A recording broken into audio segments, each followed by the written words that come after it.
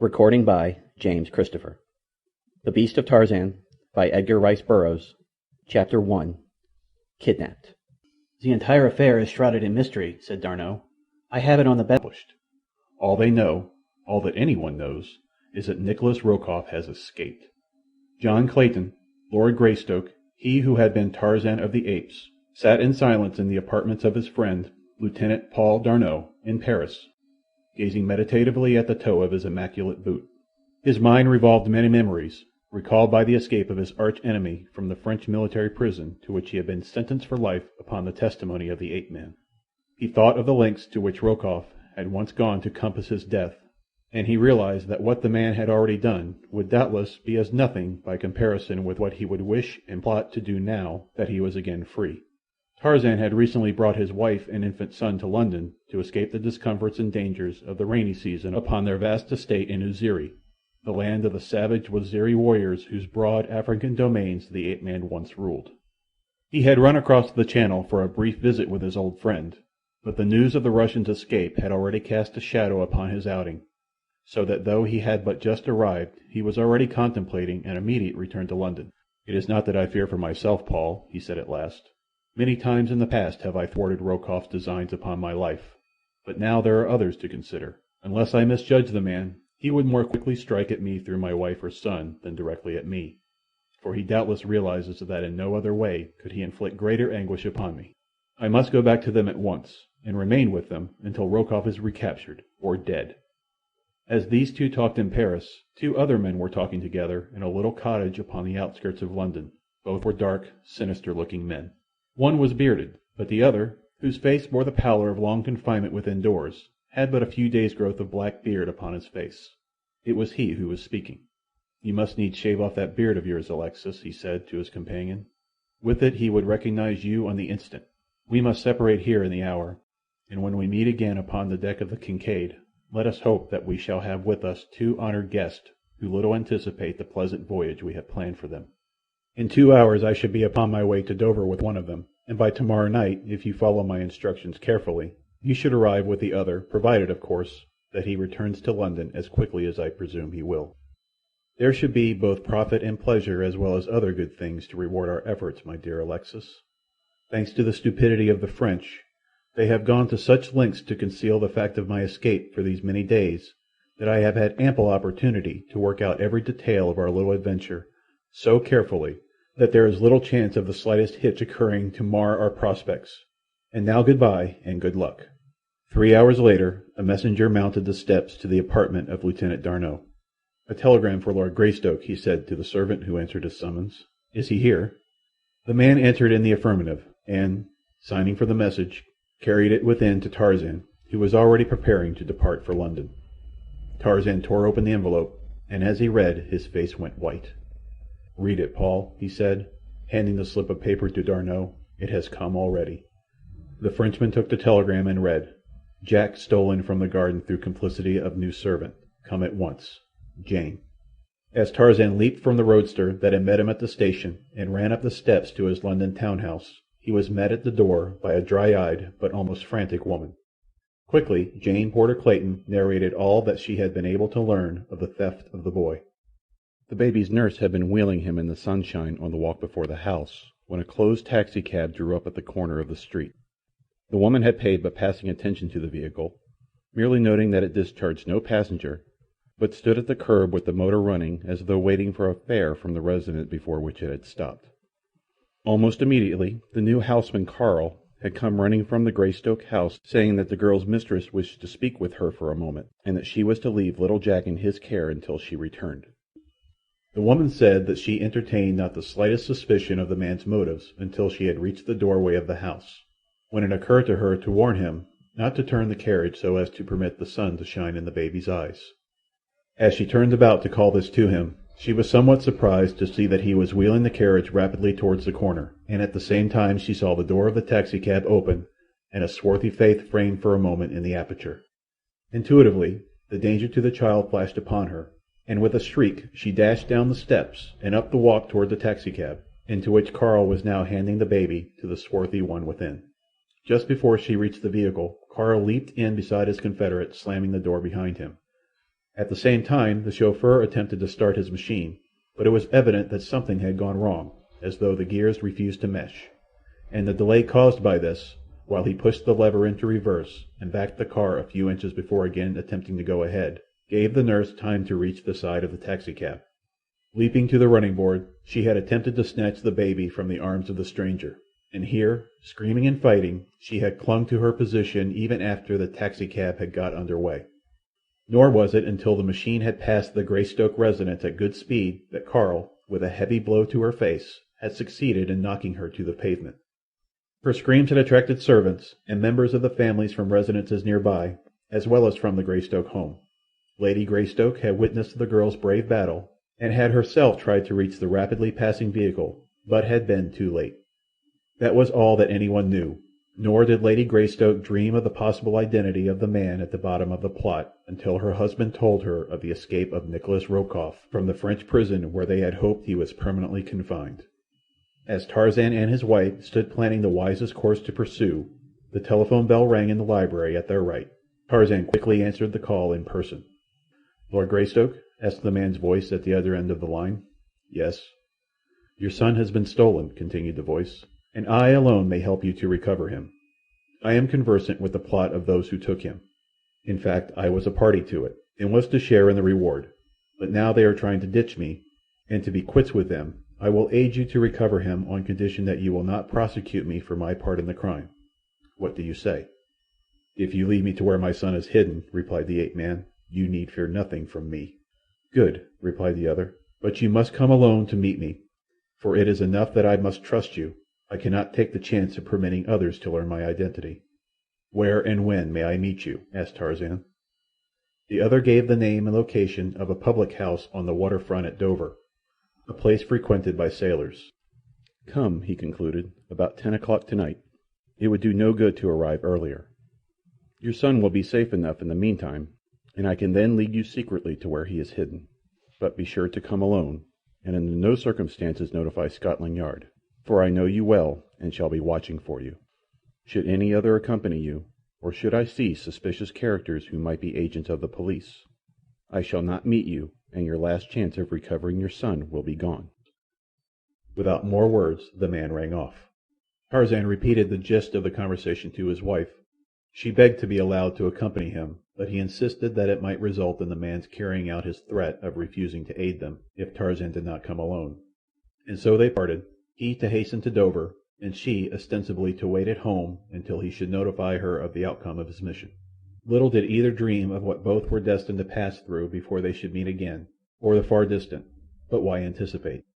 For 10 minutes after the ape-man had left her, Jane Clayton walked restlessly back and forth across the silken rugs of the library. Her mother heart ached, bereft of its firstborn. Her mind was in an anguish of hopes and fears. Though her judgment told her that all would be well were her Tarzan to go alone in accordance with the mysterious stranger's summons, her intuition would not permit her to lay aside suspicion of the gravest dangers to both her husband and her son. The more she thought of the matter, the more convinced she became that the recent telephone message might be but a ruse to keep them inactive until the boy was safely hidden away or spirited out of England. Or it might be it had been simply a bait to lure Tarzan into the hands of the implacable Rokoff. With the lodgment of this thought she stopped in wide-eyed terror. Instantly it became a conviction. She glanced at the great clock, ticking the minutes in the corner of the library. It was too late to catch the Dover train that Tarzan was to take. There was another later, however, that would bring her to the Channel port in time to reach the address the stranger had given her husband before the appointed hour. Summoning her maid and chauffeur, she issued instructions rapidly. 10 minutes later she was being whisked through the crowded streets toward the railway station. It was 9:45 that night that Tarzan entered the squalid pub on the waterfront in Dover. As he passed into the evil-smelling room, a muffled figure brushed past him toward the street. "Come, my lord," whispered the stranger. The ape-man wheeled about and followed the other into the ill-lit alley, which custom had dignified with the title of thoroughfare. Once outside, the fellow led the way into the darkness, nearer a wharf, where high-piled bales, boxes, and casks cast dense shadows. Here he halted. "Where is the boy?" asked Greystoke. "On that small steamer whose lights you can just see yonder," replied the other. In the gloom Tarzan was trying to peer into the features of his companion. but he did not recognize the man as one whom he had ever before seen. Had he guessed that his guide was Alexis Paulvitch, he would have realized that naught but treachery lay in the man's heart, and that danger lurked in the path of every move. "He is unguarded now," continued the Russian. "Those who took him feel perfectly safe from detection, and with the exception of a couple of members of the crew, whom I have furnished with enough gin to silence them effectively for hours, there is none aboard the Kincaid. We can go aboard, get the child, and return without the slightest fear." Tarzan nodded. "Let's be about it, then," he said. His guide led him to a small boat moored alongside the wharf. The two men entered, and Paulvitch pulled rapidly toward the steamer. The black smoke issuing from her funnel did not at the time make any suggestion to Tarzan's mind. All his thoughts were occupied with the hope that in a few moments he would again have his little son in his arms. At the steamer's side they found the monkey ladder dangling close above them, and up this the two men crept stealthily. Once on deck, they hastened aft to where the Russian pointed to a hatch. "The boy is hidden there," he said. "You had better go down after him, as there is less chance that he will cry in fright than should he find himself in the arms of a stranger. I will stand on guard here." So anxious was Tarzan to rescue the child that he gave not the slightest thought to the strangeness of all the conditions surrounding the Kincaid. That her deck was deserted, though she had steam up, and from the volume of smoke pouring from her funnel was all ready to get under way, made no impression upon him. With the thought that in another instant he would fold that precious little bundle of humanity in his arms, the ape-man swung down into the darkness below. Scarcely had he released his hold upon the edge of the hatch than the heavy covering fell clattering above him. Instantly he knew that he was a victim of a plot, and that far from rescuing his son, he had himself fallen into the hands of his enemies. Though he immediately endeavored to reach the hatch and lift the cover, he was unable to do so. Striking a match, he explored his surroundings, finding that a little compartment had been partitioned off from the main hold, with the hatch above his head the only means of ingress or egress. It was evidence that the room had been prepared for the very purpose of serving as a cell for himself. There was nothing in the compartment and no other occupant. If the child was on board the Kincaid, he was confined elsewhere. For over 20 years, from infancy to manhood, the ape-man had roamed his savage jungle's haunts without human companionship of any nature. He had learned at the most impressionable period of his life to take his pleasures and his sorrows as the beasts take theirs. So it was that he neither raved nor stormed against fate, but instead waited patiently for what might next befall him, though not by any means without an eye to doing the utmost to succour himself. To this end he examined his prison carefully, tested the heavy planking that formed its walls, and measured the distance of the hatch above him. And while he was thus occupied, there came suddenly to him the vibration of machinery and the throbbing of the propeller. The ship was moving. Where to, and to what fate was it carrying him? And even as these thoughts passed through his mind, there came to his ears above the din of the engines that which caused him to go cold with apprehension. Clear and shrill, from the deck above him rang the scream of a frightened woman. Chapter 2. Marooned. As Tarzan and his guide had disappeared into the shadows upon the dark wharf, the figure of a heavily veiled woman had hurried down the narrow alley to the entrance of the drinking place the two men had just quitted. Here she paused and looked about, and then, as though satisfied that she had at last reached the place she sought, she pushed bravely into the interior of the vile den. A score of half-drunken sailors and wharf-rats looked up at the unaccustomed sight of a richly gowned woman in their midst. Rapidly she approached the slovenly barmaid, who stared half in envy, half in hate, at her more fortunate sister. "Have you seen a tall, well-dressed man here but a minute since?" she asked, "who met another and went away with him?" The girl answered in the affirmative, but could not tell which way the two had gone. A sailor, who had approached to listen to the conversation, vouchsafed the information that a moment before, as he had been about to enter the pub, he had seen two men leaving it, who walked towards the wharf. "Show me the direction they went," cried the woman, slipping a coin into the man's hand. The fellow led her from the place, and together they walked quickly toward the wharf and along it until across the water they saw a small boat just pulling into the shadows of a nearby steamer. "There they be," whispered the man. £10 if you will find a boat and row me to that steamer," cried the woman. "Quickly then," he replied, "for we gotta go to it if we're going to catch the Kincaid before she sails. She's had steam up for 3 hours and just been a-waiting for that one passenger. I was a-talking to one of her crew 'arf an hour ago." As he spoke he led the way to the end of the wharf, where he knew another boat lay moored, and, lowering the woman into it, he jumped in after and pushed off. The two were soon scudding over the water. At the steamer's side the man demanded his pay, and without waiting to count out the exact amount, the woman thrust a handful of banknotes into his outstretched hand. A single glance at them convinced the fellow that he had been more than well paid. Then he assisted her up the ladder, holding his skiff close to the ship's side against the chance that this profitable passenger might wish to be taken ashore later. But presently the sound of the donkey engine and the rattle of a steel cable on the hoisting drum proclaimed the fact that the Kincaid's anchor was being raised, and a moment later the waiter heard the propellers revolving, and slowly the little steamer moved away from him out into the channel.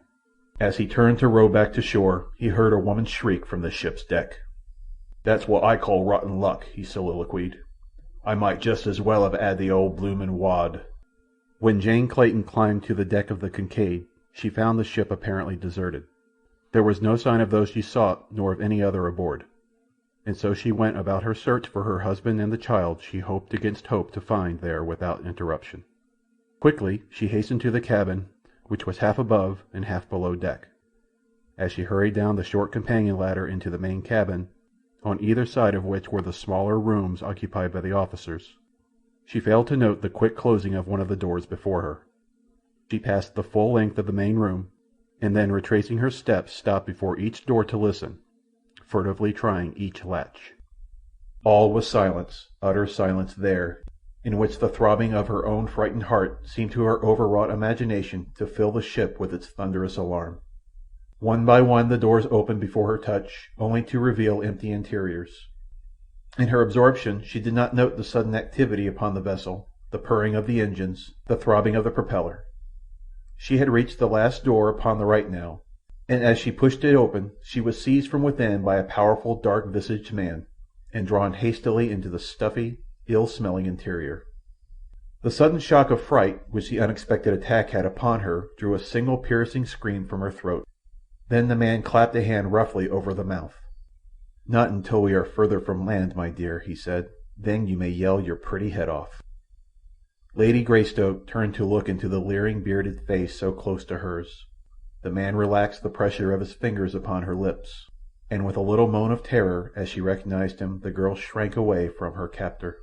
"Nicholas Rokoff, M. Tarzan," she exclaimed. "Your devoted admirer," replied the Russian, with a low bow. "My little boy," she said next, ignoring the terms of endearment. "Where is he? Let me have him. How could you be so cruel, even as you, Nicholas Rokoff, cannot be entirely devoid of mercy and compassion? Tell me where he is. Is he aboard this ship? Oh, please, if such a thing as a heart beats within your breast, take me to my baby." "But if you do as you are bid, no harm will befall him," replied Rokoff. "But remember that it is your own fault that you are here. You came aboard voluntarily, and you may take the consequences. I little thought," he added to himself, "that any such good luck as this would come to me." He went on deck then, locking the cabin door upon his prisoner, and for several days she did not see him. The truth of the matter being that Nicholas Rokoff was so poor a sailor that the heavy seas the Kincaid encountered from the very beginning of her voyage sent the Russian to his berth with a bad attack of sea-sickness. During this time her only visitor was an uncouth Swede, the Kincaid's unsavory cook, who brought her meals to her. His name was Sven Anderson, his one pride being that his patronymic was spelt with a double S. The man was tall and raw-boned, with a long yellow moustache, an unwholesome complexion, and filthy nails. The very sight of him, with one grimy thumb buried deep in the lukewarm stew that seemed from the frequency of its repetition to constitute the pride of his culinary art, was sufficient to take away the girl's appetite. His small, blue, close-set eyes never met hers squarely. There was a shiftiness of his whole appearance that even found expression in the cat-like manner of his gait, and to it all a sinister suggestion was added by the long, slim knife that always rested at his waist, slipped through the greasy cord that supported his soiled apron.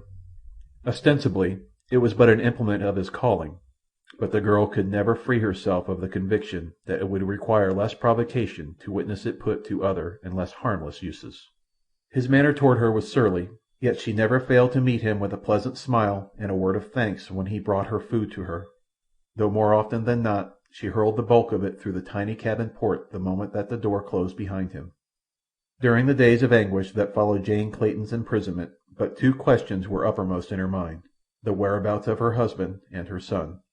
She fully believed that the baby was aboard the Kincaid, provided that he still lived, but whether Tarzan had been permitted to live after having been lured aboard the evil craft she could not guess.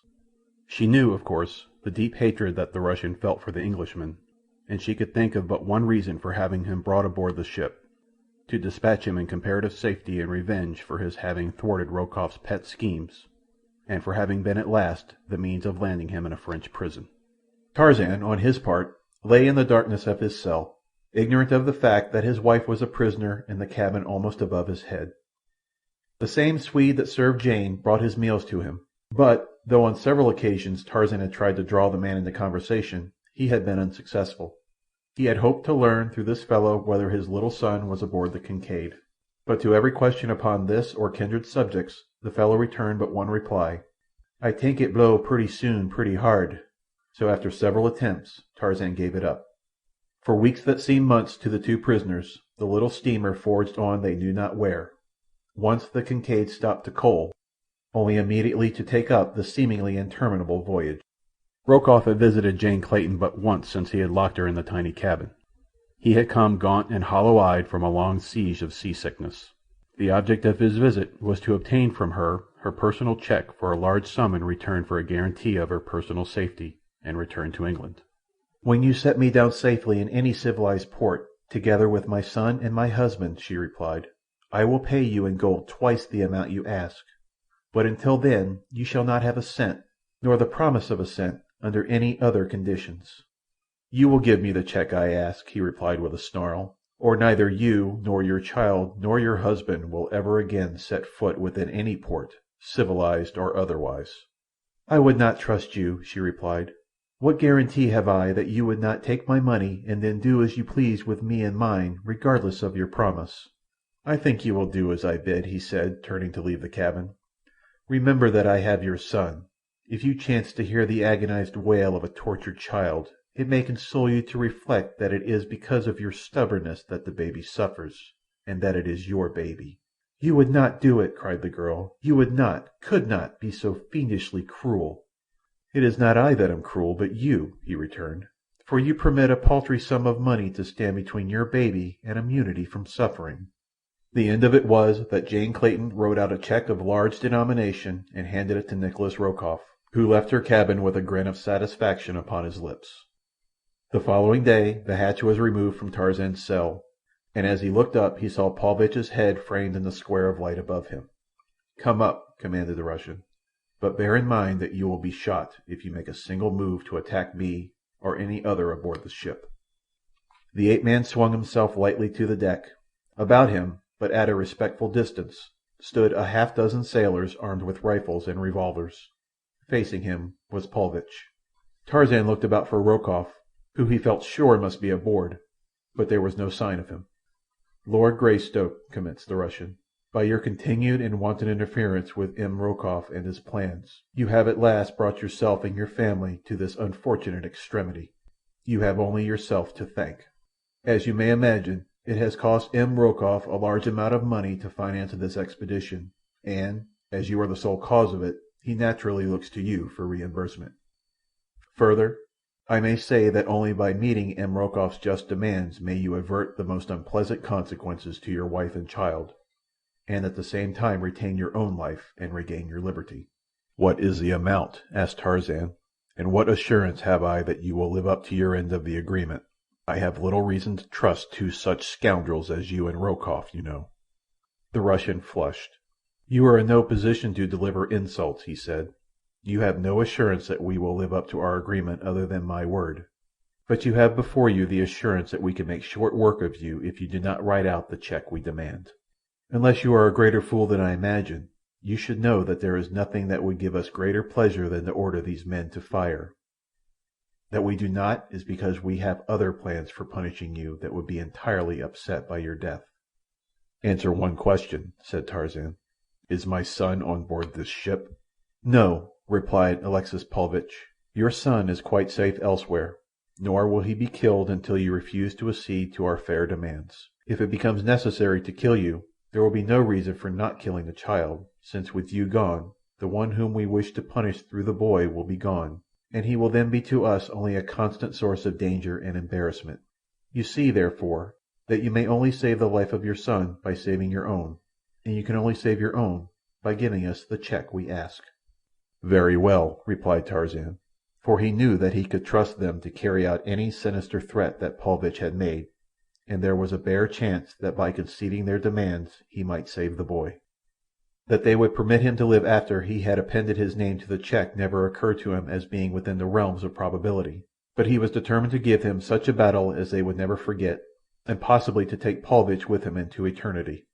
He was only sorry that it was not Rokoff. He took his pocket cheque-book and fountain pen from his pocket. "What is the amount?" he asked. Paulvitch named an enormous sum. Tarzan could scarce restrain a smile. Their very cupidity was to prove the means of their undoing, in the matter of the ransom at least. Purposely he hesitated and haggled over the amount, but Paulvitch was obdurate. Finally the ape-man wrote out his cheque for a larger sum than stood to his credit at the bank.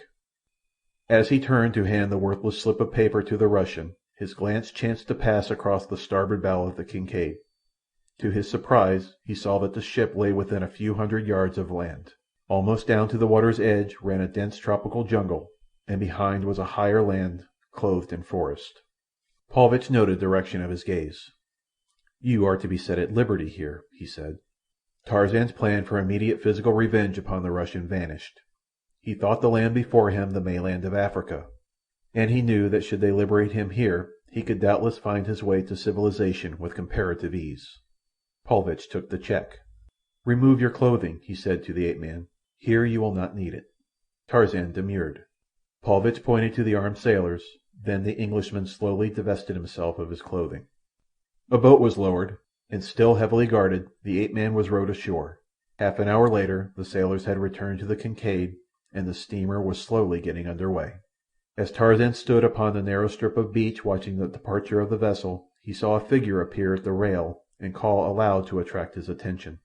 The ape-man had been about to read a note that one of the sailors had handed him as the small boat that bore him to the shore was on the point of returning to the steamer. But at the hail from the vessel's deck he looked up. He saw a black-bearded man who laughed at him in derision as he held high above his head the figure of a little child. Tarzan half started as though to rush through the surf and strike out for the already moving steamer, but realizing the futility of so rash an act, he halted at the water's edge. Thus he stood, his gaze riveted upon the Kincaid until it disappeared beyond the projecting promontory of the coast. From the jungle at his back, fierce bloodshot eyes glared from beneath shaggy overhanging brows upon him. Little monkeys in the tree-tops chattered and scolded, and from the distance of the inland forest came the scream of a leopard. But still John Clayton, Lord Greystoke, stood deaf and unseeing, suffering the pangs of keen regret for the opportunity that he had wasted because he had been so gullible as to place credence in a single statement of the first lieutenant of his arch-enemy. "I have at least," he thought, "one consolation, the knowledge that Jane is safe in London. Thank heaven she, too, did not fall into the clutches of those villains." Behind him, the hairy thing whose evil eyes had been watching his as a cat watches a mouse was creeping stealthily toward him. Where were the trained senses of the savage ape-man? Where the acute hearing? Where the uncanny sense of scent? Chapter 3. Beasts at Bay. Slowly Tarzan unfolded the note the sailor had thrust into his hands and read it. At first it made little impression on his sorrow-numbed senses, but finally the full purport of the hideous plot of revenge unfolded itself before his imagination. "This will explain to you," the note read, "the exact nature of my intentions relative to your offspring and you. You were born an ape. You live naked in the jungle. To your own we have returned you. But your son shall rise a step above his sire. It is the immutable law of evolution. The father was a beast, but the son shall be a man. He shall take the next ascending step in the scale of progress. He shall be no naked beast of the jungle, but shall wear a loincloth and copper anklets, and perchance a ring in his nose, for he is to be reared by men, a tribe of savage cannibals. I might have killed you, but that would have curtailed the full measure of the punishment you have earned at my hands. Dead you could not have suffered in the knowledge of your son's plight. But living, and in a place from which you may not escape to seek or succour your child, you shall suffer worse than death for all the years of your life in contemplation of the horrors of your son's existence. This, then, is to be a part of your punishment for having dared to pit yourself against N.R. P.S. The balance of your punishment has to do with what shall presently befall your wife. That I shall leave to your imagination." As he finished reading, a slight sound behind him brought him back with a start to the world of present realities. Instantly his senses awoke, and he was again Tarzan of the Apes. As he wheeled about, it was a beast at bay, vibrant with the instinct of self-preservation, that faced a huge bull-ape that was already charging down upon him. The 2 years that had elapsed since Tarzan had come out of the savage forest with his rescued mate had witnessed slight diminution of the mighty powers that had made him the invincible lord of the jungle. His great estates in Uziri had claimed much of his time and attention, and there he had found ample field for the practical use and retention of his almost superhuman powers. But naked and unarmed to do battle with the shaggy, bull-necked beast that now confronted him was a test that the ape-man would scarce have welcomed at any period of his wild existence. But there was no alternative other than to meet the rage-maddened creature with the weapons with which nature had endowed him. Over the bull's shoulder Tarzan could see now the heads and shoulders of perhaps a dozen more of these mighty forerunners of primitive man. He knew, however, that there was little chance that they would attack him, since it is not within the reasoning powers of the anthropoid to be able to weigh or appreciate the value of concentrated action against an enemy. Otherwise they would long since have become the dominant creatures of their haunts, so tremendous a power of destruction lies in their mighty thews and savage fangs. With a low snarl the beast now hurled himself at Tarzan. But the ape-man had found, among other things in the haunts of civilized man, certain methods of scientific warfare that are unknown to the jungle folk. Whereas a few years since he would have met the brute rush with brute force, he now sidestepped his antagonist's headlong charge, and as the brute hurled past him, swung a mighty right to the pit of the ape's stomach. With a howl of mingled rage and anguish, the great anthropoid bent double and sank to the ground, though almost instantly he was again struggling to his feet. Before he could regain them, however, his white-skinned foe had wheeled and pounced upon him, and in the act there dropped from the shoulders of the English lord the last shred of his superficial mantle of civilization. Once again he was the jungle beast, reveling in bloody conflict with his kind. Once again he was Tarzan, son of Kala, the she-ape. His strong white teeth sank into the hairy throat of his enemy as he sought the pulsing jugular. Powerful fingers held the mighty fangs from his own flesh, or clenched and beat with the power of a steam hammer upon the snarling, foam-flecked face of his adversary. In a circle about them the balance of the tribe of apes stood watching and enjoying the struggle. They muttered low gutturals of approval as bits of white hide or hairy blood-stained skin were torn from one contestant or the other. But they were silent in amazement and expectation when they saw the mighty white ape wriggle upon the back of their king, and, with steel muscles tensed beneath the armpits of his antagonist, bear down mightily with his open palms upon the back of the thick bull neck, so that the king-ape could but shriek in agony and flounder helplessly upon the thick mat of jungle grass. As Tarzan had overcome the huge Tarkaz that time years before when he had been about to set upon his quest for human beings of his own kind and color, so now he overcame this other great ape with the same wrestling hold upon which he had stumbled by accident during that other combat. The little audience of fierce anthropoids heard the cracking of their king's neck mingling with his agonized shrieks and hideous roaring. Then there came a sudden crack, like the breaking of a stout limb before the fury of the wind. The bullet head crumpled forward upon its flaccid neck against the great hairy chest. The roaring and the shrieking ceased. The little pig eyes of the onlookers wandered from the still form of their leader to that of the white ape that was rising to its feet beside the vanquished, then back to their king as though in wonder that he did not arise and slay this presumptuous stranger. They saw the newcomer place a foot upon the neck of the quiet figure at his feet, and, throwing back his head, give vent to the wild, uncanny challenge of the bull-ape that has made a kill. Then they knew that their king was dead. Across the jungle rolled the horrid notes of the victory cry. The little monkeys in the treetops ceased their chattering. The harsh-voiced, brilliant-plumed birds were still. From afar came the answering wail of a leopard and the deep roar of a lion.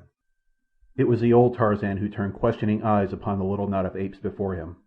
It was the old Tarzan who shook his head as though to toss back a heavy mane that had fallen before his face. an old habit dating from the days that his great shock of thick black hair had fallen about his shoulders, and often tumbled before his eyes when it had meant life or death to him to have his vision unobstructed. The ape-man knew that he might expect an immediate attack on the part of that particular surviving bull-ape who felt himself best fitted to contend for the kingship of the tribe. Among his own apes, he knew that it was not unusual for an entire stranger to enter a community and, after having dispatched the king, assume the leadership of the tribe himself, together with the fallen monarch's mates. On the other hand, if he made no attempt to follow them, they might move slowly away from him, later to fight amongst themselves for the supremacy. That he could be king of them, if he so chose, he was confident, but he was not sure he cared to assume the sometimes irksome duties of that position, for he could see no particular advantage to be gained thereby. One of the younger apes, a huge, splendidly muscled brute, was edging threateningly closer to the ape-man. Through his bared fighting fangs there issued a low, sullen growl.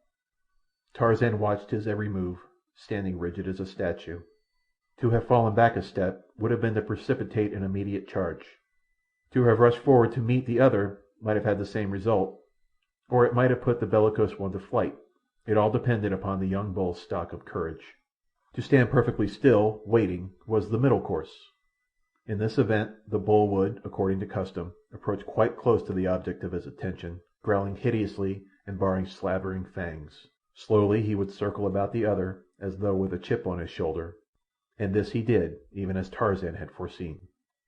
It might be a bluff royal, or, on the other hand, so unstable is the mind of an ape, a passing impulse might hurl the hairy mass tearing and rending upon the man without an instant's warning. As the brute circled him, Tarzan turned slowly, keeping his eyes ever upon the eyes of his antagonist. He had appraised the young bull as one who had never quite felt equal to the task of overthrowing his former king, but who one day would have done so. Tarzan saw that the beast was of wondrous proportions, standing over 7 feet upon his short, bowed legs. His great hairy arms reached almost to the ground even when he stood erect, and his fighting fangs, now quite close to Tarzan's face, were exceptionally long and sharp. Like the others of his tribe, he differed in several minor essentials from the apes of Tarzan's boyhood. At first the ape-man had experienced a thrill of hope at sight of the shaggy bodies of the anthropoids, a hope that by some strange freak of fate he had been again returned to his own tribe. But a closer inspection had convinced him that these were another species, as the threatening bull continued his stiff and jerky circling of the ape-man, much after the manner that you have noted among dogs when a strange canine comes among them. It occurred to Tarzan to discover if the language of his own tribe was identical with that of this other family, and so he addressed the brute in the language of the tribe of Kerchak. "Who are you," he asked, "who threatens Tarzan of the Apes?" The hairy brute looked his surprise. "I am Akut," replied the other in the same simple, primal tongue which is so low on the scale of spoken languages that, as Tarzan had surmised, it was identical with that of the tribe in which the first 20 years of his life had been spent. "I am Akut," said the ape. "Molak is dead. I am king. Go away, or I shall kill you." "You saw how easily I killed Molak," replied Tarzan, "so I could kill you if I cared to be king. But Tarzan of the Apes would not be king of the tribe of Akut. All he wishes is to live in peace in this country. Let us be friends. Tarzan of the Apes can help you, and you can help Tarzan of the Apes." "You cannot kill Akut," replied the other. "None is so great as Akut. Had you not killed Molak, Akut would have done so, for Akut was ready to be king." For answer, the ape-man hurled himself upon the great brute, who during the conversation had slightly relaxed his vigilance. In the twinkling of an eye the man had seized the wrist of the great ape, and before the other could grapple with him had whirled him about and leaped upon his broad back. Down they went together, but so well had Tarzan's plan worked out that before ever they touched the ground he had gained the same hold upon Akut that had broken Molak's neck. Slowly he brought the pressure to bear, and then, as in days gone by he had given Kerchak the chance to surrender and live, so now he gave Akut, in whom he saw a possible ally of great strength and resource, the option of living in amity with him or dying as he had just seen his savage and heretofore invincible king die. "Ka-Goda?" whispered Tarzan to the ape beneath him. It was the same question that he had whispered to Kerchak, and in the language of the apes it means, broadly, "Do you surrender?" Akut thought of the creaking sound he had heard just before Molak's thick neck had snapped, and he shuddered. He hated to give up the kingship, though, so again he struggled to free himself, but a sudden torturing pressure upon his vertebra brought an agonized "Kagoda" from his lips. Tarzan relaxed his grip a trifle. "You may still be king, Akut," he said. "Tarzan told you that he did not wish to be king. If any question your right, Tarzan of the Apes will help you in your battles." The ape-man rose, and Akut came slowly to his feet. Shaking his bullet head and growling angrily, he waddled toward his tribe, looking first at one and then at another of the larger bulls who might be expected to challenge his leadership. But none did so. Instead, they drew away as he approached, and presently the whole pack moved off into the jungle, and Tarzan was left alone once more upon the beach. The ape-man was sore from the wounds that Molak had inflicted upon him, but he was inured to physical suffering, and endured it with the calm and fortitude of the wild beast that had taught him to lead the jungle life after the manner of all those that are born to it. His first need, he realized, was for weapons of offense and defense, for his encounter with the apes, and the distant notes of the savage voices of Numa the lion and Sheeta the panther warned him that this was to be no life of indolent ease and security. It was but a return to the old existence of constant bloodshed and danger, to the hunting and being hunted. Grim beasts would stalk him as they had stalked him in the past, and never would there be a moment, by savage day or by cruel night, that he might not have an instant need of such crude weapons as he could fashion from the materials at hand. Upon the shore he found an outcropping of brittle igneous rock. By dint of much labor he managed to chip off a narrow sliver some 12 inches long by a quarter of an inch thick. One edge was quite thin for a few inches near the tip. It was the rudiment of a knife. With it he went into the jungle, searching until he found a fallen tree of a certain species of hardwood with which he was familiar. From this he cut a small straight branch, which he pointed at one end. Then he scooped a small round hole in the surface of the prostrate trunk. Into this he crumbled a few bits of dry bark minutely shredded, after which he inserted the tip of his pointed stick, and sitting astride the bole of the tree, spun the slender rod rapidly between his palms. After a time a thin smoke rose from the little mass of tinder, and a moment later the hole broke into flame. Heaping some larger twigs and sticks upon the tiny fire, Tarzan soon had quite a respectable blaze roaring in the enlarging cavity of the dead tree. Into this he thrust the blade of his stone knife, and as it became superheated he would withdraw it, touching a spot near the thin edge with a drop of moisture. Beneath the wetted area a little flake of the glassy material would crack and scale away. Thus, very slowly, the ape-man commenced the tedious operation of putting a thin edge upon his primitive hunting knife. He did not attempt to accomplish the feat all in one sitting. At first he was content to achieve a cutting edge of a couple of inches, with which he cut a long, pliable bow, a handle for his knife, a stout cudgel, and a goodly supply of arrows. These he cached in a tall tree beside a little stream, and here also he constructed a platform with a roof of palm leaves above it. When all these things had been finished it was growing dusk, and Tarzan felt a strong desire to eat. He had noted during the brief incursion he had made into the forest that a short distance upstream from his tree there was a much-used watering place where, from the trampled mud of either bank, it was evident beasts of all sorts and in great numbers came to drink. To this spot the hungry ape-man made his silent way. Through the upper terrace of the tree-tops he swung with the grace and ease of a monkey. But for the heavy burden upon his heart he would have been happy in this return to the old free life of his boyhood. Yet even with that burden he fell into the little habits and manners of his early life that were in reality more a part of him than the thin veneer of civilization that the past 3 years of his association with the white men of the outer world had spread lightly over him, a veneer that only hid the crudities of the beast that Tarzan of the Apes had been. Could his fellow peers of the House of Lords have seen him then, they would have held up their noble hands in holy horror. Silently he crouched in the lower branches of a great forest giant that overhung the trail. His keen eyes and sensitive ears strained into the distant jungle, from which he knew his dinner would presently emerge. Nor had he long to wait. Scarce had he settled himself into a comfortable position, his lithe, muscular legs drawn well up beneath him as the panther draws his hindquarters in preparation for the spring, then Bara, the deer, came daintily down to drink. But more than Bara was coming. Behind the graceful buck came another which the deer could neither see nor scent, but whose movements were apparent to Tarzan of the Apes because of the elevated position of the ape-man's ambush. He knew not yet exactly the nature of the thing that moved so stealthily through the jungle a few hundred yards behind the deer. but he was convinced that it was some great beast of prey stalking Bara for the self-same purpose as that which prompted him to await the fleet animal. Numa, perhaps, or Sheeta, the panther.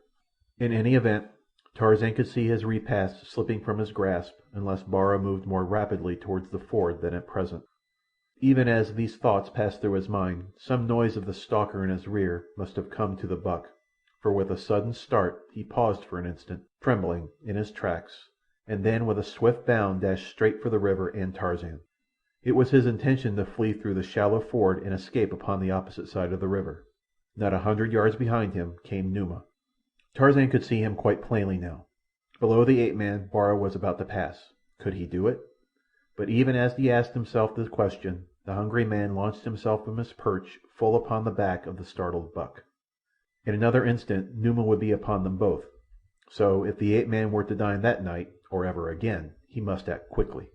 Scarcely had he touched the sleek hide of the deer with a momentum that sent the animal to its knees than he grasped the horn in either hand and with a single quick wrench twisted the animal's neck completely around, until he felt the vertebra snap beneath his grip. The lion was roaring in rage close behind him as he swung the deer across his shoulder and, grasping a foreleg between his strong teeth, leaped for the nearest of the lower branches that swung above his head. With both hands he grasped the limb, and at the instant that Numa sprang, drew himself and his prey out of reach of the animal's cruel talons. There was a thud below him as the baffled cat fell back to earth, and then Tarzan of the Apes, drawing his dinner farther up to the safety of a higher limb, looked down with grinning face into the gleaming yellow eyes of the other wild beast that glared up at him from beneath, and with taunting insults flaunted the tender carcass of his kill in the face of him whom he had cheated of it. With his crude stone knife he cut a juicy steak from the hindquarters, and while the great lion paced, growling back and forth below him, Lord Greystoke filled his savage belly, nor ever in the choicest of his exclusive London clubs had a meal tasted more palatable. The warm blood of his kill smeared his hands and face, and filled his nostrils with the scent that the savage carnivora loved best. And when he had finished, he left the balance of the carcass in a high fork of the tree where he had dined, and with Numa trailing below him, still keen for revenge, he made his way back to his tree-top shelter, where he slept until the sun was high the following morning. Chapter 4. Sheeta. The next few days were occupied by Tarzan in completing his weapons and exploring the jungle. He strung his bow with tendons from the buck upon which he had dined his first evening upon the new shore, and though he would have preferred the gut of Sheeta for the purpose, he was content to wait until opportunity permitted him to kill one of the great cats. He also braided a long grass rope, such a rope as he had used many years before to tantalize the ill-natured Tublet, and which later had developed into a wondrous effective weapon in the practiced hands of the little ape-boy. A sheath and handle for his hunting knife he fashioned, and a quiver for arrows, and from the hide of Bara a belt and loincloth. Then he set out to learn something of the strange land in which he found himself. That it was not his old familiar west coast of the African continent he knew from the fact that it faced east. The rising sun came up out of the sea before the threshold of the jungle. But that it was not the east coast of Africa he was equally positive, for he felt satisfied that the Kincaid had not passed through the Mediterranean, the Suez Canal, and the Red Sea, nor had she had time to round the Cape of Good Hope, so he was quite at a loss to know where he might be. Sometimes he wondered if the ship had crossed the broad Atlantic to deposit him upon some wild South American shore, but the presence of Numa the lion decided him that such could not be the case. As Tarzan made his lonely way through the jungle paralleling the shore, he felt strong upon him a desire for companionship, so that gradually he commenced to regret that he had not cast his lot with the apes. He had seen nothing of them since that first day, when the influences of civilization were still paramount within him. Now he was more nearly returned to the Tarzan of old, and though he appreciated the fact that there could be little in common between himself and the great anthropoids, still they were better than no company at all. Moving leisurely, sometimes upon the ground and again among the lower branches of the trees, gathering an occasional fruit, or turning over a fallen log in search of the larger bugs, which he still found as palatable as of old, Tarzan had covered a mile or more when his attention was attracted by the scent of Sheeta upwind ahead of him. Now Sheeta, the panther, was one of whom Tarzan was exceptionally glad to fall in with, for he had it in mind not only to utilize the great cat's strong gut for his bow, but also to fashion a new quiver and loincloth from pieces of his hide. So, whereas the ape-man had gone carelessly before, he now became the personification of noiseless stealth. Swiftly and silently he glided through the forest in the wake of the savage cat. Nor was the pursuer, for all his noble birth, one whit less savage than the wild, fierce thing he stalked. As he came closer to Sheeta, he became aware that the panther on his part was stalking game of his own, and even as he realized this fact, there came to his nostrils, wafted from his right by a vagrant breeze, the strong odor of a company of great apes. The panther had taken to a large tree as Tarzan came within sight of him, and beyond and below him Tarzan saw the tribe of Akut lolling in a little natural clearing. Some of them were dozing against the boles of trees, while others roamed about, turning over bits of bark from beneath which they transferred the luscious grubs and beetles to their mouths. Akut was the closest to Sheeta. The great cat lay crouched upon a thick limb, hidden from the ape's view by dense foliage, waiting patiently until the anthropoid should come within range of his spring. Tarzan cautiously gained a position in the same tree with the panther and a little above him. In his left hand he grasped his slim stone blade. He would have preferred to use his noose, but the foliage surrounding the huge cat precluded the possibility of an accurate throw with the rope. Akut had now wandered quite close beneath the tree wherein lay the waiting death. Sheeta slowly edged his hind paws along the branch still further beneath them, and then with a hideous shriek he launched himself toward the great ape. The barest fraction of a second before his spring, another beast of prey above him leaped, its weird and savage cry mingling with his. As the startled Akut looked up, he saw the panther almost above him, and already upon the panther's back the white ape that had bested him that day near the great water. The teeth of the ape-man were buried in the back of Sheeta's neck, and his right arm was round the fierce throat, while the left hand, grasping a slender piece of stone, rose and fell in mighty blows upon the panther's side, behind the left shoulder. Akut had just time to leap to one side to avoid being pinioned beneath these battling monsters of the jungle. With a crash they came to earth at his feet. Sheeta was screaming, snarling, and roaring horribly, but the white ape clung tenaciously and in silence to the thrashing body of his quarry. Steadily and remorselessly the stone knife was driven home through the glossy hide. Time and again it drank deep, until with a final agonized lunge and shriek the great feline rolled over upon his side, and, save for the spasmodic jerking of its muscles, lay quiet and still in death. Then the ape-man raised his head as he stood over the carcass of his kill, and once again through the jungle rang his wild and savage victory challenge. Akut and the apes of Akut stood looking in startled wonder at the dead body of Sheeta and the lithe, straight figure of the man who had slain him. Tarzan was the first to speak.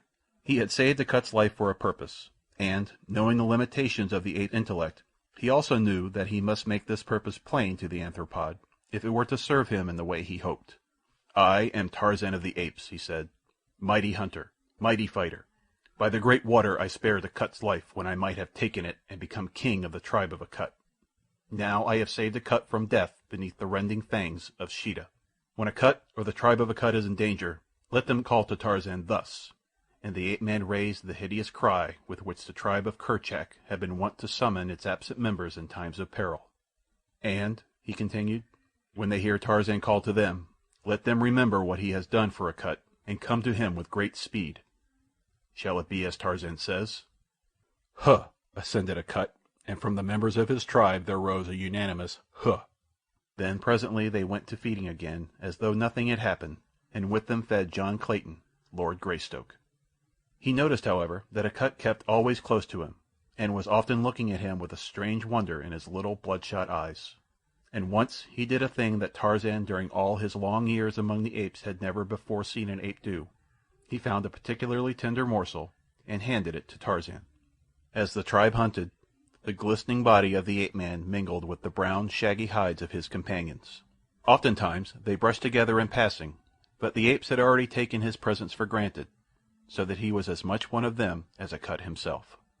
If he came too close to a she with a young baby, the former would bare her great fighting fangs and growl ominously, and occasionally a truculent young bull would snarl a warning if Tarzan approached while the former was eating.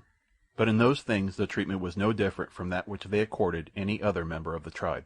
Tarzan, on his part, felt very much at home with these fierce, hairy progenitors of primitive man. He skipped nimbly out of reach of each threatening female, for such is the way of apes if they be not in one of their occasional fits of bestial rage, and he growled back at the truculent young bulls, baring his canine teeth even as they. Thus easily he fell back into the way of his early life, nor did it seem that he had ever tasted association with creatures of his own kind. For the better part of a week he roamed the jungle with his new friends, partly because of a desire for companionship, and partly through a well-laid plan to impress himself indelibly upon their memories, which at best are none too long. For Tarzan from past experience knew that it might serve him in good stead to have a tribe of these powerful and terrible beasts at his call. When he was convinced that he had succeeded to some extent in fixing his identity upon them, he decided to again take up his exploration. To this end he set out toward the north early one day, and keeping parallel with the shore, traveled rapidly until almost nightfall. When the sun rose the next morning, he saw that it lay almost directly to his right as he stood upon the beach, instead of straight out across the water as heretofore, and so he reasoned that the shore line had trended toward the west. All the second day he continued his rapid course, and when Tarzan of the Apes sought speed, he passed through the middle terrace of the forest with the rapidity of a squirrel. That night the sun set straight out across the water opposite the land, and then the ape-man guessed at last the truth that he had been suspecting. Rokoff had set him ashore upon an island. He might have known it. If there was any plan that would render his position more harrowing, he should have known that such would be the one adopted by the Russian, and what could be more terrible than to leave him to a lifetime of suspense upon an uninhabited island? Rokoff doubtless had sailed directly to the mainland, where it would be a comparatively easy thing for him to find the means of delivering the infant Jack into the hands of the cruel and savage foster parents, who, as his note had threatened, would have the upbringing of the child. Tarzan shuddered as he thought of the cruel suffering the little one must endure in such a life, even though he might fall into the hands of individuals whose intentions towards him were of the kindest. The ape-man had had sufficient experience with the lower savages of Africa to know that even there may be found the cruder virtues of charity and humanity, but their lives were at best but a series of terrible privations, dangers, and sufferings. Then there was the horrid after-fate that awaited the child as he grew to manhood. The horrible practices that would form a part of his life training would alone be sufficient to bar him forever from association with those of his own race and station in life. A cannibal, his little boy a savage man-eater. It was too horrible to contemplate. The filed teeth, the slit nose, the little face painted hideously. Tarzan groaned. Could he but feel the throat of the rust fiend beneath his steel fingers. And Jane. What tortures of doubt and fear and uncertainty she must be suffering.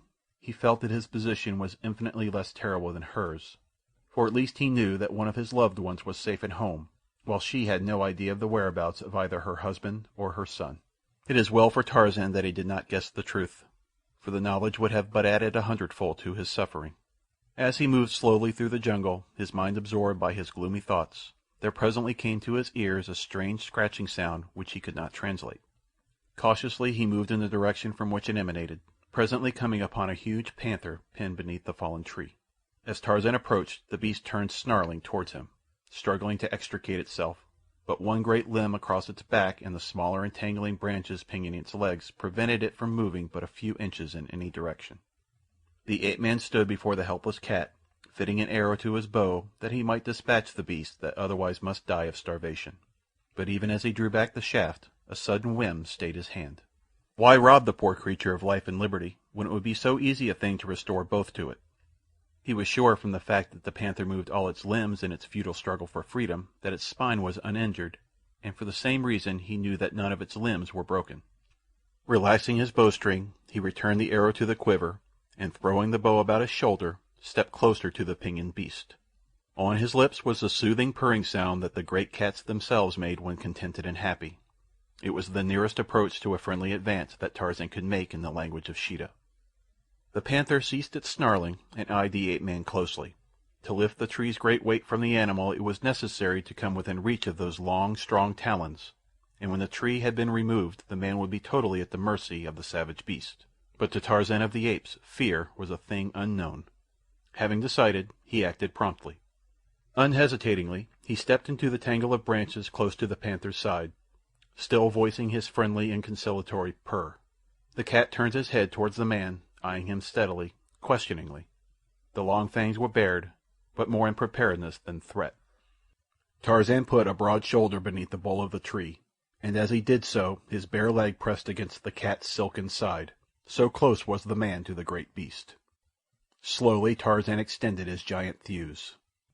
The great tree with its entangling branches rose gradually from the panther, who, feeling the encumbering weight diminish, quickly crawled from beneath. Tarzan let the tree fall back to earth, and the two beasts turned to look upon one another. A grim smile lay upon the ape-man's lips, for he knew that he had taken his life in his hands to free this savage jungle fellow. Nor would it have surprised him had the cat sprung upon him the instant that it had been released. But it did not do so. Instead, it stood a few paces from the tree, watching the ape-man clamber out of the maze of fallen branches. Once outside, Tarzan was not 3 paces from the panther. He might have taken to the higher branches of the trees upon the opposite side, for Sheeta cannot climb to the heights to which the ape-man can go. But something, a spirit of bravado perhaps, prompted him to approach the panther as though to discover if any feeling of gratitude would prompt the beast to friendliness. As he approached the mighty cat, the creature stepped warily to one side, and the ape-man brushed past him within a foot of the dripping jaws. And as he continued on through the forest, the panther followed on behind him as a hound follows at heel. For a long time Tarzan could not tell whether the beast was following out of friendly feelings or merely stalking him against the time he should be hungry.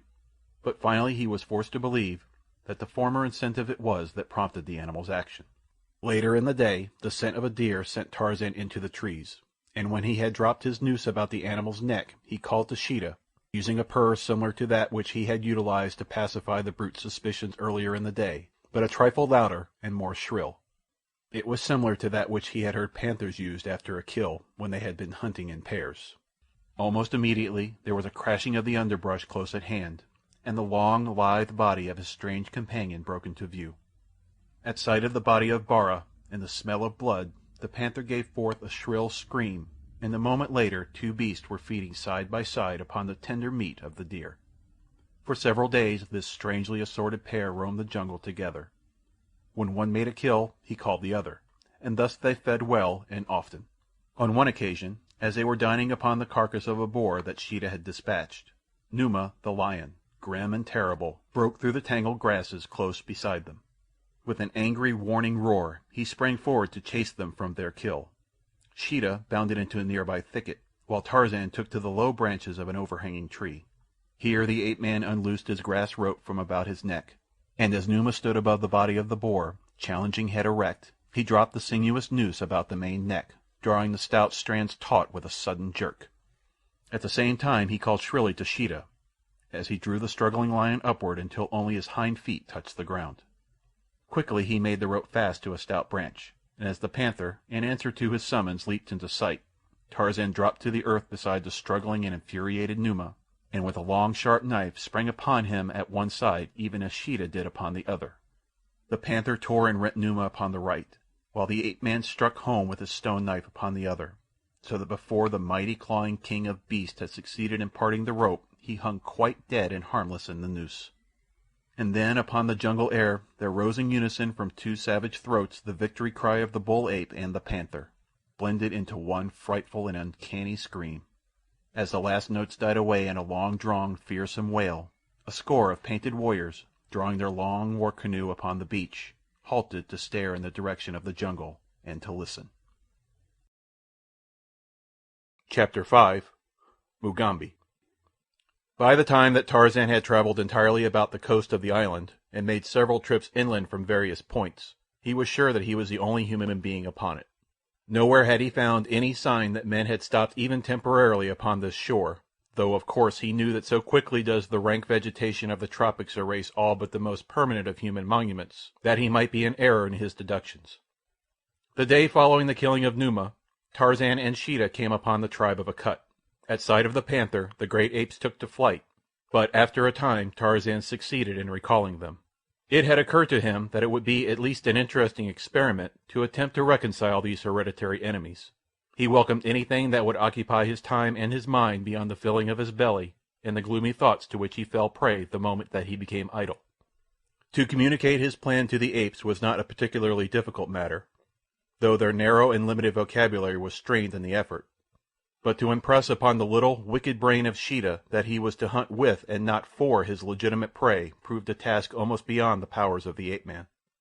Tarzan, among his other weapons, possessed a long, stout cudgel, and after fastening his rope about the panther's neck, he used this instrument freely upon the snarling beast, endeavoring in this way to impress upon its memory that it must not attack the great, shaggy, man-like creatures that had approached more closely, once they had seen the purpose of the rope about Sheeta's neck. That the cat did not turn and rend Tarzan is something of a miracle, which may possibly be accounted for by the fact that twice when it turned growling upon the ape-man he had rapped it sharply upon its sensitive nose, inculcating in its mind thereby a most wholesome fear of the cudgel and the ape-beast behind it. It is a question if the original cause of this attachment for Tarzan was still at all clear in the mind of the panther, though doubtless some subconscious suggestion, superinduced by this primary reason and aided and abetted by the habit of the past few days, did much to compel the beast to tolerate treatment at his hands that would have sent it at the throat of any other creature. Then, too, there was the compelling force of the man-mind exerting its powerful influence over this creature of a lower order, and, after all, it may have been this that proved the most potent factor in Tarzan's supremacy over Sheeta and the other beasts of the jungle that had from time to time fallen under his dominion. Be that as it may, for days the man, the panther, and the great apes roamed their savage haunts side by side, making their kills together and sharing them with one another, and of all the fierce and savage band, none was more terrible than the smooth-skinned, powerful beast that had been but a few short months before a familiar figure in many a London drawing-room. Sometimes the beasts separated to follow their own inclinations for an hour or a day, and it was upon one of these occasions when the ape-man had wandered through the tree-tops toward the beach, and was stretched in the hot sun upon the sand, that from the low summit of a nearby promontory a pair of keen eyes discovered him. For a moment the owner of the eyes looked in astonishment at the figure of the savage white man basking in the rays of that hot tropic sun. Then he turned, making a sign to someone behind him. Presently another pair of eyes were looking down upon the ape-man, and then another and another, until a full score of hideously trapped, savage warriors were lying upon their bellies along the crest of the ridge, watching the white-skinned stranger. They were downwind from Tarzan, and so their scent was not carried to him, and as his back was turned half toward them he did not see their cautious advance over the edge of the promontory and down through the rank grass toward the sandy beach where he lay. Big fellows they were, all of them, their barbaric headdress and grotesquely painted faces, together with their many metal ornaments and gorgeously colored feathers, adding to their wild, fierce appearance. Once at the foot of the ridge they came cautiously to their feet and, bent half double, advanced silently upon the unconscious white man, their heavy war-clubs swinging menacingly in their brawny hands. The mental suffering that Tarzan's sorrowful thoughts induced had the effect of numbing his keen, perceptive faculties, so that the advancing savages were almost upon him before he became aware that he was no longer alone upon the beach. So quickly, though, were his mind and muscles wont to react in unison to the slightest alarm that he was upon his feet and facing his enemies, even as he realized that something was behind him.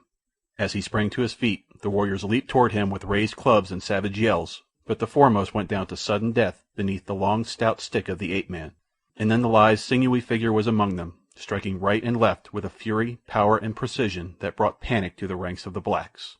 For a moment they withdrew, those that were left of them, and consulted together at a short distance from the ape-man, who stood with folded arms, a half-smile upon his handsome face, watching them. Presently they advanced upon him once more, this time wielding their heavy war-spears. They were between Tarzan and the jungle, in a little semicircle that closed in upon him as they advanced. There seemed to the ape-man but slight chance to escape the final charge when all the great spears should be hurled simultaneously at him. But if he had desired to escape, there was no way other than through the ranks of the savages except the open sea behind him. His predicament was indeed most serious when an idea occurred to him that altered his smile to a broad grin.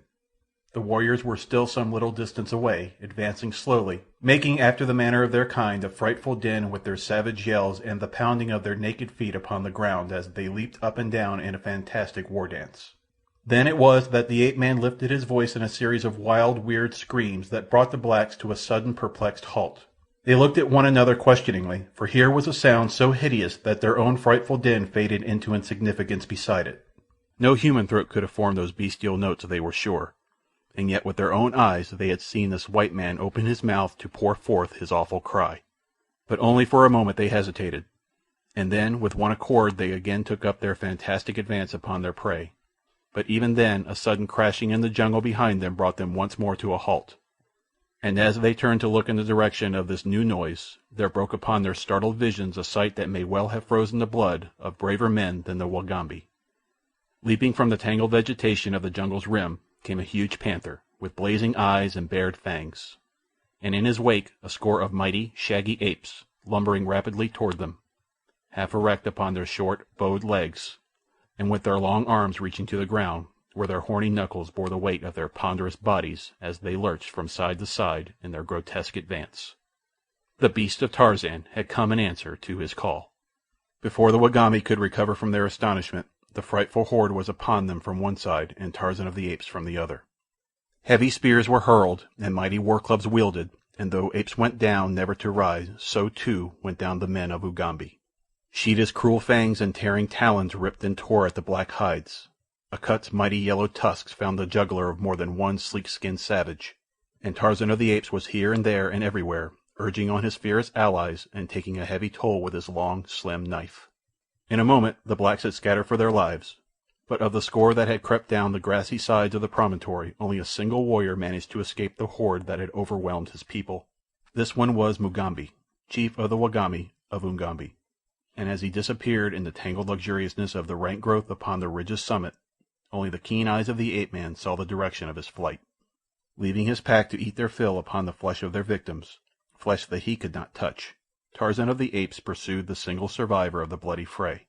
Just beyond the ridge he came within sight of the fleeing black, making with headlong leaps for a long war-canoe that was drawn up well upon the beach above the high-tide surf. Noiseless as the fellow's shadow, the ape-man raced after the terror-stricken black. In the white man's mind was a new plan, awakened by sight of the war-canoe. If these men had come to his island from another, or from the mainland, why not utilize their craft to make his way to the country from which they had come? Evidently it was an inhabited country, and no doubt had occasional intercourse with the mainland, if it were not itself upon the continent of Africa. A heavy hand fell upon the shoulder of the escaping Mugambi before he was aware that he was being pursued, and as he turned to do battle with his assailant, giant fingers closed about his wrist, and he was hurled to earth with a giant astride him before he could strike a blow in his own defense. In the language of the West Coast, Tarzan spoke to the prostrate man beneath him. "Who are you?" he asked. "Mugambi, chief of the Ugampi," replied the black. "I will spare your life," said Tarzan, "if you will promise to help me leave this island. What do you answer?" "I will help you," replied Mugambi, "but now that you have killed all my warriors, I do not know that even I can leave your country, for there will be none to wield the paddles, and without paddlers we cannot cross the water." Tarzan rose and allowed his prisoner to come to his feet. The fellow was a magnificent specimen of manhood, a black counterpart in physique of the splendid white man whom he faced. "Come," said the ape-man, and started back in the direction from which they could hear the snarling and growling of the feasting pack. Mugambi drew back. "They will kill us," he said. "I think not," replied Tarzan. "They are mine." Still the black hesitated, fearful of the consequences of approaching the terrible creatures that were dining upon the bodies of his warriors. But Tarzan forced him to accompany him, and presently the two emerged from the jungle in full view of the grisly spectacle upon the beach. At sight of the men the beast looked up with menacing growls, but Tarzan strode in among them, dragging the trembling Ugambi with him. As he had taught the apes to accept Sheeta, so he taught them to adopt Mugambi as well, and much more easily. But Sheeta seemed quite unable to understand that though he had been called upon to devour Mugambi's warriors, he was not allowed to proceed after the same fashion with Mugambi. However, being well filled, he contented himself with walking round the terror-stricken savage, emitting low, menacing growls the while he kept his flaming, baleful eyes riveted upon the black. Mugambi, on his part, clung closely to Tarzan, so that the ape-man could scarce control his laughter at the pitiable condition to which the chief's fear had reduced him. But at length the white took the great cat by the scruff of the neck, and, dragging it quite close to the Ugambi, slapped it sharply upon the nose each time that it growled at the stranger. At the sight of the thing, a man mauling with his bare hands one of the most relentless and fierce of the jungle carnivora, Mugambi's eyes bulged from their sockets, and from entertaining a sullen respect for the giant white man who had made him prisoner, the black felt an almost worshipping awe of Tarzan. The education of Sheeta progressed so well that in a short time Mugambi ceased to be the object of his hungry attention, and the black felt a degree more of safety in his society. To say that Mugambi was entirely happy or at ease in his new environment would not be to adhere strictly to the truth. His eyes were constantly rolling apprehensively from side to side as now one and now another of the fierce pack chanced to wander near him, so that for most of the time it was principally the whites that showed. Together Tarzan and Mugambi, with Sheeta and Akut, lay in wait at the ford for a deer, and when at a word from the ape-man the four of them leaped out upon the affrighted animal, the black was sure that the poor creature died of fright before ever one of the great beasts touched it. Mugambi built a fire and cooked his portion of the kill, but Tarzan, Sheeta, and Akut tore theirs, raw with their sharp teeth, growling among themselves when one ventured to encroach upon the share of another. It was not, after all, strange that the white man's ways should have been so much more nearly related to those of the beast than were the savage blacks. We are, all of us, creatures of habit, and when the seeming necessity for schooling ourselves in new ways ceases to exist, we fall naturally and easily into the manners and customs which long usage has implanted ineradicably within us. Mugambi from childhood had eaten no meat until it had been cooked, while Tarzan, on the other hand, had never tasted cooked food of any sort until he had grown almost to manhood, and only within the past 3 or 4 years had he eaten cooked meat. Not only did the habit of a lifetime prompt him to eat it raw, but the craving of his palate as well, for to him cooked flesh was spoiled flesh when compared with the rich and juicy meat of a fresh, hot kill. That he could with relish eat raw meat that had been buried by himself weeks before, and enjoy small rodents and disgusting grubs, seems to us who have always been civilized a revolting fact. But had we learned in childhood to eat those things, and had we seen all those about us eat them, they would seem no more sickening to us now than do many of our greatest dainties, at which a savage African cannibal would look with repugnance and turn up his nose. For instance, there is a tribe in the vicinity of Lake Rudolph that will eat no sheep or cattle, though its next neighbors do so. Nearby is another tribe that eats donkey meat, a custom most revolting to the surrounding tribes that do not eat donkey.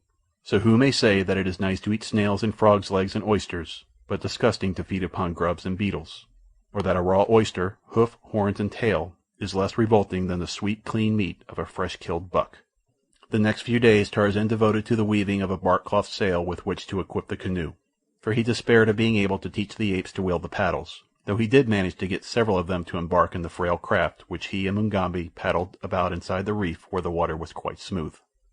During these trips he had placed paddles in their hands, when they attempted to imitate the movements of him and Mugambi, but so difficult is it for them long to concentrate upon a thing that he soon saw that it would require weeks of patient training before they would be able to make any effective use of these new implements, if in fact they should ever do so. There was one exception, however, and he was Akut. Almost from the first he showed an interest in this new sport that revealed a much higher plane of intelligence than that attained by any of his tribe. He seemed to grasp the purpose of the paddles, and when Tarzan saw that this was so, he took much pains to explain in the meagre language of the anthropoid how they might be used to the best advantage. From Mugambi, Tarzan learned that the mainland lay but a short distance from the island. It seemed that the Ugampi warriors had ventured too far out in their frail craft, and when caught by a heavy tide and a high wind from offshore they had been driven out of sight of land.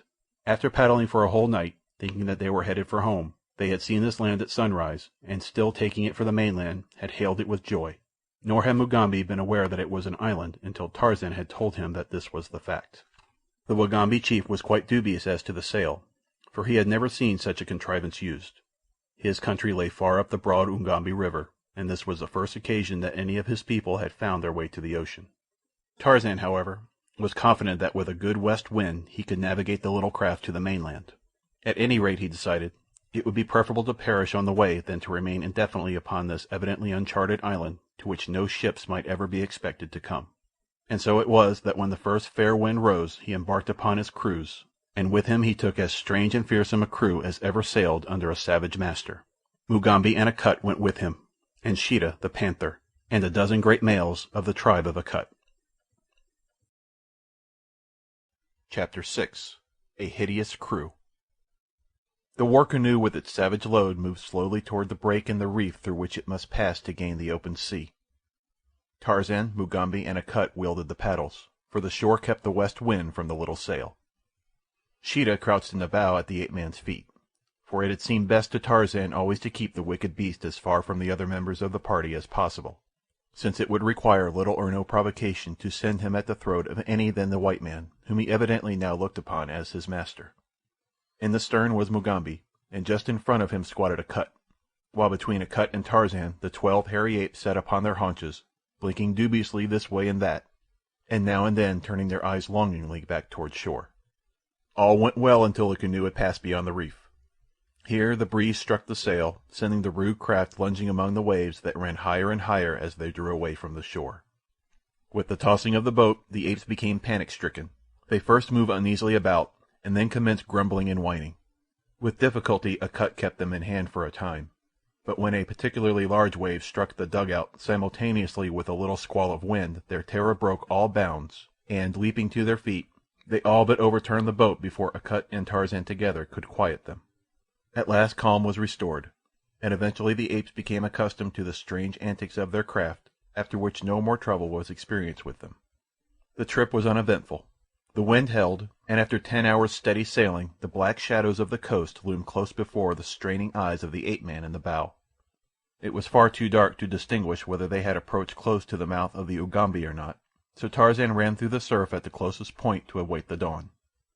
The dugout turned broadside the instant that its nose touched the sand, and immediately it rolled over, with all its crew scrambling madly for the shore. The next breaker rolled them over and over, but eventually they all succeeded in crawling to safety, and in a moment more their ungainly craft had been washed up beside them. The balance of the night the apes sat huddled close to one another for warmth, while Mugambi built a fire close to them over which he crouched. Tarzan and Sheeta, however, were of a different mind, for neither of them feared the jungle night, and the insistent craving of their hunger sent them off into the Stygian blackness of the forest in search of prey. Side by side they walked when there was room for two abreast, at other times in single file, first one and then the other in advance. It was Tarzan who first caught the scent of meat, a bull buffalo, and presently the two came stealthily upon the sleeping beast in the midst of a dense jungle of reeds close to a river. Closer and closer they crept toward the unsuspecting beast, Sheeta upon his right side, and Tarzan upon his left nearest the great heart. They had hunted together now for some time, so that they worked in unison, with only low purring sounds as signals. For a moment they lay quite silent near their prey, and then, at a sign from the ape-man, Sheeta sprang upon the great back, burying his strong teeth in the bull's neck. Instantly the brute sprang to his feet with a bellow of pain and rage, and at the same instant Tarzan rushed in upon his left side with the stone knife, striking repeatedly behind the shoulder.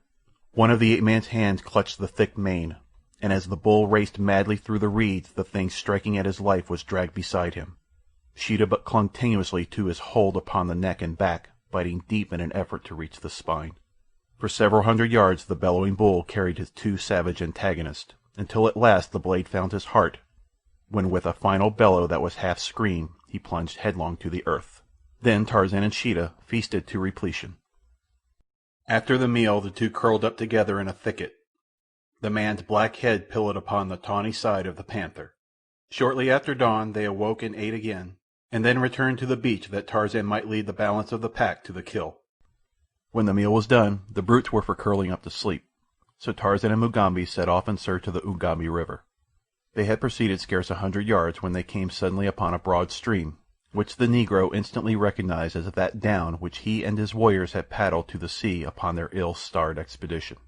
The two now followed the stream down to the ocean, finding that it emptied into a bay not over a mile from the point upon the beach at which the canoe had been thrown the night before. Tarzan was much elated by the discovery, as he knew that in the vicinity of a large watercourse he should find natives, and from some of these he had little doubt but that he should obtain news of Rokoff and the child, for he felt reasonably certain that the Russian would rid himself of the baby as quickly as possible after having disposed of Tarzan. He and Mugambi now righted and launched the dugout, though it was a most difficult feat in the face of the surf which rolled continuously in upon the beach. But at last they were successful, and soon after were paddling up the coast toward the mouth of the Ugambi. Here they experienced considerable difficulty in making an entrance against the combined current and ebb tide, but by taking advantage of eddies close into shore, they came about dusk to a point nearly opposite the spot where they had left the pack asleep. Making the craft fast to an overhanging bough, the two made their way into the jungle, presently coming upon some of the apes feeding upon fruit little beyond the reeds where the buffalo had fallen.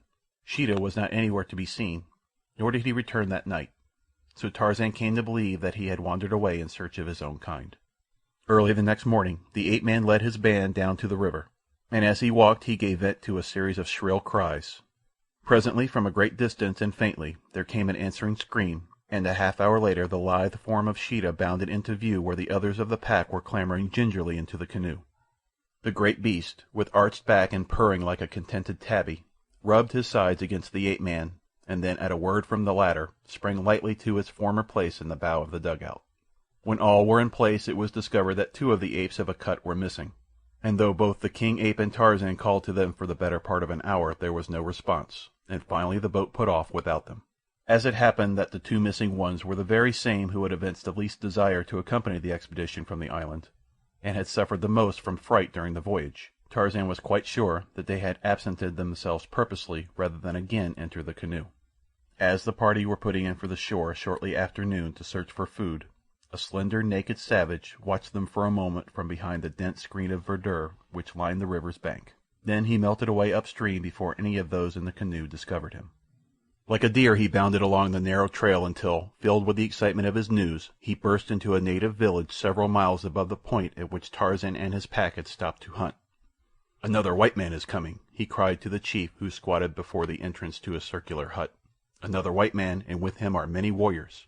They come in a great war canoe to kill and rob as did the black-bearded one who has just left us." Kaviri leaped to his feet. He had but recently had a taste of the white man's medicine, and his savage heart was filled with bitterness and hate. In another moment the rumble of the war drums rose from the village, calling in the hunters from the forest and the tillers from the fields. 7 war canoes were launched and manned by paint-daubed, befeathered warriors. Long spears bristled from the rude battleships as they slid noiselessly over the bosom of the water, propelled by giant muscles rolling beneath glistening ebony hides. There was no beating of tom-toms now, nor blare of native horn, for Chivalry was a crafty warrior, and it was in his mind to take no chances if they could be avoided. He would swoop noiselessly down with his 7 canoes upon the single one of the white man, and before the guns of the latter could inflict much damage upon his people he would have overwhelmed the enemy by force of numbers. Kaviri's own canoe went in advance of the others a short distance, and as it rounded a sharp bend in the river where the swift current bore it rapidly on its way, it came suddenly upon the thing that Kaviri sought. So close were the 2 canoes to one another that the black had only an opportunity to note the white face in the bow of the oncoming craft before the 2 touched and his own men were upon their feet, yelling like mad devils and thrusting their long spears at the occupants of the other canoe.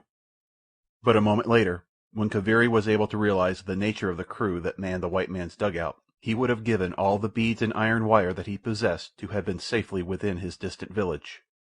Scarcely had the 2 craft come together than the frightful apes of Akut rose, growling and barking, from the bottom of the canoe, and with long hairy arms far outstretched, grasped the menacing spears from the hands of Kaviri's warriors.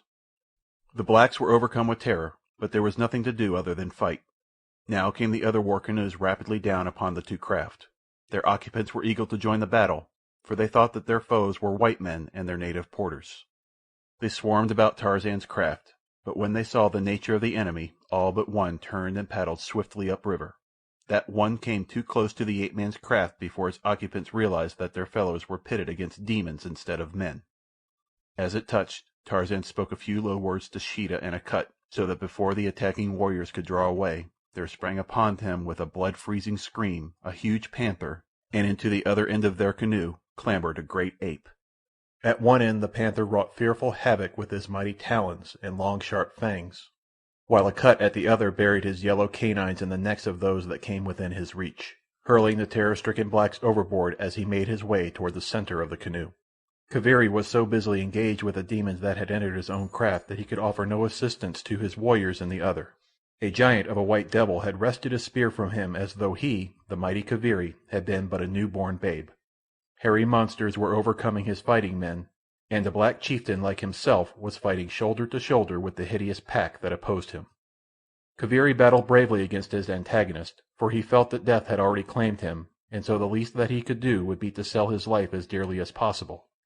But it was soon evident that his best was quite futile when pitted against the superhuman brawn and agility of the creature that at last found his throat and bent him back into the bottom of the canoe. Presently Kaviri's head began to whirl. Objects became confused and dim before his eyes. There was a great pain in his chest as he struggled for the breath of life that the thing upon him was shutting off forever. Then he lost consciousness. When he opened his eyes once more he found, much to his surprise, that he was not dead. He lay, securely bound, in the bottom of his own canoe. A great panther sat upon its haunches, looking down upon him. Kaviri shuddered and closed his eyes again, waiting for the ferocious creature to spring upon him and put him out of his misery of terror. After a moment, no rending fangs having buried themselves in his trembling body, he again ventured to open his eyes. Beyond the panther kneeled the white giant who had overcome him. The man was wielding a paddle. while directly behind him Kaviri saw some of his own warriors similarly engaged. Back of them again squatted several of the hairy apes. Tarzan, seeing that the chief had regained consciousness, addressed him. "Your warriors tell me that you are chief of a numerous people, and that your name is Kaviri," he said. "Yes," replied the black. "Why did you attack me? I came in peace." "Another white man came in peace 3 moons ago," replied Kaviri, "and after we had brought him presents of a goat and cassava and milk, he set upon us with his guns and killed many of my people, and then went on his way, taking all of our goats and many of our young men and women." "I am not as this other white man," replied Tarzan. "I should not have harmed you had you not set upon me. Tell me, what was the face of this bad white man like? I am searching for one who has wronged me. Possibly this may be the very one." "He was a man with a bad face covered with a great black beard, and he was very, very wicked. Yes, very wicked indeed." "Was there a little white child with him?" asked Tarzan. His heart almost stopped as he awaited the black's answer. "No, Bwana," replied Kaviri. "The white child was not with this man's party. It was with the other party." "Other party!" exclaimed Tarzan. "What other party?" "With the party that the very bad white man was pursuing. There was a white man, woman, and the child, with 6 Mosula porters. They passed up the river 3 days ahead of the very bad white man. I think that they were running away from him." A white man, woman, and child. Tarzan was puzzled. The child must be his little Jack, but who could the woman be, and the man? Was it possible that one of Rokoff's confederates had conspired with some woman, who had accompanied the Russian, to steal the baby from him? If this was the case, they had doubtless purposed returning the child to civilization, and there either claiming a reward or holding the little prisoner for ransom. But now that Rokoff had succeeded in chasing them far inland, up the savage river, there could be little doubt but that he would eventually overhaul them, unless, as was still more probable, they should be captured and killed by the very cannibals farther up the Ugambi, to whom Tarzan was now convinced it had been Rokoff's intention to deliver the baby. As he talked to Kaviri, the canoes had been moving steadily upriver toward the chief's village. Kaviri's warriors plied the paddles in the 3 canoes, casting sidelong, terrified glances at their hideous passengers. 3 of the apes of Akut had been killed in the encounter, but there were, with Akut, 8 of the frightful beast remaining, and there was Sheeta, the panther, and Tarzan and Mugambi. Kaviri's warriors thought that they had never seen so terrible a crew in all their lives. Momentarily they expected to be pounced upon and torn asunder by some of their captors, and in fact it was all that Tarzan and Mugambi and Akut could do to keep the snarling, ill-natured brutes from snapping at the glistening, naked bodies that brushed against them now and then with the movements of the paddlers, whose very fear added incitement to the beast. At Kaviri's camp Tarzan paused only long enough to eat the food that the blacks furnished, and to arrange with the chief for a dozen men to man the paddles of his canoe. Kaviri was only too glad to comply with any demands that the ape-man might make if only such compliance would hasten the departure of the horrid pack. But it was easier, he discovered, to promise men than to furnish them, for when his people learned his intentions, those that had not already fled into the jungle proceeded to do so without loss of time, so that when Kaviri turned to point out those who were to accompany Tarzan, he discovered that he was the only member of his tribe left in the village. Tarzan could not repress a smile. "They do not seem anxious to accompany us," he said. "But just remain quietly here, Kaviri, and presently you shall see your people flocking to your side." Then the ape-man rose, and, calling his pack about him, commanded that Mugambi remain with Kaviri, and disappeared in the jungle with Sheeta and the apes at his heels. For half an hour the silence of the grim forest was broken only by the ordinary sounds of the teeming life that but adds to its lowering loneliness. Kaviri and Mugambi sat alone in the palisaded village, waiting. Presently from a great distance came a hideous sound. Mugambi recognized the weird challenge of the ape-man. Immediately from different points of the compass rose a horrid semicircle of similar shrieks and screams, punctuated now and again by the blood-curdling cry of a hungry panther. Chapter 7. Betrayed. The 2 savages, Kaviri and Mugambi, squatting before the entrance to Kaviri's hut, looked at one another, Kaviri with ill-concealed alarm. "What is it?" he whispered. "It is Bwana Tarzan and his people," replied Mugambi. "But what they are doing I know not, unless it be that they are devouring your people who ran away." Kaviri shuddered and rolled his eyes fearfully toward the jungle. In all his long life in the savage forest he had never heard such an awful, fearsome din.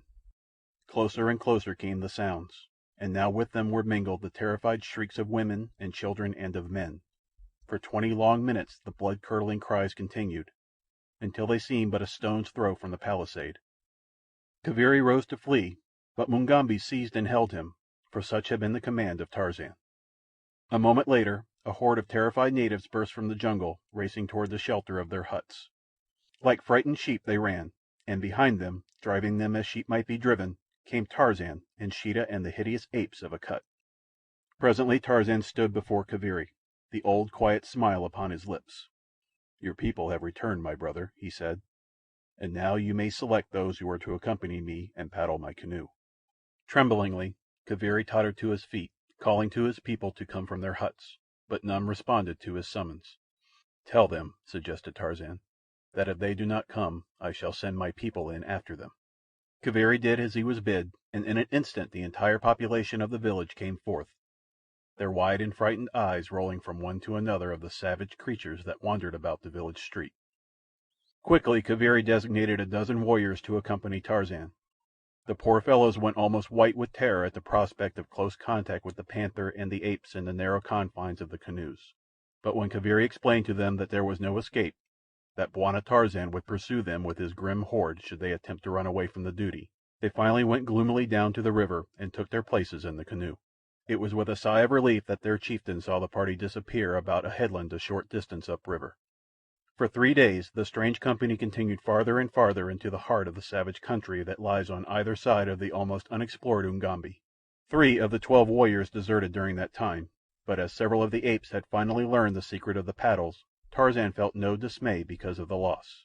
As a matter of fact, he could have traveled much more rapidly on shore, but he believed that he could hold his own wild crew together to better advantage by keeping them to the boat as much as possible. Twice a day they landed to hunt and feed, and at night they slept upon the bank of the mainland or on one of the numerous little islands that dotted the river. Before them the natives fled in alarm, so that they found only deserted villages in their path as they proceeded. Tarzan was anxious to get in touch with some of the savages who dwelt upon the river's banks, but so far he had been unable to do so. Finally he decided to take to the land himself, leaving his company to follow after him by boat. He explained to Mugambi the thing that he had in mind, and told Akut to follow the directions of the black. "I will join you again in a few days," he said. "Now I go ahead to learn what has become of the very bad white man whom I seek."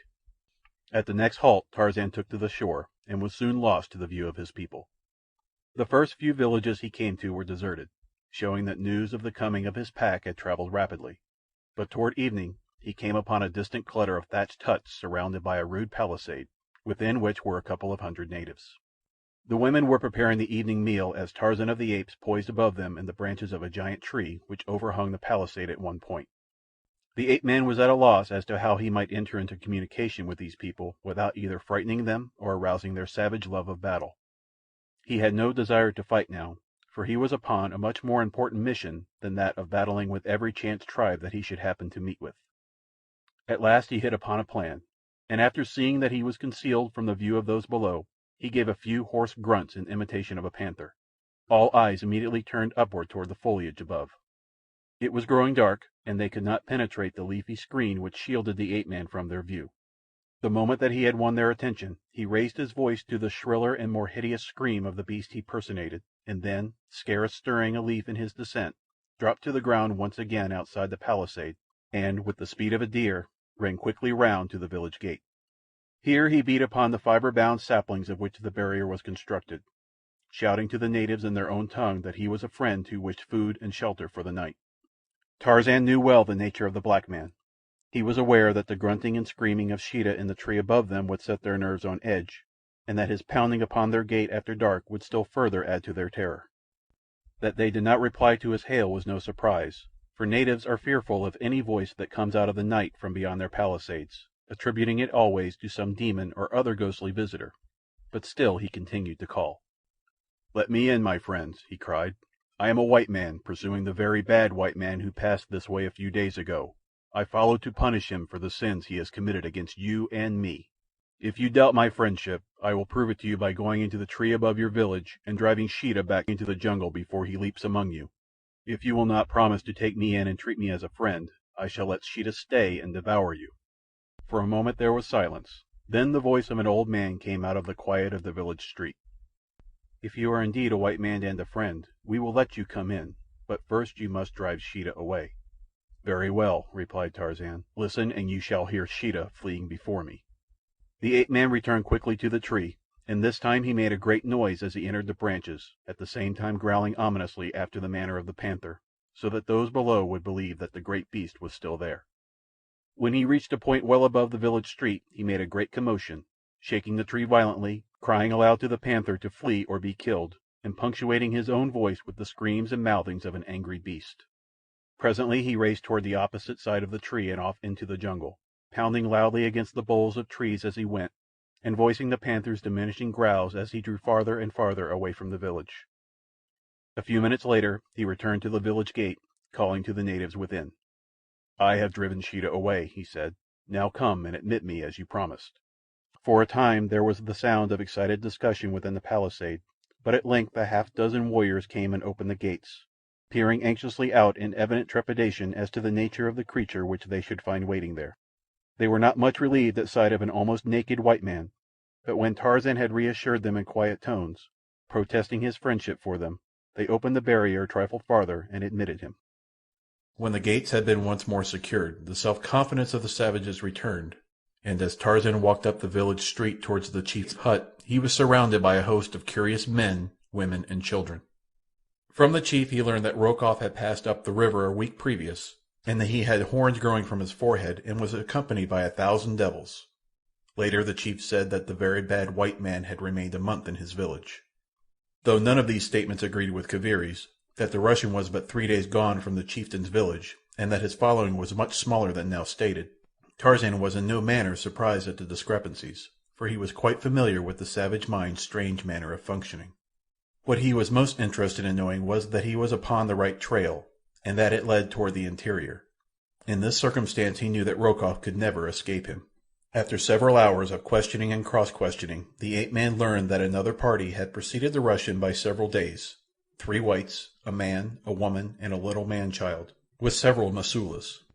Tarzan explained to the chief that his people would follow him in a canoe, probably the next day, and that though he might go on ahead of them, the chief was to receive them kindly and have no fear of them, for Mugambi would see that they did not harm the chief's people if they were accorded a friendly reception. "And now," he concluded, "I shall lie down beneath this tree and sleep. I am very tired. Permit no one to disturb me." The chief offered him a hut, but Tarzan, from past experience of native dwellings, preferred the open air, and further, he had plans of his own that could be better carried out if he remained beneath the tree. He gave as his reason a desire to be close at hand should Sheeta return, and after this explanation the chief was very glad to permit him to sleep beneath the tree. Tarzan had always found that it stood him in good stead to leave with natives the impression that he was to some extent possessed of more or less miraculous powers. He might easily have entered their village without recourse to the gates, but he believed that a sudden and unaccountable disappearance when he was ready to leave them would result in a more lasting impression upon their childlike minds, and so, as soon as the village was quiet in sleep, he rose and, leaping to the branches of the tree above him, faded silently into the black mystery of the jungle night. All the balance of that night the ape-man swung rapidly through the upper and middle terraces of the forest. When the going was good there, he preferred the upper branches of the giant trees, for then his way was better lighted by the moon, but so accustomed were all his senses to the grim world of his birth that it was possible for him, even in the dense black shadows near the ground, to move with ease and rapidity. You or I, walking beneath the arcs of Main Street or Broadway or State Street, could not have moved more surely or with a tenth the speed of the agile ape-man through the gloomy mazes that would have baffled us entirely. At dawn he stopped to feed, and then he slept for several hours, taking up the pursuit again toward noon. Twice he came upon natives, and though he had considerable difficulty in approaching them, he succeeded in each instance in quieting both their fears and bellicose intentions toward him, and learned from them that he was upon the trail of the Russian. 2 days later, still following up the Ugambi, he came upon a large village. The chief, a wicked-looking fellow with the sharp filed teeth that often denote the cannibal, received him with apparent friendliness. The ape-man was now thoroughly fatigued, and had determined to rest for 8 or 10 hours that he might be fresh and strong when he caught up with Rokoff, as he was sure he must do within a very short time. The chief told him that the bearded white man had left his village only the morning before, and that doubtless he would be able to overtake him in a short time. The other party the chief had not seen or heard of, so he said. Tarzan did not like the appearance or manner of the fellow, who seemed, though friendly enough, to harbor a certain contempt for this half-naked white man who came with no followers and offered no presents. But he needed the rest and food that the village would afford him with less effort than the jungle, and so, as he knew no fear of man, beast, or devil, he curled himself up in the shadow of a hut and was soon asleep. Scarcely had he left the chief than the latter called 2 of his warriors, to whom he whispered a few instructions. A moment later the sleek black bodies were racing along the river path upstream toward the east. In the village the chief maintained perfect quiet. He would permit no one to approach the sleeping visitor, nor any singing, nor loud talking. He was remarkably solicitous lest his guest be disturbed. 3 hours later several canoes came silently into view from up the Ugambi. They were being pushed ahead rapidly by the brawny muscles of their black crews. Upon the bank before the river stood the chief, his spear raised in a horizontal position above his head, as though in some manner of predetermined signal to those within the boats. And such indeed was the purpose of his attitude, which meant that the white stranger within his village still slept peacefully. In the bows of the 2 canoes were the runners that the chief had sent forth 3 hours earlier. It was evident that they had been dispatched to follow and bring back this party, and that the signal from the bank was one that had been determined upon before they left the village. In a few moments the dugouts drew up to the verdure-clad bank. The native warriors filed out, and with them a half-dozen white men. Sullen, ugly-looking customers they were, and none more so than the evil-faced, black-bearded man who commanded them. "Where is the white man your messengers report to be with you?" he asked the chief. "This way, Bwana," replied the native. "Carefully have I kept silence in the village that he might be still asleep when you returned. I do not know that he is one who seeks you to do harm, but he questioned me closely about your coming and your going, and his appearance is as that of the one you described, but whom you believe safe in the country which you called Jungle Island. Had you not told me this tale I should not have recognized him, and then he might have gone after and slain you. If he is a friend and no enemy, then no harm has been done, Bwana. But if he proves to be an enemy, I should like very much to have a rifle and some ammunition." "You have done well," replied the white man, "and you shall have the rifle and ammunition whether he be a friend or enemy, provided that you stand with me." "I shall stand with you, Bwana," said the chief. "And now come and look upon the stranger who sleeps within my village." So saying, he turned and led the way toward the hut in the shadow of which the unconscious Tarzan slept peacefully. Behind the 2 men came the remaining whites and a score of warriors, but the raised forefingers of the chief and his companion held them all to perfect silence. As they turned the corner of the hut, cautiously and upon tiptoe, an ugly smile touched the lips of the white as his eyes fell upon the giant figure of the sleeping ape-man. The chief looked at the other inquiringly. The latter nodded his head to signify that the chief had made no mistake in his suspicions. Then he turned to those behind him, and, pointing to the sleeping man, motioned for them to seize and bind him. A moment later a dozen brutes had leaped upon the surprised Tarzan, and so quickly did they work that he was securely bound before he could make half an effort to escape. Then they threw him down upon his back, and as his eyes turned toward the crowd that stood near, they fell upon the malign face of Nikolas Rokoff. A sneer curled the Russian's lips. He stepped quite close to Tarzan. "Pig!" he cried. "Have you not learned sufficient wisdom to keep away from Nikolas Rokoff?" Then he kicked the prostrate man full in the face. "That for your welcome," he said. "Tonight, before my Ethiop friends eat you, I shall tell you what has already befallen your wife and child, and what further plans I have for their futures." Chapter 8. The Dance of Death. Through the luxuriant tangled vegetation of the Stygian jungle night a great lithe body made its way sinuously and in utter silence upon its soft padded feet. Only 2 blazing points of yellow-green flame shone occasionally with the reflected light of the equatorial moon, that now and again pierced the softly sighing roof rustling in the night wind. Occasionally the beast would stop with high-held nose, sniffing searchingly. At other times a quick, brief incursion into the branches above delayed it momentarily in its steady journey toward the east. To its sensitive nostrils came the subtle, unseen spoor of many a tender 4-footed creature, bringing the slaver of hunger to the cruel, drooping jowl. But steadfastly it kept on its way, strangely ignoring the cravings of appetite that at another time would have sent the rolling, fur-clad muscles flying at some soft throat. All that night the creature pursued its lonely way, and the next day it halted only to make a single kill, which it tore to fragments and devoured with sullen, grumbling rumbles as though half famished for lack of food. It was dusk when it approached the palisade that surrounded a large native village. Like the shadow of a swift and silent death, it circled the village, nose to ground, halting at last close to the palisade, where it almost touched the backs of several huts. Here the beast sniffed for a moment, and then, turning its head upon one side, listened with up-pricked ears. What it heard was no sound by the standards of human ears, yet to the highly attuned and delicate organs of the beast a message seemed to be borne to the savage brain. A wondrous transformation was wrought in the motionless mass of statuesque bone and muscle that had an instant before stood as though carved out of the living bronze. As if it had been poised upon steel springs, suddenly released, it rose quickly and silently to the top of the palisade, disappearing stealthily and cat-like into the dark space between the wall and the back of an adjacent hut. In the village street beyond, women were preparing many little fires and fetching cooking pots filled with water, for a great feast was to be celebrated ere the night was many hours older. About a stout stake near the center of the circling fires, a little knot of black warriors stood conversing, their bodies smeared with white and blue and ochre in broad and grotesque bands. Great circles of color were drawn about their eyes and lips, their breasts and abdomens, and from their clay-plastered coiffures rose gay feathers and bits of long, straight wire. The village was preparing for a feast, while in a hut at one side of the scene of the coming orgy the bound victim of their bestial appetites lay waiting for the end. And such an end! Tarzan of the Apes, tensing his mighty muscles, strained at the bonds that pinioned him. But they had been reinforced many times at the instigation of the Russian, so that not even the ape-man's giant brawn could budge them. Death! Tarzan had looked the hideous hunter in the face many a time and smiled. And he would smile again tonight when he knew the end was coming quickly.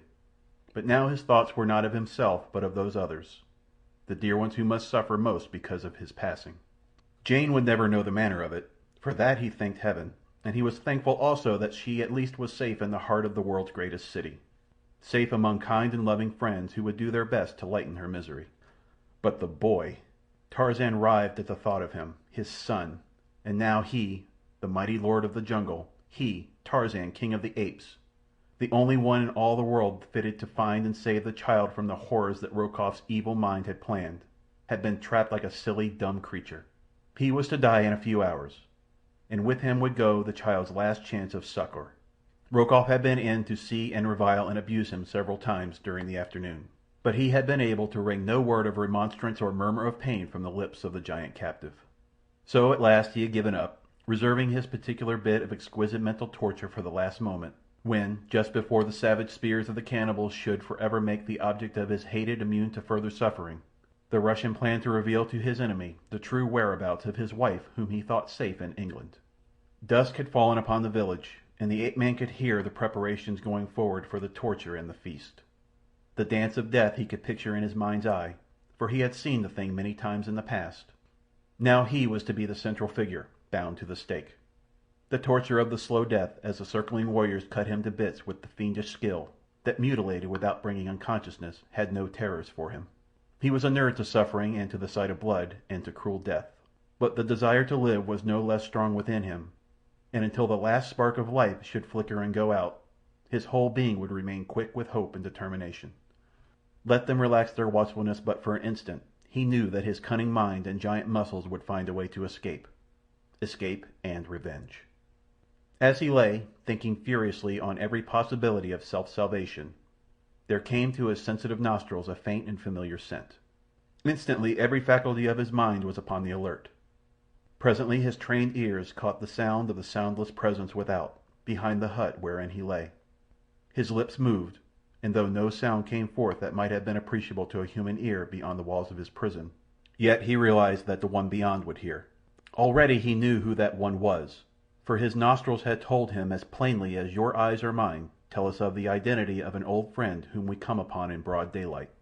An instant later he heard the soft sound of a fur-clad body and padded feet scaling the outer wall behind the hut, and then a tearing at the poles which formed the wall.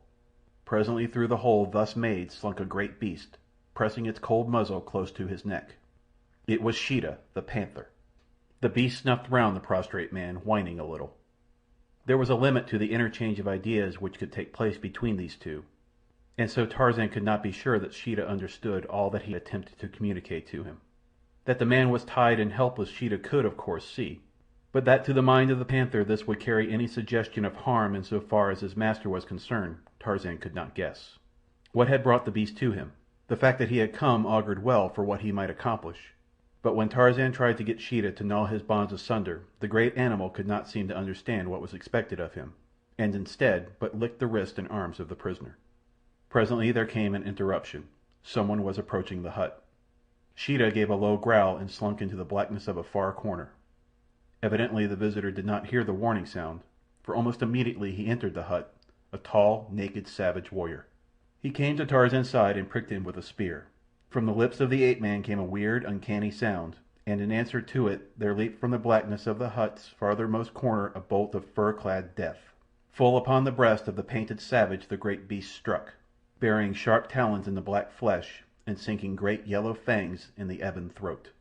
There was a fearful scream of anguish and terror from the black, and mingled with it was the hideous challenge of the killing panther. Then came silence. Silence except for the rending of bloody flesh and the crunching of human bones between mighty jaws. The noise had brought sudden quiet to the village without. Then there came the sound of voices in consultation. High-pitched, fear-filled voices, and deep, low tones of authority as the chief spoke. Tarzan and the panther heard the approaching footsteps of many men, and then, to Tarzan's surprise, the great cat rose from across the body of its kill and slunk noiselessly from the hut through the aperture through which it had entered. The man heard the soft scraping of the body as it passed over the top of the palisade, and then silence. From the opposite side of the hut he heard the savages approaching to investigate.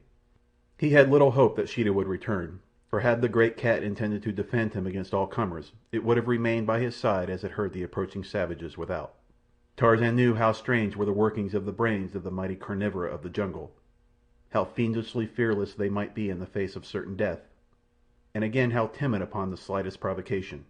There was doubt in his mind that some note of the approaching blacks vibrating with fear had struck an answering chord in the nervous system of the panther, sending him slinking through the jungle, his tail between his legs. The man shrugged. Well, what of it? He had expected to die, and, after all, what might Sheeta have done for him other than to maul a couple of his enemies before a rifle in the hands of one of the whites should have dispatched him? If the cat could have released him, that would have resulted in a very different story. But it had proved beyond the understanding of Sheeta, and now the beast was gone, and Tarzan must definitely abandon hope. The natives were at the entrance to the hut now, peering fearfully into the dark interior. Two in advance held lighted torches in their left hands and ready spears in their right. They held back timorously against those behind, who were pushing them forward.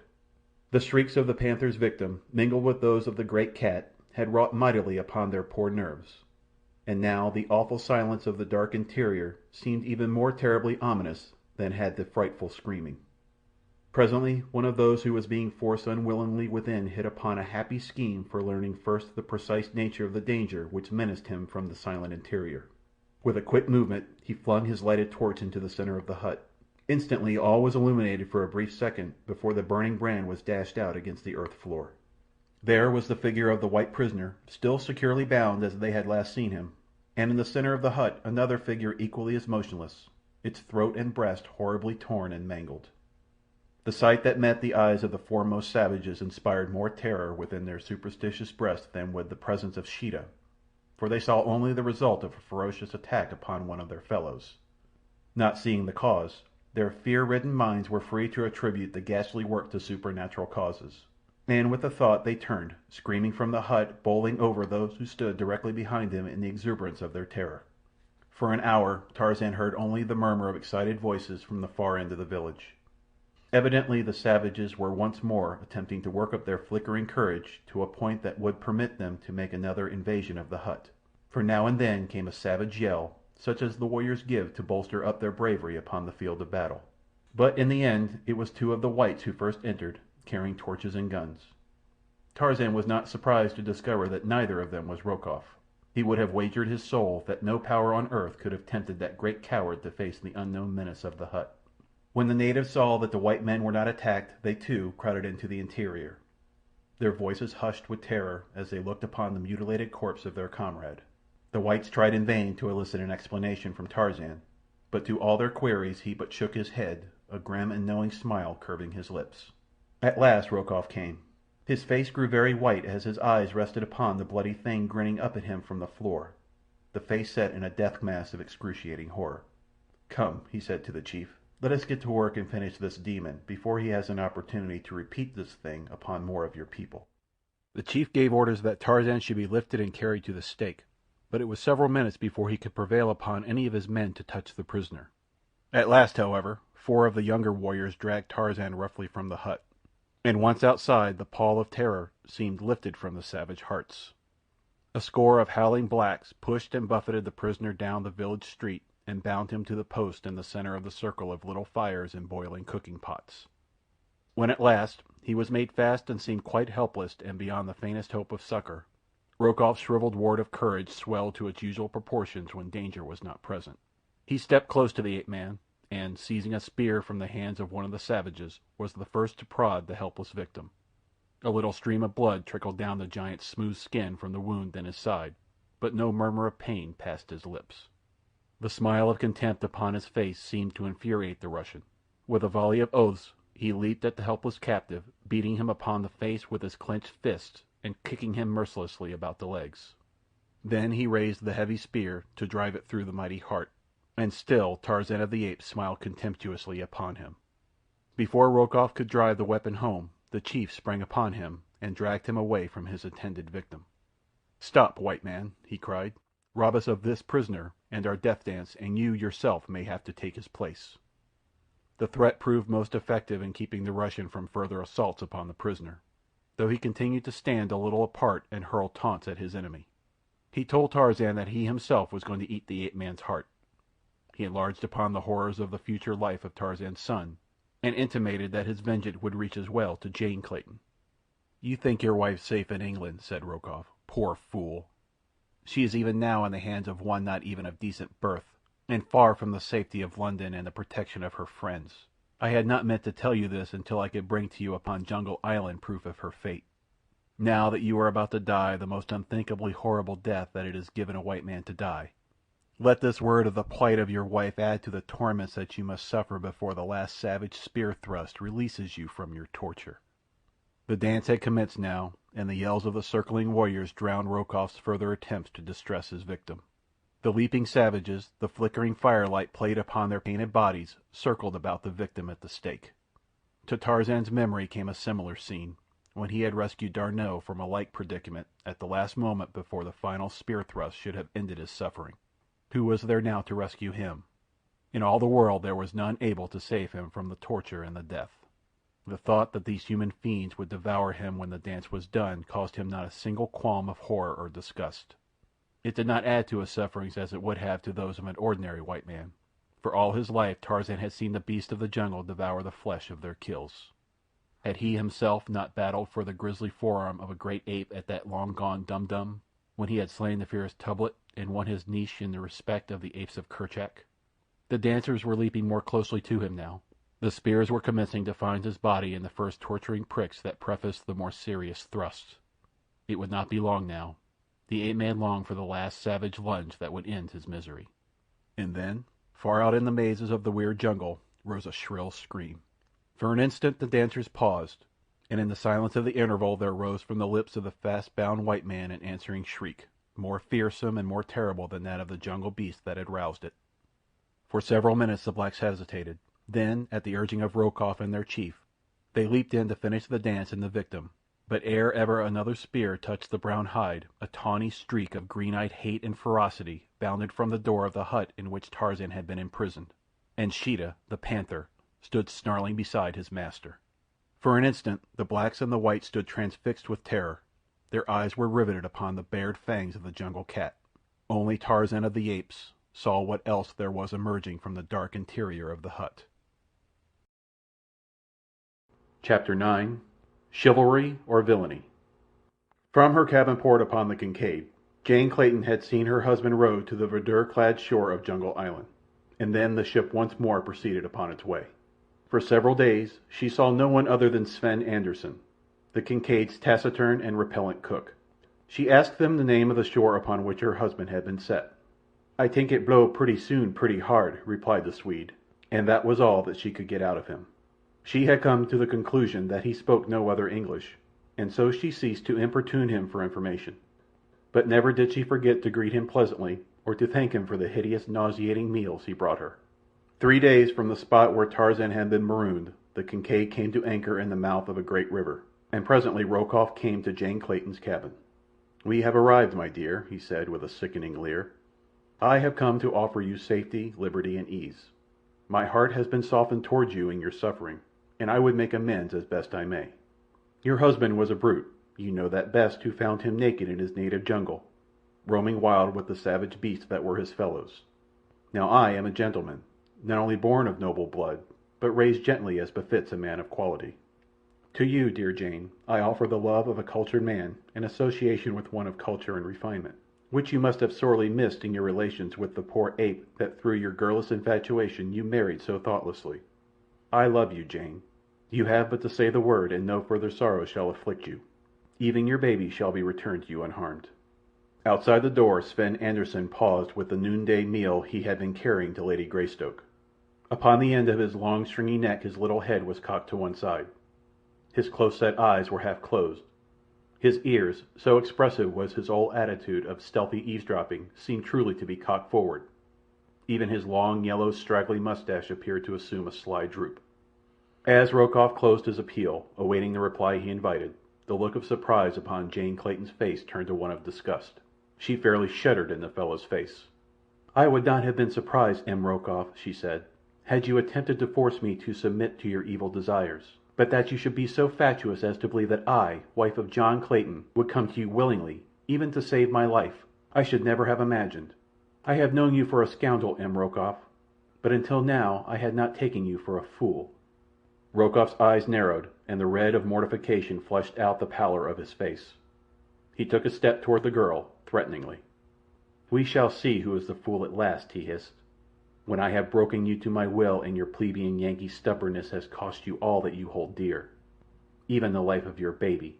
For, by the bones of St. Peter, I'll forego all that I had planned for the brat and cut its heart out before your very eyes. You'll learn what it means to insult Nicholas Rokoff." Jane Clayton turned wearily away. "What is the use," she said, "of expatiating upon the depths to which your vengeful nature can sink? You cannot move me either by threats or deeds. My baby cannot judge yet for himself, but I, his mother, can foresee that should it have been given him to survive to man's estate, he would willingly sacrifice his life for the honor of his mother. Love him as I do, I would not purchase his life at such a price. Did I, he would execrate my memory to the day of his death." Rokoff was now thoroughly angered because of his failure to reduce the girl to terror. He felt only hate for her, but it had come to his diseased mind that if he could force her to accede to his demands, as the price of her life and her child's, the cup of his revenge would be filled to brimming when he could flaunt the wife of Lord Greystoke in the capitals of Europe as his mistress. Again he stepped closer to her. His evil face was convulsed with rage and desire. Like a wild beast he sprang upon her, and with his strong fingers at her throat forced her backward upon the berth. At the same instant the door of the cabin opened noisily. Rokoff leaped to his feet, and turning, faced the Swede cook. Into the fellow's usually foxy eyes had come an expression of utter stupidity. His lower jaw dropped in vacuous harmony. He busied himself in arranging Lady Greystoke's meal upon the tiny table at one side of her cabin. The Russian glared at him. "What do you mean," he cried, "by entering here without permission? Get out!" The cook turned his watery blue eyes upon Rokoff and smiled vacuously. "I think it blow pretty soon pretty hard," he said, and then he began rearranging the few dishes upon the little table. "Get out of here or I'll throw you out, you miserable blockhead," roared Rokoff, taking a threatening step toward the Swede. Anderssen continued to smile foolishly in his direction, but one ham-like paw slid stealthily to the handle of the long, slim knife that protruded from the greasy cord supporting his soiled apron. Rokoff saw the move and stopped short in his advance. Then he turned towards Jane Clayton. "I will give you until tomorrow," he said, "to reconsider your answer to my offer. All will be sent ashore upon one pretext or another except you and the child, Paulvitch and myself. Then without interruption you will be able to witness the death of the baby." He spoke in French that the cook might not understand the sinister portent of his words. When he had done he banged out of the cabin without another look at the man who had interrupted him in his sorry work. When he had gone, Sven Anderssen turned toward Lady Greystoke. The idiotic expression that had masked his thoughts had fallen away, and in its place was one of craft and cunning. "Hey tank I been a fool," he said. "Hey been the fool. I savvy French." Jane Clayton looked at him in surprise. "You understand all that he said, then?" Anderson grinned. "You bet," he said. "And you heard what was going on in here and came to protect me?" "You bane good to me," explained the Swede.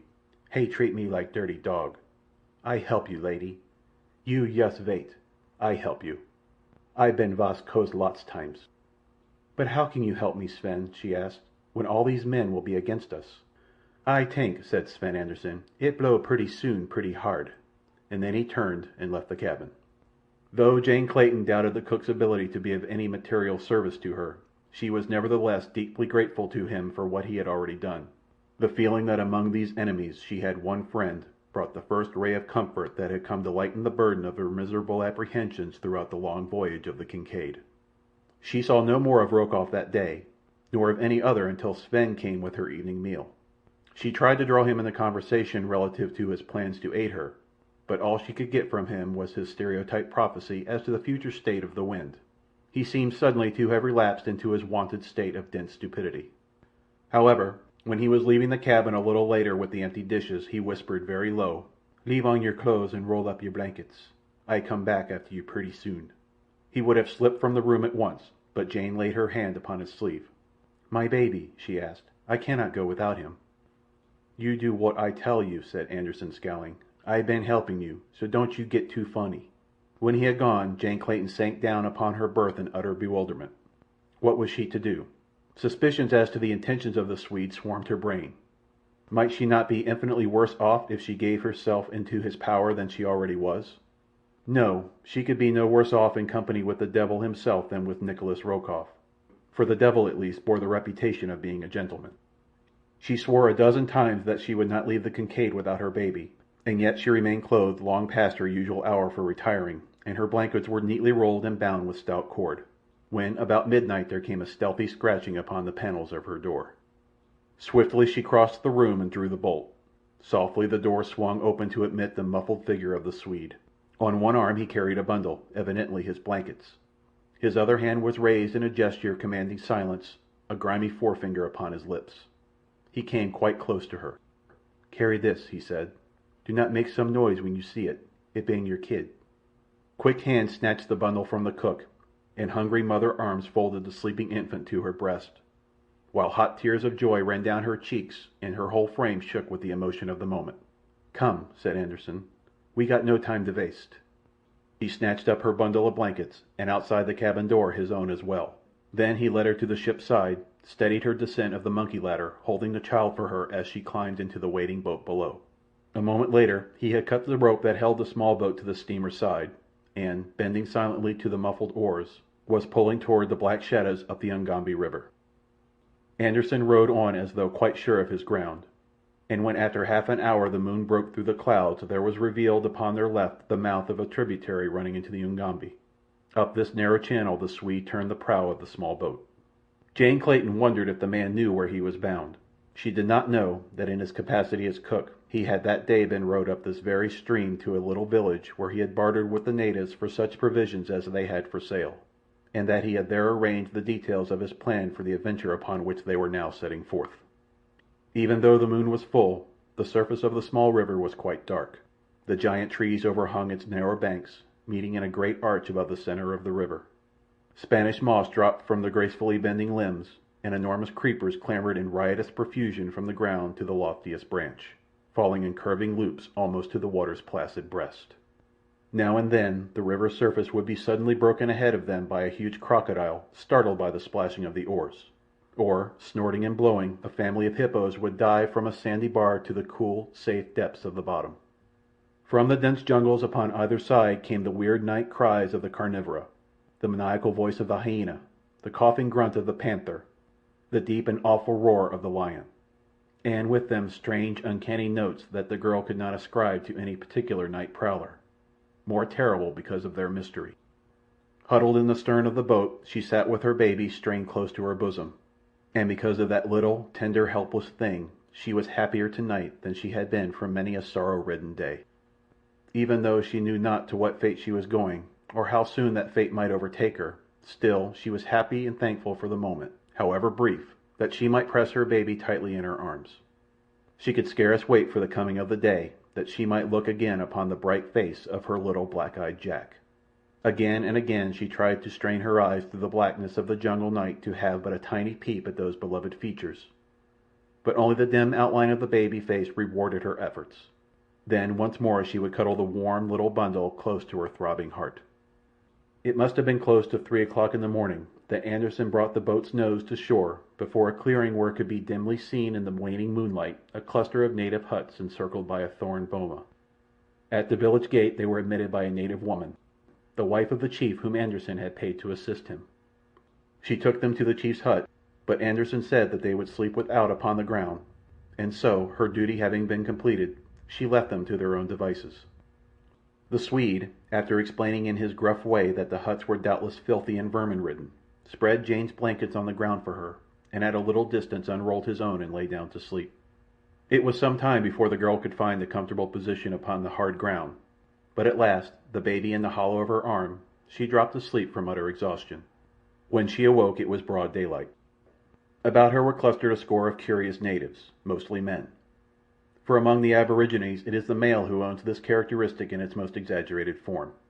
Instinctively Jane Clayton drew the baby more closely to her, though she soon saw that the blacks were far from intending her or the child any harm. In fact, one of them offered her a gourd of milk, a filthy, smoke-begrimed gourd with the ancient rind of long curdled milk caked in layers within its neck. But the spirit of the giver touched her deeply, and her face lighted for a moment with one of those almost forgotten smiles of radiance that had helped to make her beauty famous both in Baltimore and London. She took the gourd in one hand, and rather than cause the giver pain raised it to her lips, though for the life of her she could scarce restrain the qualm of nausea that surged through her as the malodorous thing approached her nostrils. It was Anderssen who came to her rescue, and, taking the gourd from her, drank a portion himself, and then returned it to the native with a gift of blue beads.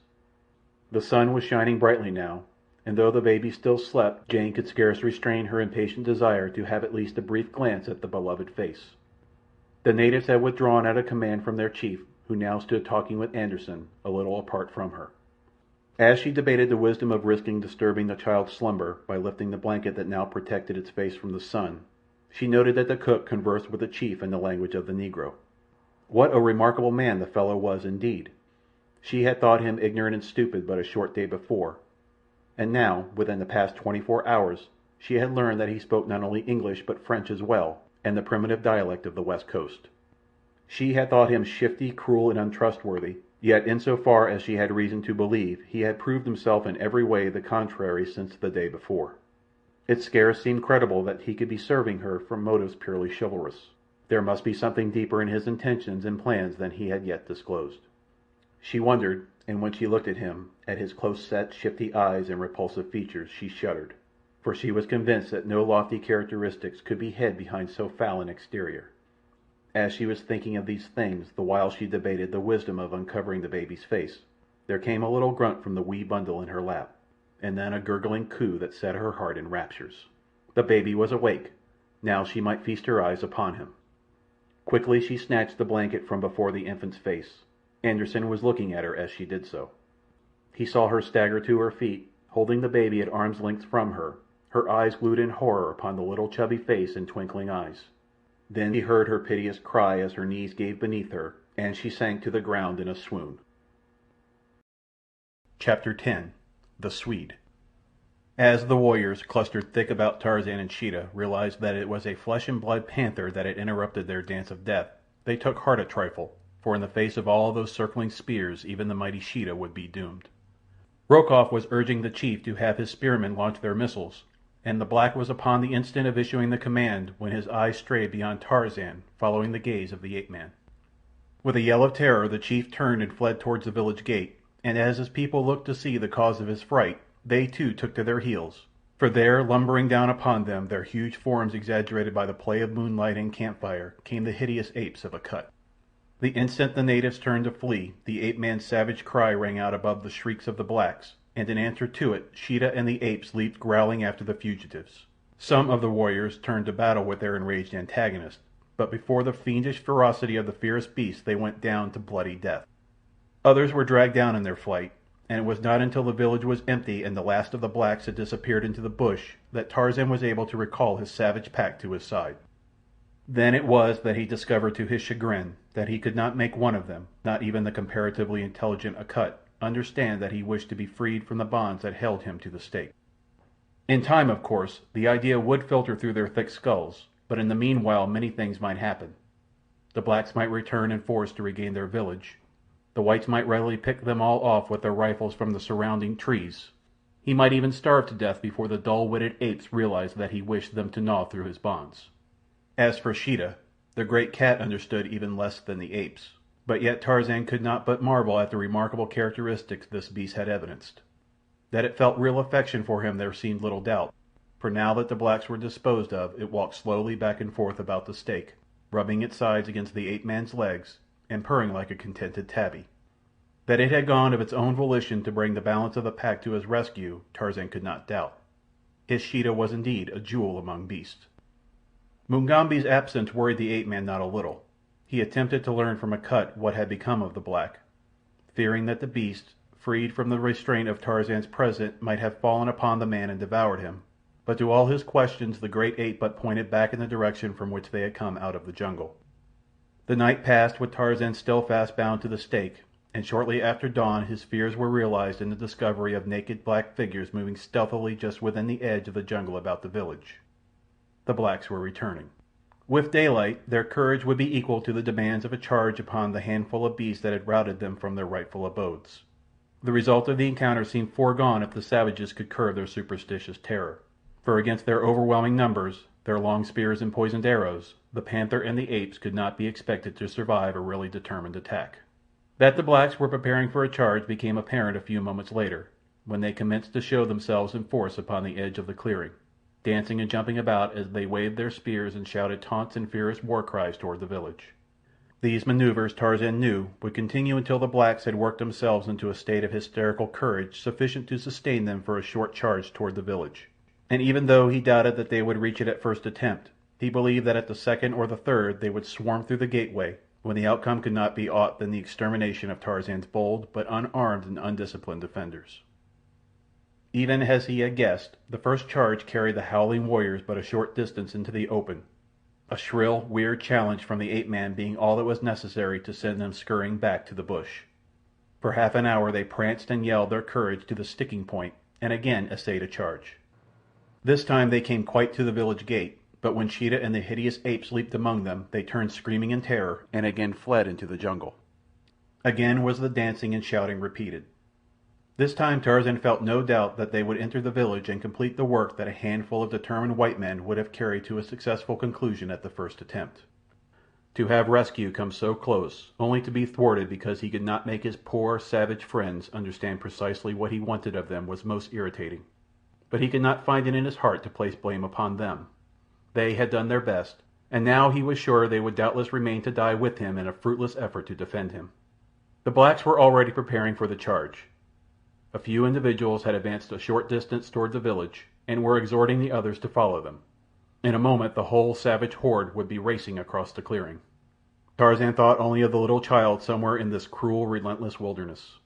His heart ached for the son that he might no longer seek to save, and that the realization of Jane's suffering were all that weighed upon his brave spirit in these that he thought his last moments of life. Succor, all that he could hope for, had come to him in the instant of his extremity, and failed. There was nothing further for which to hope. The blacks were halfway across the clearing when Tarzan's attention was attracted by the actions of one of the apes. The beast was glaring toward one of the huts. Tarzan followed his gaze. To his infinite relief and delight he saw the stalwart form of Mugambi racing toward him. The huge black was panting heavily, as though from strenuous physical exertion and nervous excitement. He rushed to Tarzan's side, and as the first of the savages reached the village gate, the native's knife severed the last of the cords that bound Tarzan to the stake. In the street lay the corpses of the savages that had fallen before the pack the night before. From one of these Tarzan seized a spear and knobstick, and with Mugambi at his side and the snarling pack about him, he met the natives as they poured through the gate. Fierce and terrible was the battle that ensued, but at last the savages were routed, more by terror perhaps at sight of a black man and a white fighting in company with a panther and the huge fierce apes of Akut, than because of their inability to overcome the relatively small force that opposed them. One prisoner fell into the hands of Tarzan, and him the ape-man questioned in an effort to learn what had become of Rokoff and his party. Promised his liberty in return for the information, the black told all he knew concerning the movements of the Russian. It seemed that early in the morning their chief had attempted to prevail upon the whites to return with him to the village and with their guns destroy the ferocious pack that had taken possession of it, but Rokoff appeared to entertain even more fears of the giant white man and his savage companions than even the blacks themselves. Upon no conditions would he consent to returning even within sight of the village. Instead, he took his party hurriedly to the river, where they stole a number of canoes the blacks had hidden there. The last that they had seen of them, they had been paddling strongly upstream, their porters from Kaviri's village wielding the blades. So once more Tarzan of the Apes with his hideous pack took up his search for the ape-man's son and the pursuit of his abductor. For weary days they followed through an almost uninhabited country, only to learn at last that they were upon the wrong trail. The little band had been reduced by 3, for 3 of Akut's apes had fallen in the fighting at the village. Now with Akut there were 5 great apes, and Sheeta was there, and Mugambi and Tarzan. The ape-man no longer heard rumors even of the 3 who had preceded Rokoff, the white man and the woman and the child. Who the man and woman were he could not guess, but that the child was his was enough to keep him hot upon the trail. He was sure that Rokoff would be following this trio, and so he felt confident that so long as he could keep upon the Russian's trail he would be winning so much nearer to the time he might snatch his son from the dangers and horrors that menaced him. In retracing their way after losing Rokoff's trail, Tarzan picked it up again at a point where the Russian had left the river and taken to the brush in a northerly direction. He could only account for this change on the ground that the child had been carried away from the river by the 2 who now had possession of it.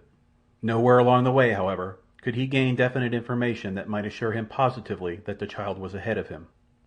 Not a single native they questioned had seen or heard of this other party, though nearly all had direct experience with the Russian or had talked with others who had.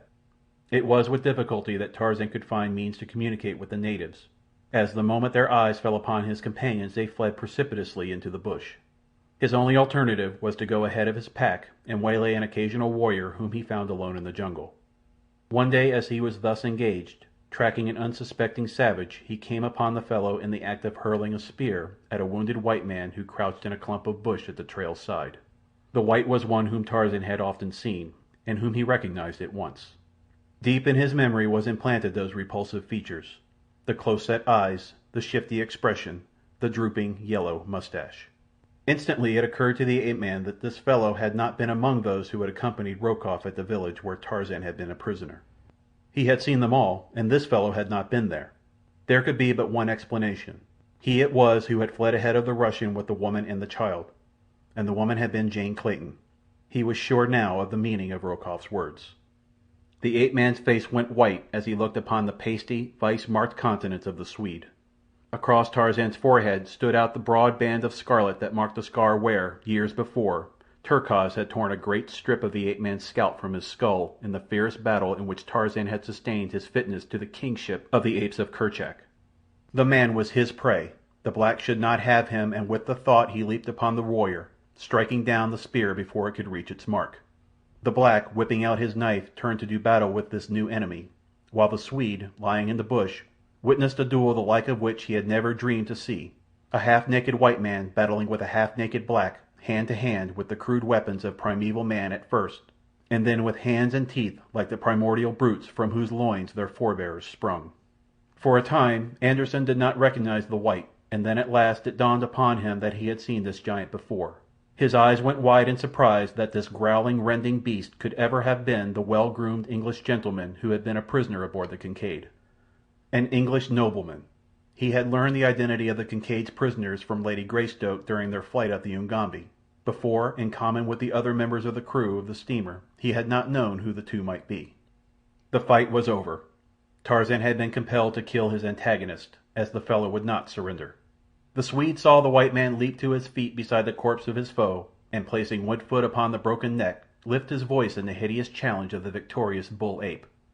Anderssen shuddered. Then Tarzan turned toward him. His face was cold and cruel, and in the grey eyes the Swede read murder. "Where is my wife?" growled the ape-man. "Where is the child?" Anderssen tried to reply, but a sudden fit of coughing choked him. There was an arrow entirely through his chest, and as he coughed the blood from his wounded lung poured suddenly from his mouth and nostrils. Tarzan stood waiting for the paroxysm to pass. Like a bronze image, cold, hard, and relentless, he stood over the helpless man, waiting to wring such information from him as he needed, and then to kill. Presently the coughing and hemorrhaging ceased, and again the wounded man tried to speak. Tarzan knelt near the faintly moving lips. "The wife and child," he repeated. "Where are they?" Anderson pointed up the trail. "The Russian. He got them," he whispered. "How did you come here?" continued Tarzan. "Why are you not with Rokoff?" "They catch us," replied Anderson, in a voice so low that the ape-man could just distinguish the words. "They catch us. I fight. But my men they all run away. Then they get me when I been wounded. Rokoff say he leave me here for the hyenas. That was worse than to kill. He take your wife and kid." "What were you doing with them? Where were you taking them?" asked Tarzan, and then, fiercely leaping close to the fellow with fierce eyes blazing with the passion of hate and vengeance that he had with difficulty controlled, "What harm did you do to my wife or child? Speak quick before I kill you. Make your peace with God. Tell me the worst, or I will tear you to pieces with my hands and teeth. You have seen that I can do it." A look of wide-eyed surprise overspread Anderson's face. "Why?" he whispered. "I did not hurt them. I tried to save them from that Russian. Your wife was kind to me on the Kincaid, and I hear that little baby cry sometimes. I got a wife and kid for my own by Christiana, and I couldn't bear for to see them separated and in Rokoff's hands any more. That was all. Do I look like I been here to hurt them?" he continued after a pause, pointing to the arrow protruding from his breast. There was something in the man's tone and expression that convinced Tarzan of the truth of his assertions. More weighty than anything else was the fact that Anderson evidently seemed more hurt than frightened. He knew he was going to die, so Tarzan's threats had little effect upon him. But it was quite apparent that he wished the Englishman to know the truth, and not to wrong him by harboring the belief that his words and manner indicated that he had entertained. The ape-man instantly dropped to his knees beside the Swede. "I am sorry," he said very simply. "I had looked for none but knaves in company with Rokoff. I see that I was wrong. That is past now, and we will drop it for the more important matter of getting you to a place of comfort and for looking after your wounds. We must have you on your feet again as soon as possible." Then the Swede, smiling, shook his head. "You go on and look for the wife and kid," he said. "I been as good as dead already, but—" he hesitated. "I hate to think of the hyenas. Won't you finish up this job?" Tarzan shuddered. A moment ago he had been upon the point of killing this man. Now he could no more have taken his life than he could have taken the life of any of his best friends. He lifted the Swede's head in his arms to change and ease his position. Again came a fit of coughing and the terrible hemorrhage. After it was over Anderson lay with closed eyes. Tarzan thought that he was dead, until he suddenly raised his eyes to those of the ape-man, sighed, and spoke in a very low, weak whisper. "I think it blow pretty soon, pretty hard," he said, and died.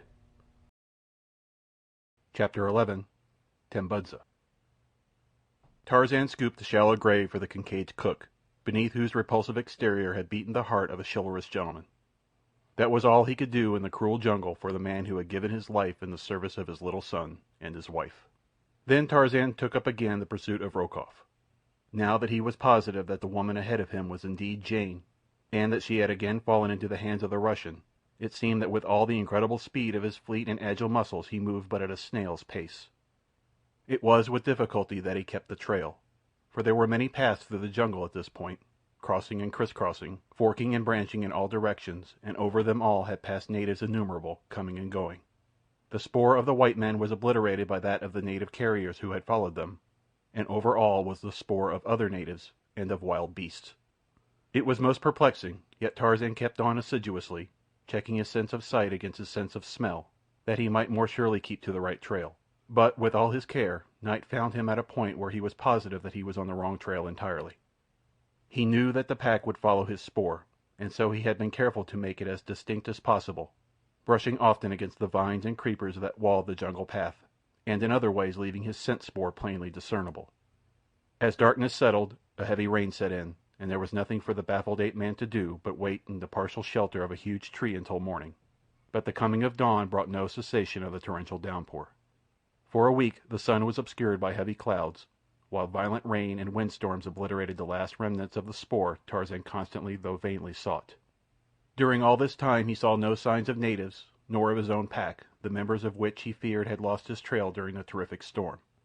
As the country was strange to him, he had been unable to judge his course accurately, since he had had neither sun by day nor moon nor stars by night to guide him. When the sun at last broke through the clouds in the forenoon of the 7th day, it looked down upon an almost frantic ape-man. For the first time in his life Tarzan of the Apes had been lost in the jungle. That the experience should have befallen him at such a time seemed cruel beyond expression. Somewhere in this savage land his wife and son lay in the clutches of the arch-fiend Rokoff. What hideous trials might they not have undergone during those 7 awful days that nature had thwarted him in his endeavors to locate them. Tarzan knew the Russian, in whose power they were, so well that he could not doubt but that the man, filled with rage that Jane had once escaped him, and knowing that Tarzan might be close upon his trail, would wreak without further loss of time whatever vengeance his polluted mind might be able to conceive. But, now that the sun shone once more, the ape-man was still at a loss as to what direction to take. He knew that Rokoff had left the river in pursuit of Anderssen, but whether he would continue inland or return to the Ugampi was a question. The ape-man had seen that the river at the point he had left it was growing narrow and swift, so that he judged that it could not be navigable even for canoes to any great distance farther toward its source. However, if Rokoff had not returned to the river, in what direction had he proceeded? From the direction of Anderssen's flight with Jane and the child, Tarzan was convinced that the man had purposed in tempting the treacherous feat of crossing the continent to Zanzibar. But whether Rokoff would dare so dangerous a journey or not was a question. Fear might drive him to the attempt now that he knew the manner of the horrible pack that was upon his trail, and that Tarzan of the Apes was following him to wreak upon him the vengeance that he deserved. At last the ape-man determined to continue toward the northeast in the general direction of German East Africa until he came upon natives from whom he might gain information as to Rokoff's whereabouts. The 2nd day following the cessation of the rain, Tarzan came upon a native village the inhabitants of which fled into the bush the instant their eyes fell upon him. Tarzan, not to be thwarted in any such manner as this, pursued them, and after a brief chase caught up with a young warrior. The fellow was so badly frightened that he was unable to defend himself, dropping his weapons and falling upon the ground, wide-eyed and screaming as he gazed on his captor. It was with considerable difficulty that the ape-man quieted the fellow's fears sufficiently to obtain a coherent statement from him as to the cause of his uncalled-for terror. From him Tarzan learned, by dint of much coaxing, that a party of whites had passed through the village several days before. These men had told him of a terrible white devil that pursued them, warning the natives against it and the frightful pack of demons that accompanied it. The black had recognized Tarzan as the white devil from the description given by the whites and their black servants. Behind him he had expected to see a horde of demons disguised as apes and panthers. In this Tarzan saw the cunning hand of Rokoff. The Russian was attempting to make travel as difficult as possible for him by turning the natives against him in superstitious fear. The native further told Tarzan that the white man who had led the recent expedition had promised them a fabulous reward if they would kill the white devil. This they had fully intended doing should the opportunity present itself, but the moment they had seen Tarzan their blood had turned to water, as the porters of the white man had told them would be the case. Finding the ape-man had no attempt to harm him, the native at last recovered his grasp upon his courage, and at Tarzan's suggestion accompanied the white devil back to the village, calling as he went for his fellows to return also, as the white devil has promised to do you no harm if you come back right away and answer his questions. One by one the blacks straggled into the village, but that their fears were not entirely allayed was evident from the amount of white that showed about the eyes of the majority of them as they cast constant and apprehensive sidelong glances at the ape-man. The chief was among the first to return to the village, and as it was he that Tarzan was most anxious to interview, he lost no time in entering into a palaver with the black.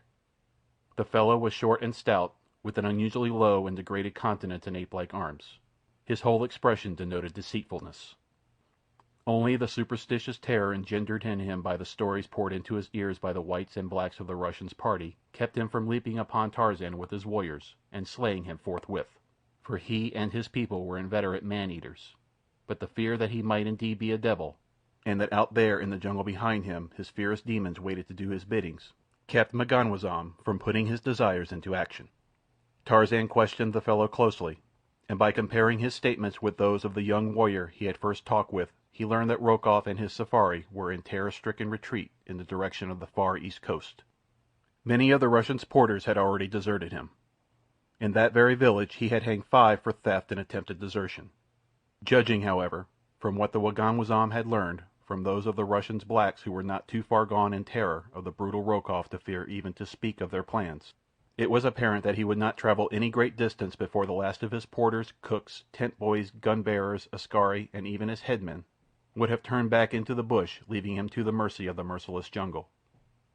M'ganwazam denied that there had been any white woman or child with the party of whites, but even as he spoke Tarzan was convinced that he lied. Several times the ape-man approached the subject from different angles, but never was he successful in surprising the wily cannibal into a direct contradiction of his original statement that there had been no woman or children with the party. Tarzan demanded food of the chief, and after considerable haggling on the part of the monarch, succeeded in obtaining a meal. He then tried to draw out others of the tribe, especially the young man whom he had captured in the bush, but M'ganwazam's presence sealed their lips. At last, convinced that these people knew a great deal more than they had told him concerning the whereabouts of the Russian and the fate of Jane and the child, Tarzan determined to remain overnight among them in hopes of discovering something further of importance. When he had stated his decision to the chief, he was rather surprised to note the sudden change in the fellow's attitude toward him. From apparent dislike and suspicion, M'ganwazam became a most eager and solicitous host. Nothing would do but that the ape-man should occupy the best hut in the village, from which M'ganwazam's oldest wife was forthwith summarily ejected, while the chief took up his temporary abode in the hut of one of his younger consorts. Had Tarzan chanced to recall the fact that a princely reward had been offered the blacks if they should succeed in killing him, he might have more quickly interpreted M'ganwazam's sudden change in front.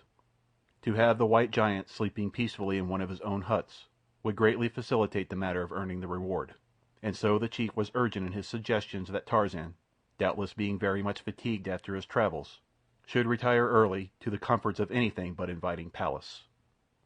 As much as the ape-man detested the thought of sleeping within a native hut, he had determined to do so this night on the chance that he might be able to induce one of the younger men to sit and chat with him before the fire that burned in the center of the smoke-filled dwelling, and from him draw the truth he sought.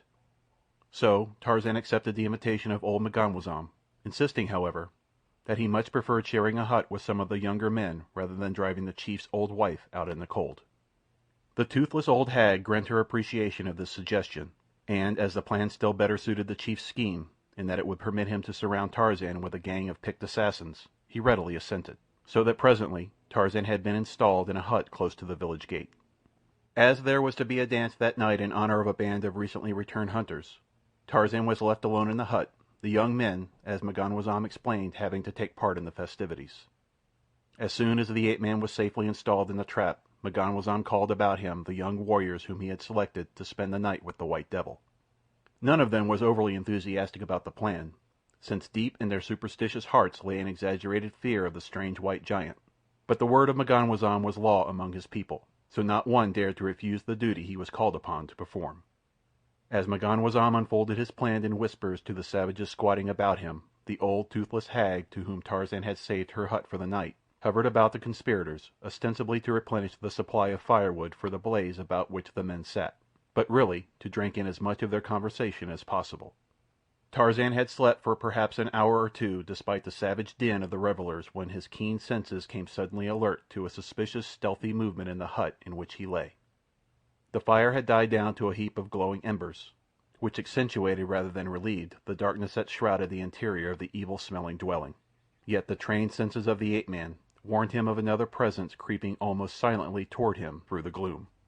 He doubted that it was one of his hut-mates returning from the festivities, for he still heard the wild cries of the dancers and the din of the tom-toms in the village street without. Who could it be that took such pains to conceal his approach? As the presence came within reach of him, the ape-man bounded lightly to the opposite side of the hut, his spear poised ready at his side. "Who is it," he asked, "that creeps upon Tarzan of the Apes like a hungry lion out of the darkness?" "Silence, Bwana," replied an old cracked voice. "It is Tambudza, she whose hut you would not take, and thus drive an old woman out into the cold night." "What does Tambudza want of Tarzan of the Apes?" asked the ape-man. "You were kind to me, to whom none is now kind, and I have come to warn you in payment of your kindness," answered the old hag. "Warn me of what?" "M'ganwazam has chosen the young men who are to sleep in the hut with you," replied Tambudza. "I was near as he talked with them, and heard him issuing his instructions to them. When the dances run well into the morning, they are to come to the hut. If you are awake, they are to pretend that they have come to sleep. But if you sleep, it is M'ganwazam's command that you be killed. If you are not then asleep, they will wait quietly beside you until you do sleep, and then they will fall upon you together and slay you. M'ganwazam is determined to win the reward the white man has offered."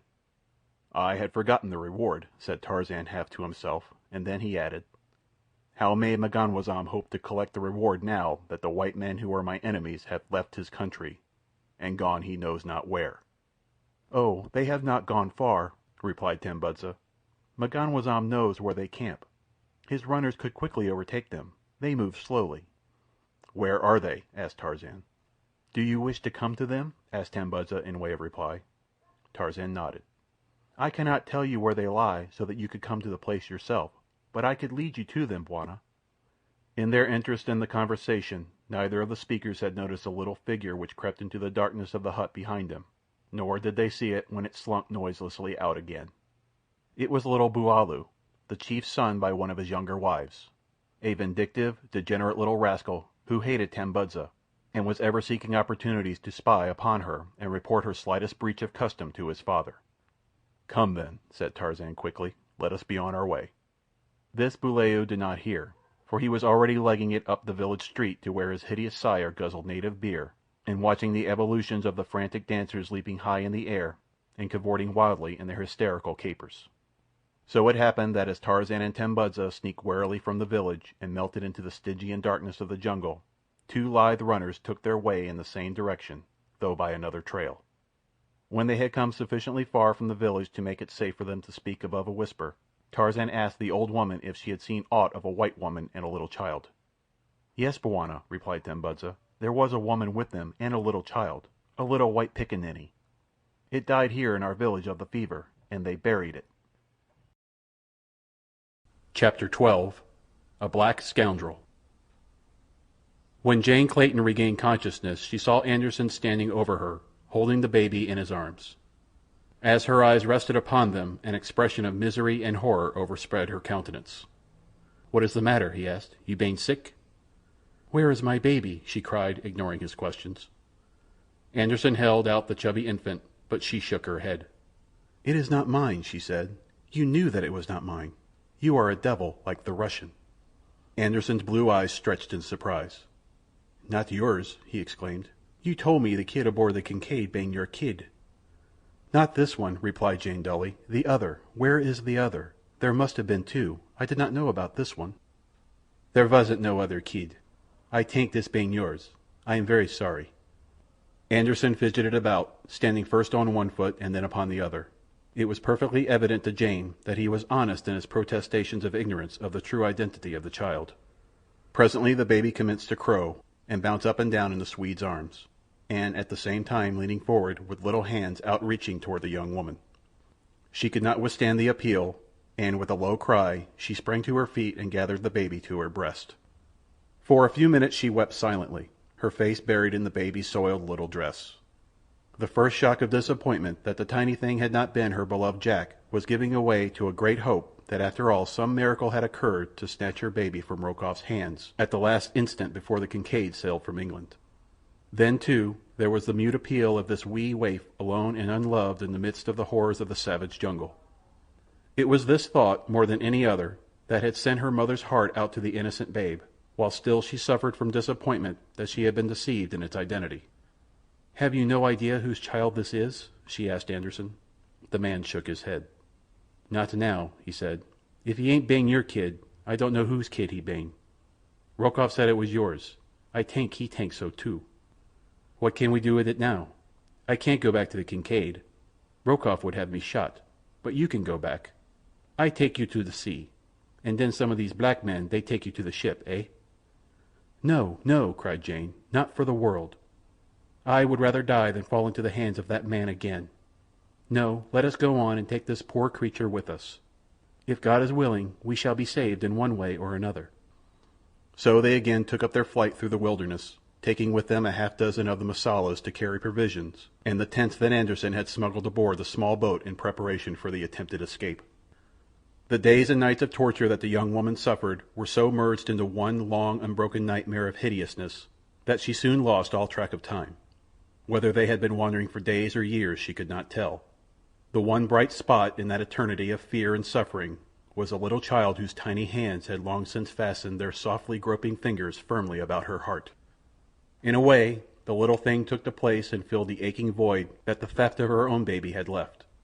It could never be the same, of course, but yet, day by day, she found her mother love enveloping the waif more closely, until sometimes she sat with closed eyes lost in the sweet imagining that the little bundle of humanity at her breast was truly her own. For some time their progress inland was extremely slow. Word came to them from time to time through natives passing from the coast on hunting excursions that Rokoff had not yet guessed the direction of their flight. This, and the desire to make the journey as light as possible for the gently bred woman, kept Anderssen to a slow advance of short and easy marches with many rests. The Swede insisted upon carrying the child while they traveled, and in countless other ways did what he could to help Jane Clayton conserve her strength. He had been terribly chagrined on discovering the mistake he had made in the identity of the baby, but once the young woman became convinced that his motives were truly chivalrous, she would not permit him any longer to upbraid himself for the error that he could not by any means have avoided. At the close of each day's march, Anderssen saw to the erection of a comfortable shelter for Jane and the child. Her tent was always pitched in the most favorable location. The thorn boma around it was the strongest and most impregnable that the Mosula could construct. Her food was the best that their limited stores and the rifle of the Swede could provide. But the thing that touched her heart the closest was the gentle consideration and courtesy which the man always accorded her. That such nobility of character could lie beneath so repulsive an exterior never ceased to be a source of wonder and amazement to her, until at last the innate chivalry of the man and his unfailing kindness and sympathy transformed his appearance in so far as Jane was concerned, until she saw only the sweetness of his character mirrored in his countenance. They had commenced to make a little better progress when word reached them that Rokoff was but a few marches behind them, and that he had at last discovered the direction of their flight. It was then that Anderssen took to the river, purchasing a canoe from a chief whose village lay a short distance from the Ugambi upon the bank of a tributary. Thereafter the little party of fugitives fled up the broad Ugambi, and so rapid had their flight become that they no longer received word of their pursuers. At the end of canoe navigation upon the river they abandoned their canoe and took to the jungle. Here progress became at once arduous, slow, and dangerous. The second day after leaving the Ugambi the baby fell ill with fever. Anderssen knew what the outcome must be, but he had not the heart to tell Jane Clayton the truth, for he had seen that the young woman had come to love the child almost as passionately as though it had been her own flesh and blood. As the baby's condition precluded farther advance, Anderssen withdrew a little from the main trail he had been following and built a camp in a natural clearing on the bank of a little river. Here Jane devoted her every moment to caring for the tiny sufferer.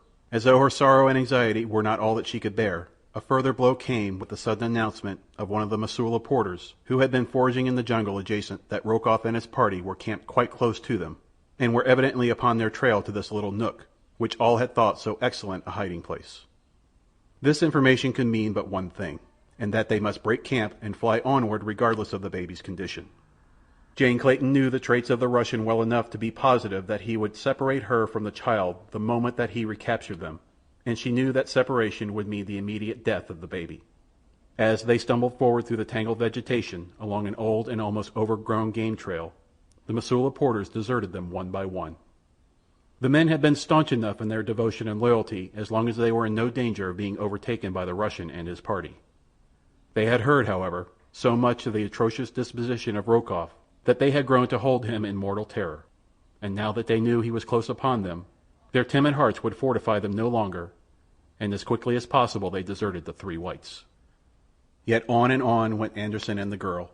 The Swede went ahead, to hew a way through the brush where the path was entirely overgrown, so that on this march it was necessary that the young woman carry the child. All day they marched. Late in the afternoon they realized that they had failed.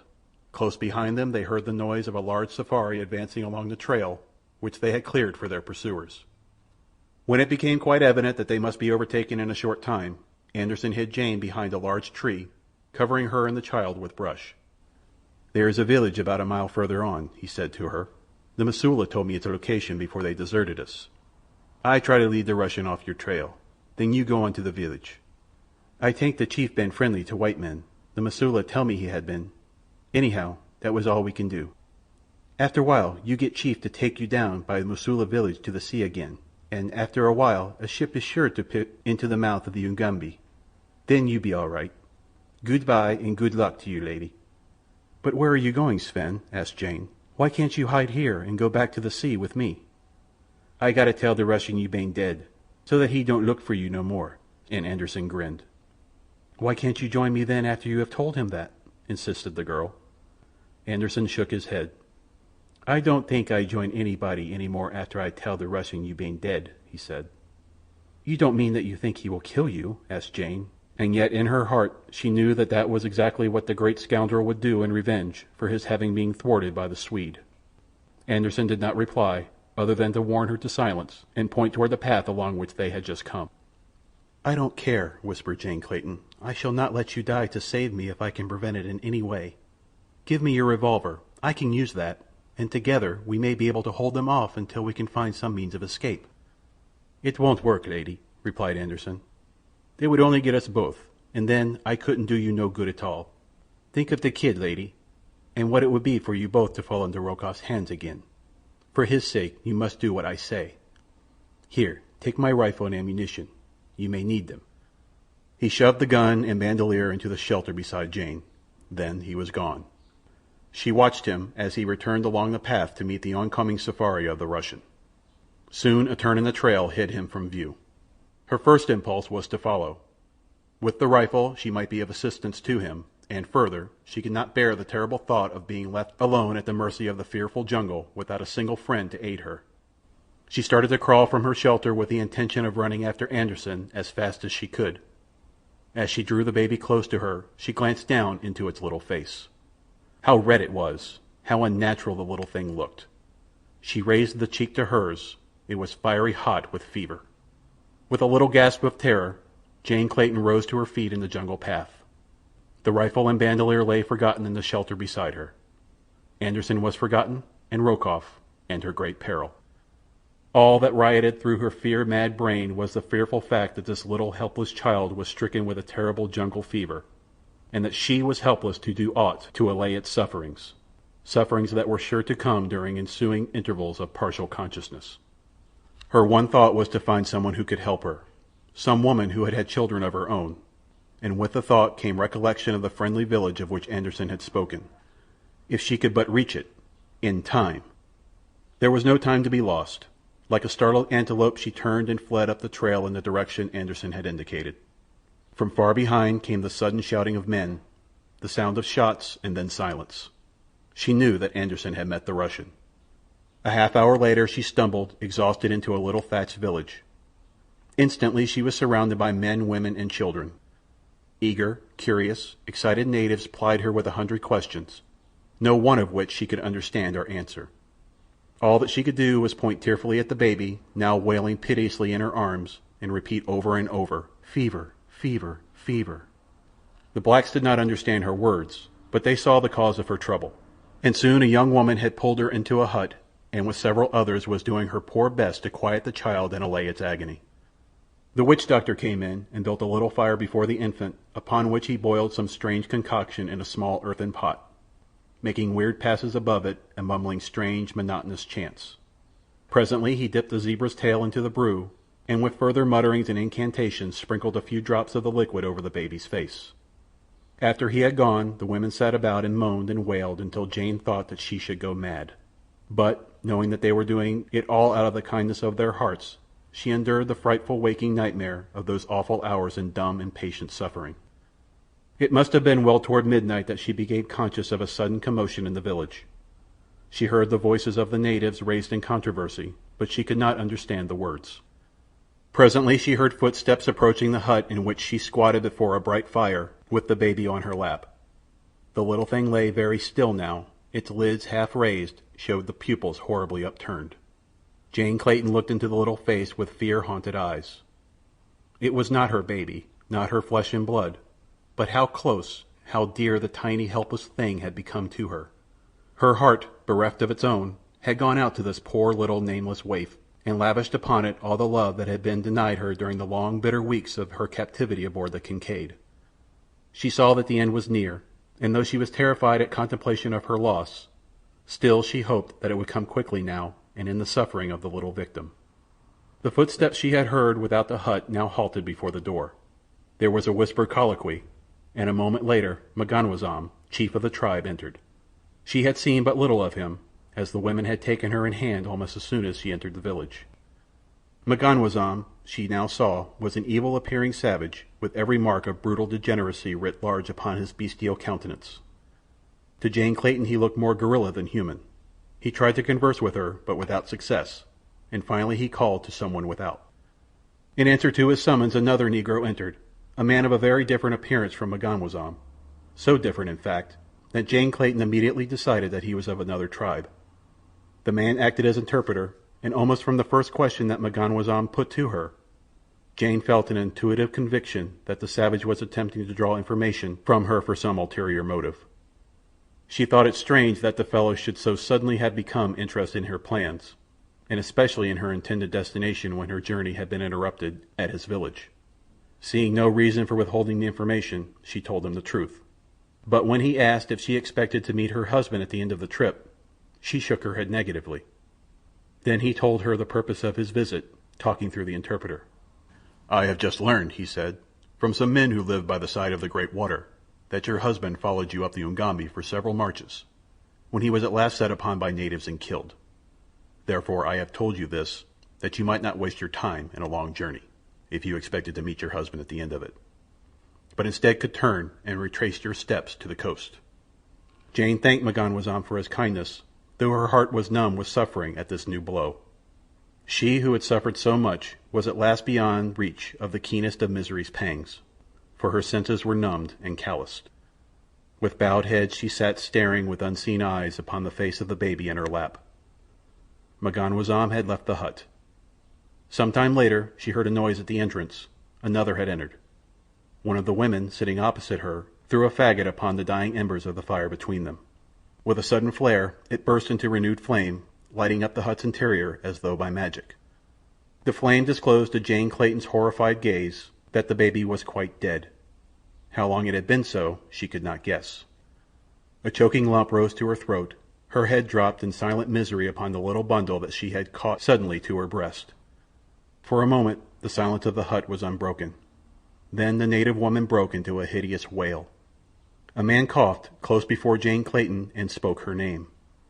With a start she raised her eyes to look into the sardonic countenance of Nicholas Rokoff. Chapter 13. Escape. For a moment Rokoff stood sneering down upon Jane Clayton. Then his eyes fell to the little bundle in her lap. Jane had drawn one corner of the blanket over the child's face, so that to one who did not know the truth it seemed to be but sleeping. "You have gone to a great deal of unnecessary trouble," said Rokoff, "to bring the child to this village. If you had attended to your own affairs, I should have brought it here myself.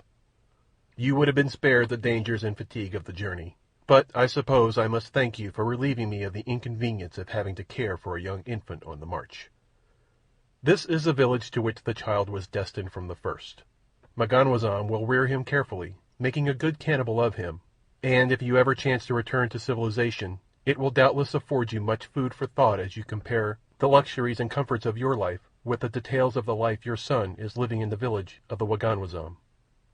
Again I thank you for bringing him here for me, and now I must ask that you surrender him to me, that I may turn him over to his foster parents."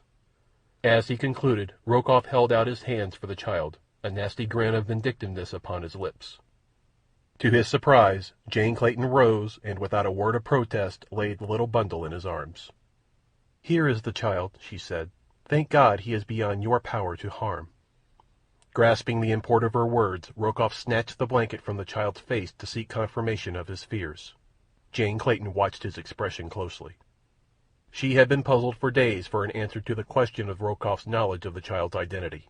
If she had been in doubt before, the last shred of that doubt was wiped away as she witnessed the terrible anger of the Russian as he looked upon the dead face of the baby, and realized that at the last moment his dearest wish for vengeance had been thwarted by a higher power. Almost throwing the body of the child back into Jane Clayton's arms, Rokoff stamped up and down the hut, pounding the air with his clenched fist and cursing terribly. At last he halted in front of the young woman, bringing his face down close to hers. "You are laughing at me," he shrieked. "You think that you have beaten me, eh? I'll show you, as I have shown the miserable ape you call husband, what it means to interfere with the plans of Nicholas Rokoff. You have robbed me of the child. I cannot make him the son of a cannibal chief. But," and he paused as though to let the full meaning of his threat sink deep, "I can make the mother the wife of a cannibal, and that I shall do after I have finished with her myself." If he had thought to wring from Jane Clayton any sign of terror, he failed miserably. She was beyond that. Her brain and nerves were numb to suffering and shock. To his surprise, a faint, almost happy smile touched her lips. She was thinking with thankful heart that this poor little corpse was not that of her own wee Jack, and that best of all, Rokoff evidently did not know the truth. She would have liked to have flaunted the fact in his face, but she dared not. If he continued to believe that the child had been hers, so much safer would be the real Jack wherever he might be. She had, of course, no knowledge of the whereabouts of her little son. She did not know even that he still lived, and yet there was the chance that he might. It was more than possible that without Rokoff's knowledge this child had been substituted for hers by one of the Russian's confederates, and that even now her son might be safe with friends in London, where there were many, both able and willing, to have paid any ransom which the traitorous conspirator might have asked for the safe release of Lord Greystoke's son. She had thought it all out 100 times since she had discovered that the baby which Anderson had placed in her arms that night upon the Kincaid was not her own, and it had been a constant and gnawing source of happiness to her to dream the whole fantasy through in its every detail. No, the Russian must never know that this was not her baby. She realized that her position was hopeless. With Anderson and her husband dead, there was no one in all the world with a desire to succor her, who knew where she might be found. Rokoff's threat, she realized, was no idle one. That he would do, or attempt to do, all that he had promised she was perfectly sure, but at the worst it meant but a little earlier release from the hideous anguish that she had been enduring. She must find some way to take her own life before the Russian could harm her further. Just now she wanted time to think and prepare herself for the end. She felt that she could not take the last awful step until she had exhausted every possibility of escape. She did not care to live unless she might find her way back to her own child, but, slight as such hope appeared, she would not admit its impossibility until the last moment had come, and she faced the fearful reality of choosing between the final alternatives, Nicholas Rokoff on one hand, and self-destruction upon the other. "Go away," she said to the Russian. "Go away and leave me in peace with my dead. Have you not brought sufficient misery and anguish upon me without attempting to harm me further? What wrong have I ever done to you that you should persist in persecuting me? You are suffering for the sins of the monkey you chose when you might have had the love of a gentleman, of Nicholas Rokoff," he replied. "But where is the use in discussing the matter? We shall bury the child here, and you will return with me at once to my own camp. Tomorrow I shall bring you back and turn you over to your new husband, the lovely Mugambi. Come." He reached out for the child. Jane, who was on her feet now, turned away from him. "I shall bury the body," she said. "Send some men to dig a grave outside the village." Rokoff was anxious to have the thing over and get back to his camp with his victim. He thought he saw in her apathy a resignation to her fate. Stepping outside the hut, he motioned her to follow him, and a moment later, with his men, he escorted Jane beyond the village, where beneath a great tree the blacks scooped a shallow grave. Wrapping the tiny body in a blanket, Jane laid it tenderly in the black hole, and, turning her head that she might not see the mouldy earth falling upon the pitiful little bundle, she breathed a prayer beside the grave of the nameless waif that had won its way into the innermost recesses of her heart. Then, dry-eyed but suffering, she rose and followed the Russian through the Stygian blackness of the jungle, along the winding leafy corridor that led from the village of Mugambi, the black cannibal, into the camp of Nicholas Rokoff, the white fiend. Beside them, in the impenetrable thickets that fringed the path rising to arch above it and shut out the moon, the girl could hear the stealthy, muffled footfalls of great beasts, and ever round about them rose the deafening roars of hunting lions, until the earth trembled to the mighty sound. The porters lighted torches now, and waved them upon either hand to frighten off the beast of prey. Rokoff urged them to greater speed, and from the quavering note in his voice Jane Clayton knew that he was weak from terror. The sounds of the jungle night recalled most vividly the days and nights that she had spent in a similar jungle with her forest god. with the fearless and unconquerable Tarzan of the Apes. Then there had been no thoughts of terror, though the jungle noises were new to her, and the roar of the lion had seemed the most awe-inspiring sound upon the great earth. How different it would be now if she knew that he was somewhere there in the wilderness seeking her. Then indeed would there be that for which to live, and every reason to believe that succor was close at hand. But he was dead! It was incredible that it should be so. There seemed no place in death for that great body and those mighty thews. Had Rokoff been the one to tell her of her lord's passing, she would have known that he lied. There could be no reason, she thought, why M'ganwazam should have deceived her. She did not know that the Russian had talked with the savage a few minutes before the chief had come to her with his tale. At last they reached the rude boma that Rokoff's porters had thrown up around the Russian's camp. Here they found all in turmoil. She did not know what it was all about, but she saw that Rokoff was very angry, and from bits of conversation which she could translate she gleaned that there had been further desertions while he had been absent, and that the deserters had taken the bulk of his food and ammunition. When he had done venting his rage upon those who remained, he returned to where Jane stood under guard of a couple of his white sailors. He grasped her roughly by the arm and started to drag her toward his tent. The girl struggled and fought to free herself, while the two sailors stood by, laughing at the rare treat.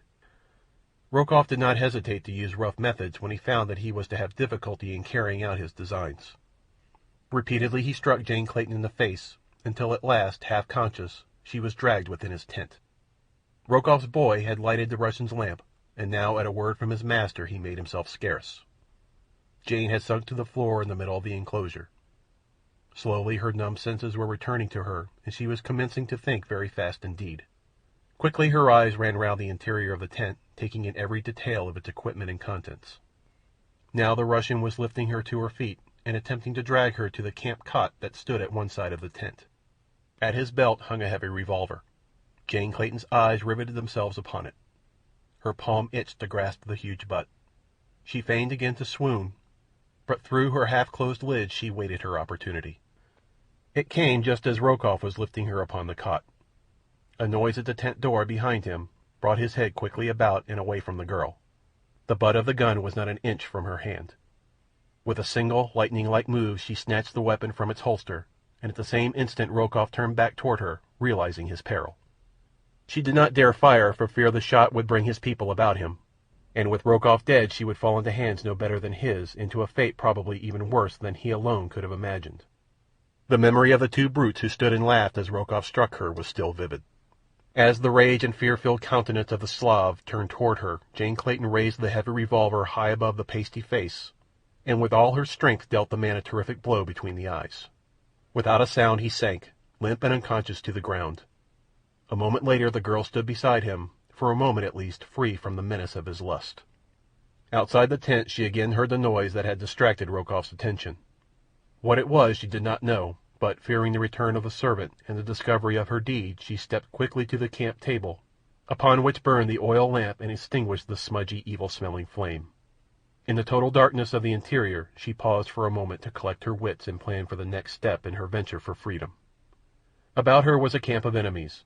Beyond those foes the black wilderness of savage jungle peopled by hideous beasts of prey and still more hideous human beasts. There was little or no chance that she could survive even a few days of the constant dangers that would confront her there, but the knowledge that she had already passed through so many perils unscathed, and that somewhere out in the far-away world a little child was doubtless at that very moment crying for her, filled her with the determination to make the effort to accomplish the seemingly impossible, and cross that awful land of horror in search of the sea and the remote chance of succor that she might find there. Rokoff's tent stood almost exactly in the center of the boma. Surrounding it were the tents and shelters of his white companions and the natives of his safari. To pass through these and find egress through the boma seemed a task too fraught with insurmountable obstacles to warrant even the slightest consideration, and yet there was no other way. To remain in the tent until she should be discovered would be to set at naught all that she had risked to gain her freedom. And so with stealthy step and every sense alert she approached the back of the tent to set out upon the first stage of her adventure. Groping along the rear of the canvas wall, she found that there was no opening there. Quickly she returned to the side of the unconscious Russian. In his belt her groping fingers came upon the hilt of a long hunting knife, and with this she cut a hole in the back wall of the tent. Silently she stepped without. To her immense relief she saw that the camp was apparently asleep. In the dim and flickering light of the dying fires she saw but a single sentry, and he was dozing upon his haunches at the opposite side of the enclosure. Keeping the tent between him and herself, she crossed between the small shelters of the native porters to the boma wall beyond. Outside, in the darkness of the tangled jungle, she could hear the roaring of lions, the laughing of hyenas, and the countless nameless noises of the midnight jungle. For a moment she hesitated, trembling. The thought of the prowling beast out there in the darkness was appalling. Then, with a sudden brave toss of her head, she attacked the thorny boma wall with her delicate hands. Torn and bleeding though they were, she worked on breathlessly until she had made an opening through which she could worm her body, and then at last she stood outside the enclosure. Behind her lay a fate worse than death, at the hands of human beings. Before her lay an almost certain fate, but it was only death, sudden, merciful, and honorable death. Without a tremor and without regard she darted away from the camp, and a moment later the mysterious jungle had closed about her. Chapter 14. Alone in the Jungle. Tambudza, leading Tarzan of the Apes toward the camp of the Russian, moved very slowly along the winding jungle path, for she was old and her legs stiff with rheumatism.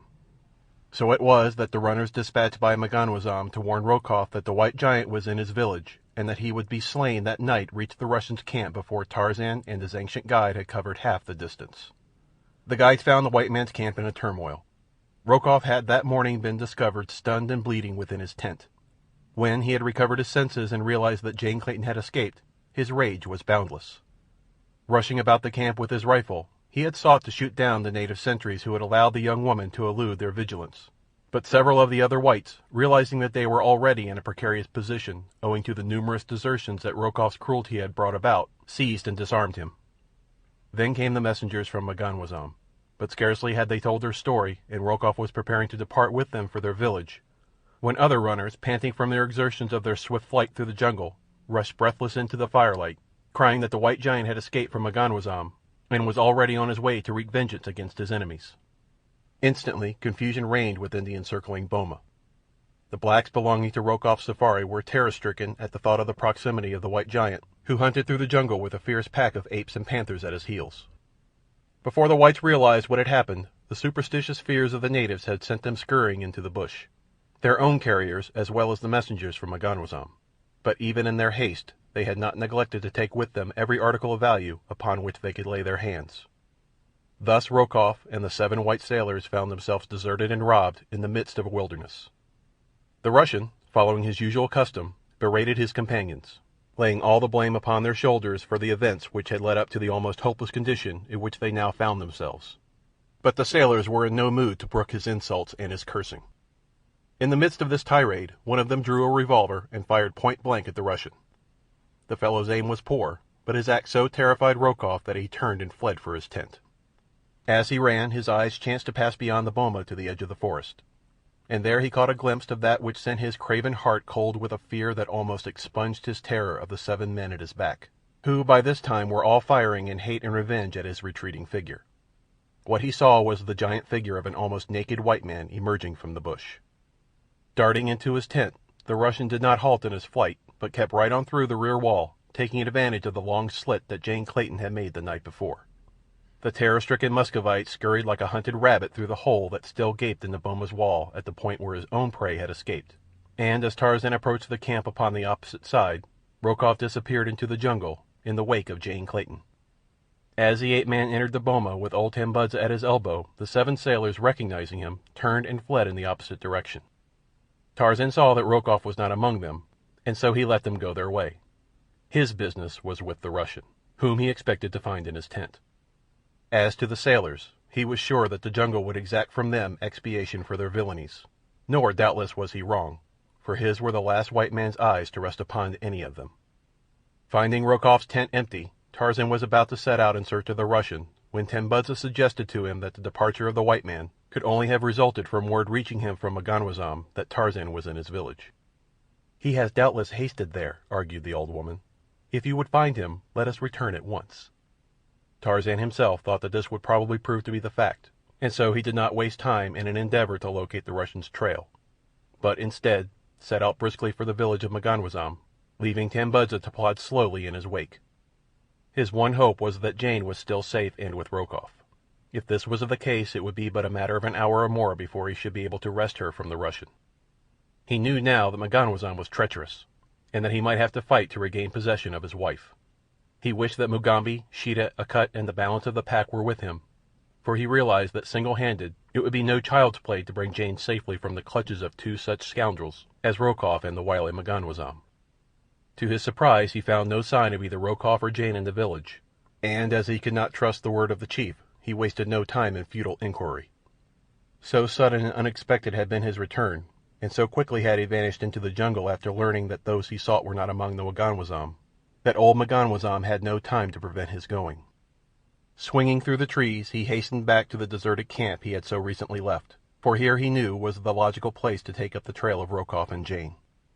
Arrived at the boma, he circled carefully about the outside of the enclosure until, opposite a break in the thorny wall, he came to indications that something had recently passed into the jungle. His acute sense of smell told him that both of those he sought had fled from the camp in this direction, and a moment later he had taken up the trail and was following the faint spoor. Far ahead of him a terror-stricken young woman was slinking along a narrow game trail, fearful that the next moment would bring her face to face with some savage beast or equally savage man. As she ran on, hoping against hope that she had hit upon the direction that would lead her eventually to the great river, she came suddenly upon a familiar spot.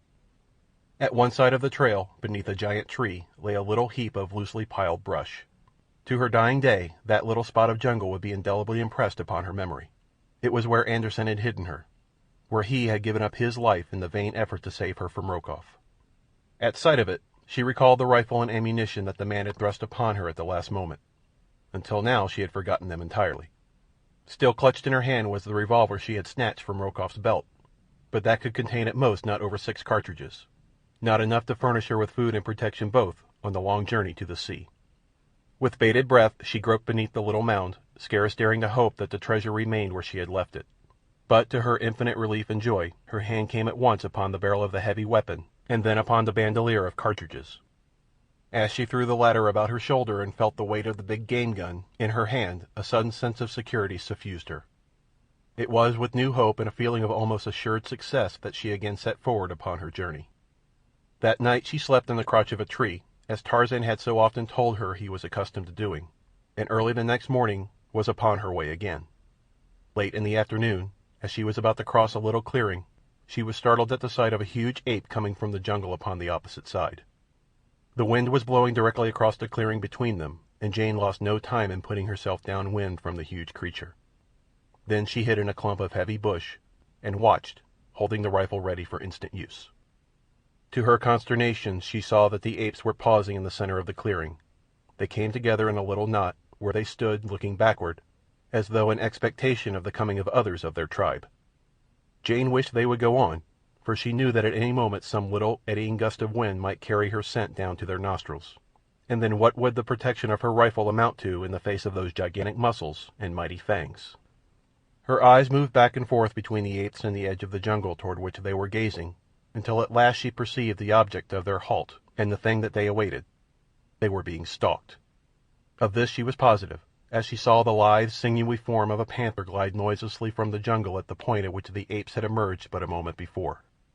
Quickly the beast trotted across the clearing toward the anthropoids.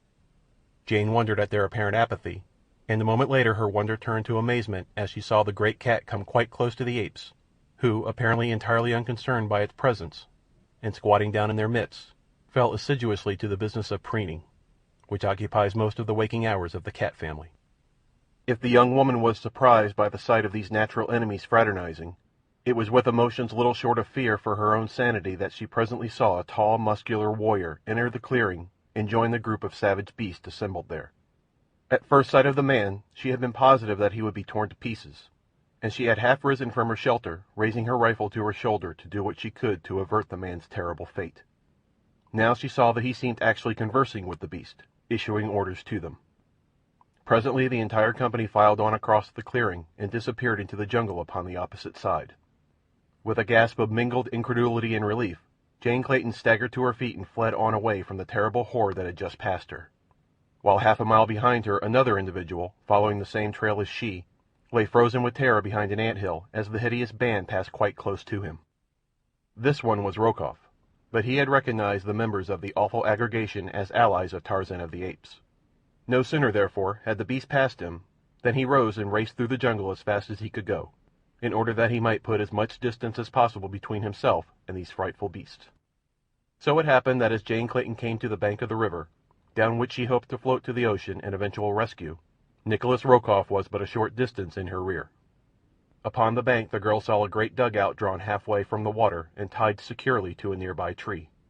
This, she felt, would solve the question of transportation to the sea, could she but launch the huge unwieldy craft.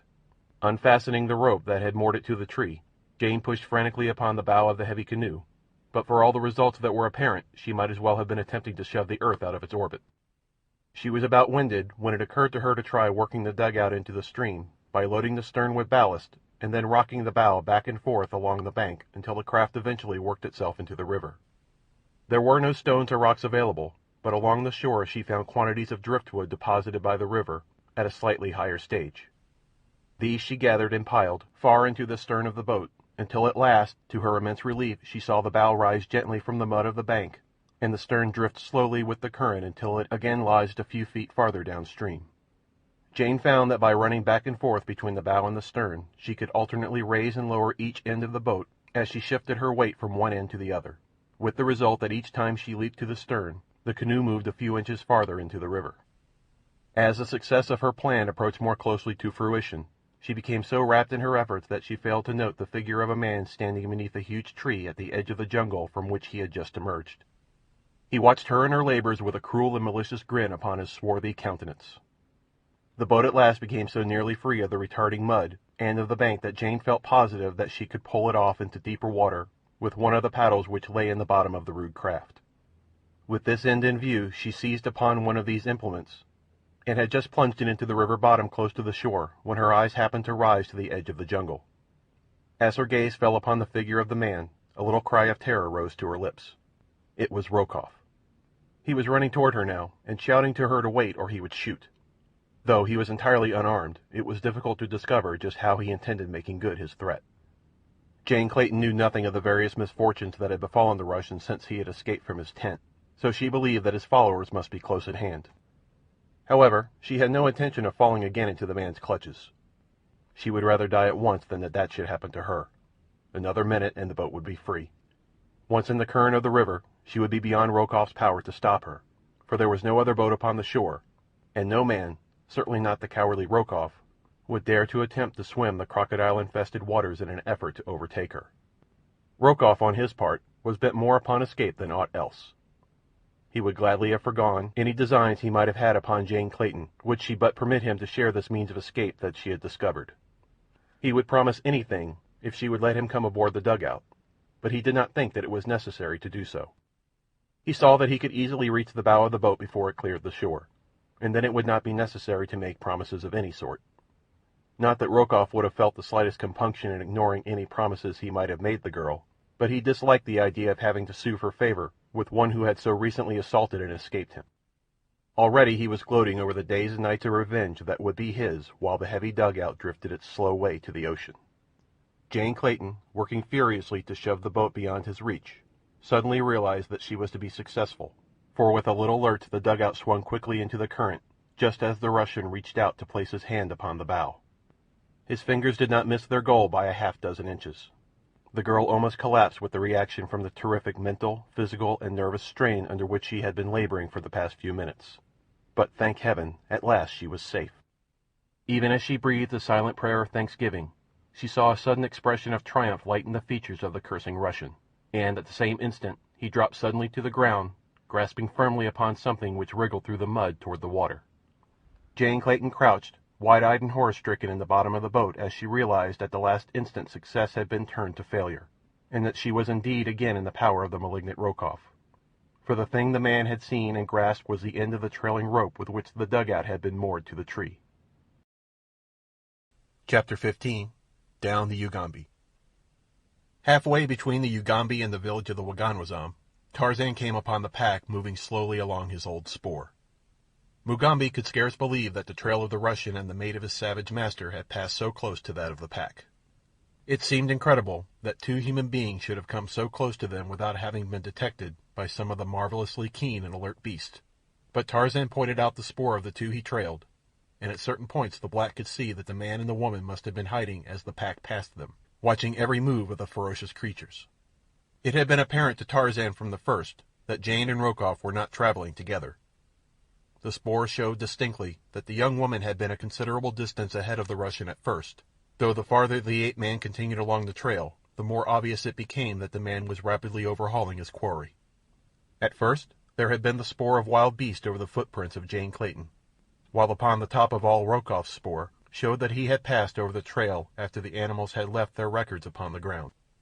But later there were fewer and fewer animal imprints occurring between those of Jane's and the Russian's feet, until, as he approached the river, the ape-man became aware that Rokoff could not have been more than a few hundred yards behind the girl. He felt they must be close ahead of him now, and with a little thrill of expectation he leaped rapidly forward ahead of the pack. Swinging swiftly through the trees, he came out upon the river bank at the very point at which Rokoff had overhauled Jane as she endeavored to launch the cumbersome dugout. In the mud along the bank the ape-man saw footprints of the two he sought, but there was neither boat nor people there when he arrived, nor at first glance any sign of their whereabouts. It was plain that they had shoved off a native canoe and embarked upon the bosom of the stream, and as the ape-man's eye ran swiftly down the course of the river beneath the shadows of the overarching trees, he saw in the distance, just as it rounded a bend that shut it off from his view, a drifting dugout in the stern of which was the figure of a man. Just as the pack came in sight of the river, they saw their agile leader racing down the river's bank, leaping from hummock to hummock of the swampy ground that spread between them and a little promontory which rose just where the river curved inward from their sight. To follow him, it was necessary for the heavy, cumbersome apes to make a wild detour, and Sheeta, too, who hated water. Mugambi followed after them as rapidly as he could in the wake of the great white master. A half-hour of rapid traveling across the swampy neck of land and over the rising promontory brought Tarzan, by a short-cut, to the inward bend of the winding river, and there before him upon the bosom of the stream he saw the dugout, and at its stern Nikolas Rokoff. Jane was not with the Russian. At sight of his enemy the broad scar upon the ape-man's brow burned scarlet, and there rose to his lips the hideous bestial challenge of the bull ape. Rokoff shuddered as the weird and terrible alarm fell upon his ears. Cowering in the bottom of the boat, his teeth chattering in terror, he watched the man he feared above all other creatures upon the face of the earth as he ran quickly to the edge of the water. Even though the Russian knew that he was safe from his enemy, the very sight of him threw him into a frenzy of trembling cowardice, which became frantic hysteria as he saw the white giant dive fiercely into the forbidding waters of the tropical river. With steady, powerful strokes, the ape-man forged out into the stream toward the drifting dugout.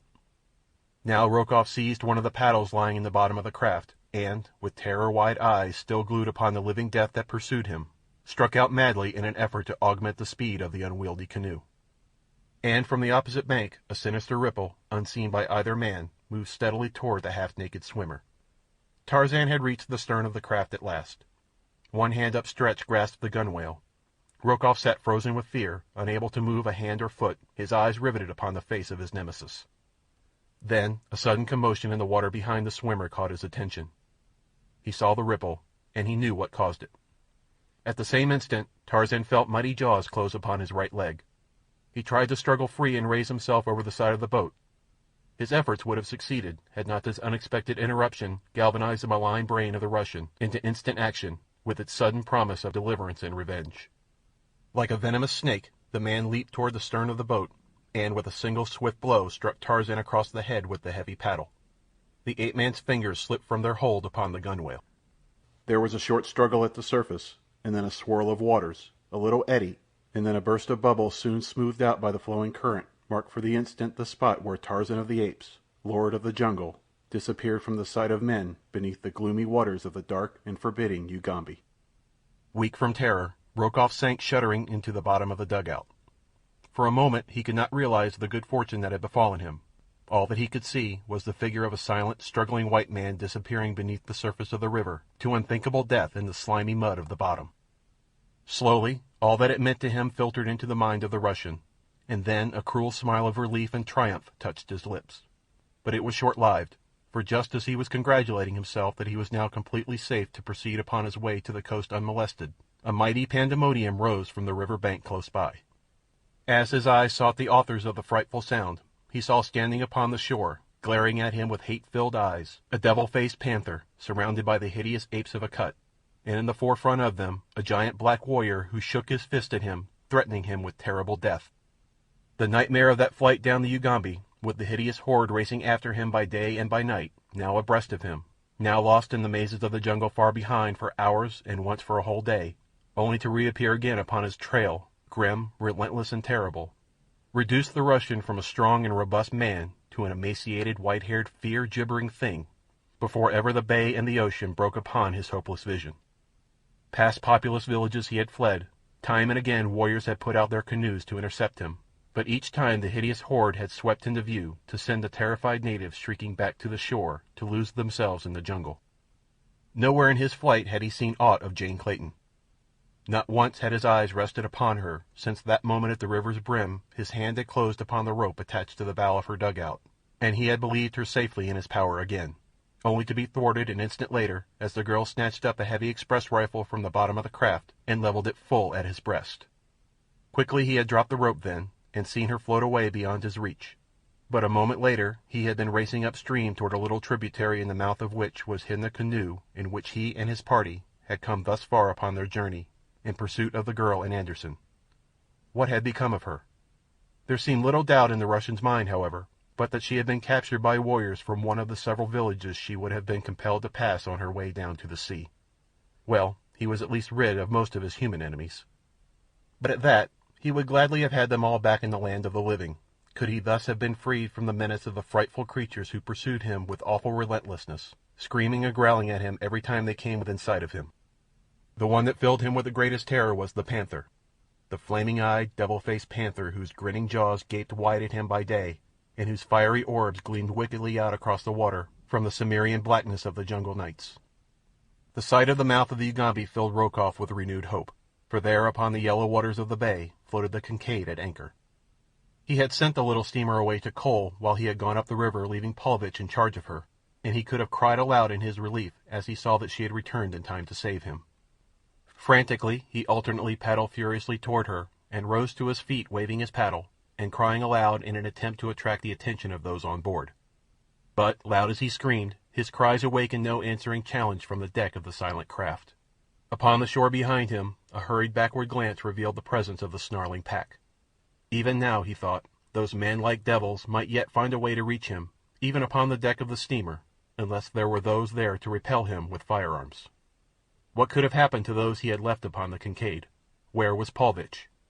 Could it be that the vessel was deserted, and that after all he was doomed to be overtaken by the terrible fate that he had been flying from all these hideous days and nights? He shivered, as might one upon whose brow death has already laid his clammy finger.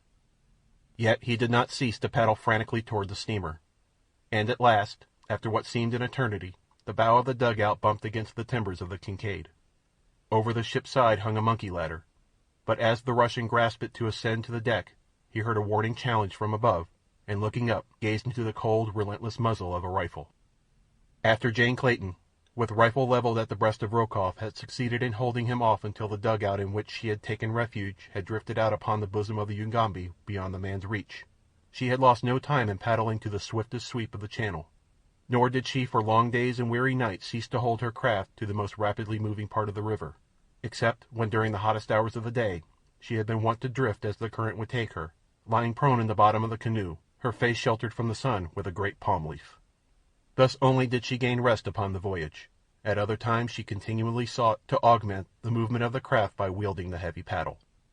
Rokoff, on the other hand, had used little or no intelligence in his flight along the Ugambi, so that more often than not his craft had drifted into slow-moving eddies, for he habitually hugged the bank farthest from that along which the hideous horde pursued and menaced him.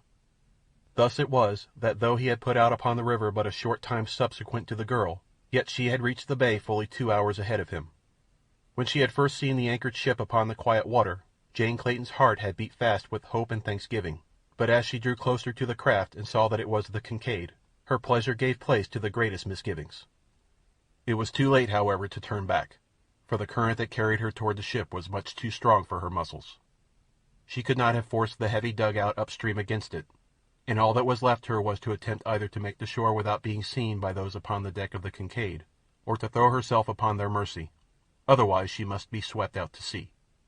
She knew that the shore held little hope of life for her, as she had no knowledge of the location of the friendly Mosula village to which Anderson had taken her through the darkness of the night of their escape from the Kincaid.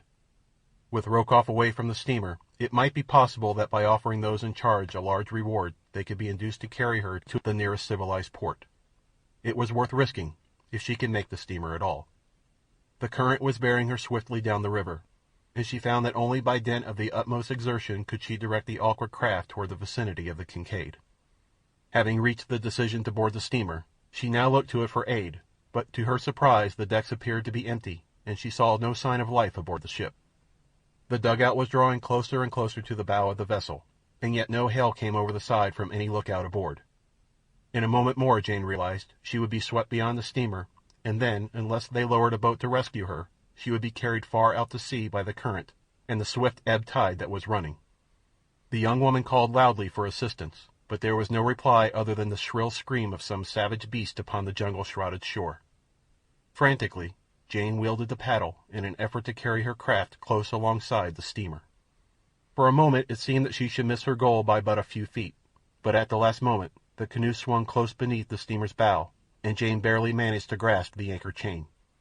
Heroically she clung to the heavy iron links, almost dragged from the canoe by the strain of the current upon her craft. Beyond her she saw a monkey ladder dangling over the steamer's side. To release her hold upon the chain and chance clambering to the ladder as her canoe was swept beneath it seemed beyond the pale of possibility, yet to remain clinging to the anchor chain appeared equally as futile. Finally her glance chanced to fall upon the rope of the bow of the dugout, and making one end of this fast to the chain, she succeeded in drifting the canoe slowly down until it lay directly beneath the ladder. A moment later, her rifle slung about her shoulders, she had clambered safely back to the deserted deck. Her first task was to explore the ship, and this she did, her rifle ready for an instant use should she meet with any human menace aboard the Kincaid. She was not long in discovering the cause of the apparently deserted condition of the steamer, for in the forecastle she found the sailors, who had evidently been left to guard the ship, deep in drunken slumber. With a shudder of disgust she clambered above, and to the best of her ability closed and made fast the hatch above the heads of the sleeping guard. Next she sought the galley for food, and, having appeased her hunger, she took her place on deck, determined that none should board the Kincaid without first having agreed to her demands. For an hour or so nothing appeared upon the surface of the river to cause her alarm, but then, about a bend upstream, she saw a canoe appear in which sat a single figure. It had not proceeded far in her direction before she recognized the occupant as Rokoff, and when the fellow attempted to board he found a rifle staring him in the face. When the Russian discovered who it was that repelled his advance he became furious, cursing and threatening in the most horrible manner. But, finding that these tactics failed to frighten or move the girl, he at last fell to pleading and promising. Jane had but a single reply for his every proposition, and that was that nothing could ever persuade her to permit Rokoff upon the same vessel with her. That she would put her threats into action and shoot him, should he persist in his endeavors to board the ship, he was convinced. So, as there was no other alternative, the great coward dropped back into his dugout, and, at imminent risk of being swept to sea, finally succeeded in making the shore far down the bay and upon the opposite side from that on which the horde of beasts stood snarling and roaring. Jane Clayton knew that the fellow could not alone and unaided bring his heavy craft back upstream to the Kincaid, and so she had no further fear of an attack by him. The hideous crew upon the shore she thought she recognized as the same that passed her in the jungle far up the Ugambi several days before, for it seemed quite beyond reason that there should be more than one such a strangely assorted pack. But what had brought them downstream to the mouth of the river she could not imagine. Toward the day's close the girl was suddenly alarmed by the shouting of the Russian from the opposite bank of the stream, and a moment later, following the direction of his gaze, she was terrified to see a ship's boat approaching from upstream, in which, she felt assured, there could only be members of the Kincaid's missing crew. Only heartless ruffians and enemies. Chapter 16. In the Darkness of Night. When Tarzan of the Apes realized that he was in the grip of the great jaws of a crocodile, he did not, as an ordinary man might have done, give up all hope and resign himself to his fate. Instead, he filled his lungs with air before the huge reptile dragged him beneath the surface, and then, with all the might of his great muscles, fought bitterly for freedom. But out of his native element the ape-man was too greatly handicapped to do more than excite the monster to greater speed, as it dragged its prey swiftly through the water. Tarzan's lungs were bursting for a breath of pure, fresh air. He knew that he could survive but a moment more, and in the last paroxysm of his suffering he did what he could to avenge his own death. His body trailed out beside the slimy carcass of his captor, and into the tough armor the ape-man attempted to plunge his stone knife as he was borne to the creature's horrid den. His efforts but served to accelerate the speed of the crocodile, and just as the ape-man realized that he had reached the limit of his endurance, he felt his body dragged to a muddy bed and his nostrils rise above the water's surface. All about him was the blackness of the pit, the silence of the grave. For a moment Tarzan of the Apes lay gasping for breath upon the slimy, evil-smelling bed to which the animal had borne him. Close at his side he could feel the cold, hard plates of the creature's coat rising and falling as though with spasmodic efforts to breathe. For several minutes the two lay thus, and then a sudden convulsion of the giant carcass at the man's side, a tremor, and a stiffening brought Tarzan to his knees beside the crocodile. To his utter amazement he found that the beast was dead. The slim knife had found the vulnerable spot in the scaly armor. He realized that he was in the creature's hidden nest far under the bank of the stream, and that doubtless the only means of ingress or egress lay through the submerged opening through which the crocodile had brought him. His first thought, of course, was of escape, but that he could make his way to the surface of the river beyond and then to the shore seemed highly improbable. There might be turns and windings in the neck of the passage, or, most to be feared, he might meet another of the slimy inhabitants of the retreat upon his journey outward. Even should he reach the river in safety, there was still the danger of his being again attacked before he could effect a safe landing. Still, there was no alternative, and filling his lungs with the close and reeking air of the chamber, Tarzan of the Apes dived into the dark and watery hole, which he could not see, but had felt out and found with his feet and legs. The leg which had been held within the jaws of the crocodile was badly lacerated, but the bone had not been broken, nor were the muscles or tendons sufficiently injured to render it useless. It gave him excruciating pain, that was all. But Tarzan of the Apes was accustomed to pain, and gave it no further thought when he found that the use of his legs was not greatly impaired by the sharp teeth of the monster. Rapidly he crawled and swam through the passage which inclined downward, and finally upward to open at last into the river bottom but a few feet from the shoreline. As the ape-man reached the surface, he saw the heads of two great crocodiles but a short distance from him. They were making rapidly in his direction, and with a superhuman effort the man struck out for the overhanging branches of a nearby tree. Nor was he a moment too soon, for scarcely had he drawn himself to the safety of the limb than two gaping mouths snapped venomously below him. For a few minutes Tarzan rested in the tree that had provided the means of his salvation. His eyes scanned the river as far downstream as the tortuous channel would permit, but there was no sign of the Russian or his dugout. When he had rested and bound up his wounded leg, he started on in pursuit of the drifting canoe. He found himself upon the opposite of the river to that which he had entered the stream, but as his quarry was upon the bosom of the water, it made little difference to the ape-man upon which side he took up the pursuit. To his intense chagrin, he soon found that his leg was more badly injured than he had thought, and that its condition seriously impeded his progress. It was only with the greatest difficulty that he could proceed faster than a walk upon the ground, and in the trees he discovered that it not only impeded his progress, but rendered traveling distinctly dangerous. From the old negress Tambudza, Tarzan had gathered a suggestion that now filled his mind with doubts and misgivings. When the old woman had told him of the child's death, she had also added that the white woman, though grief-stricken, had confided to her that the baby was not hers. Tarzan could see no reason for believing that Jane could have found it advisable to deny her identity or that of the child.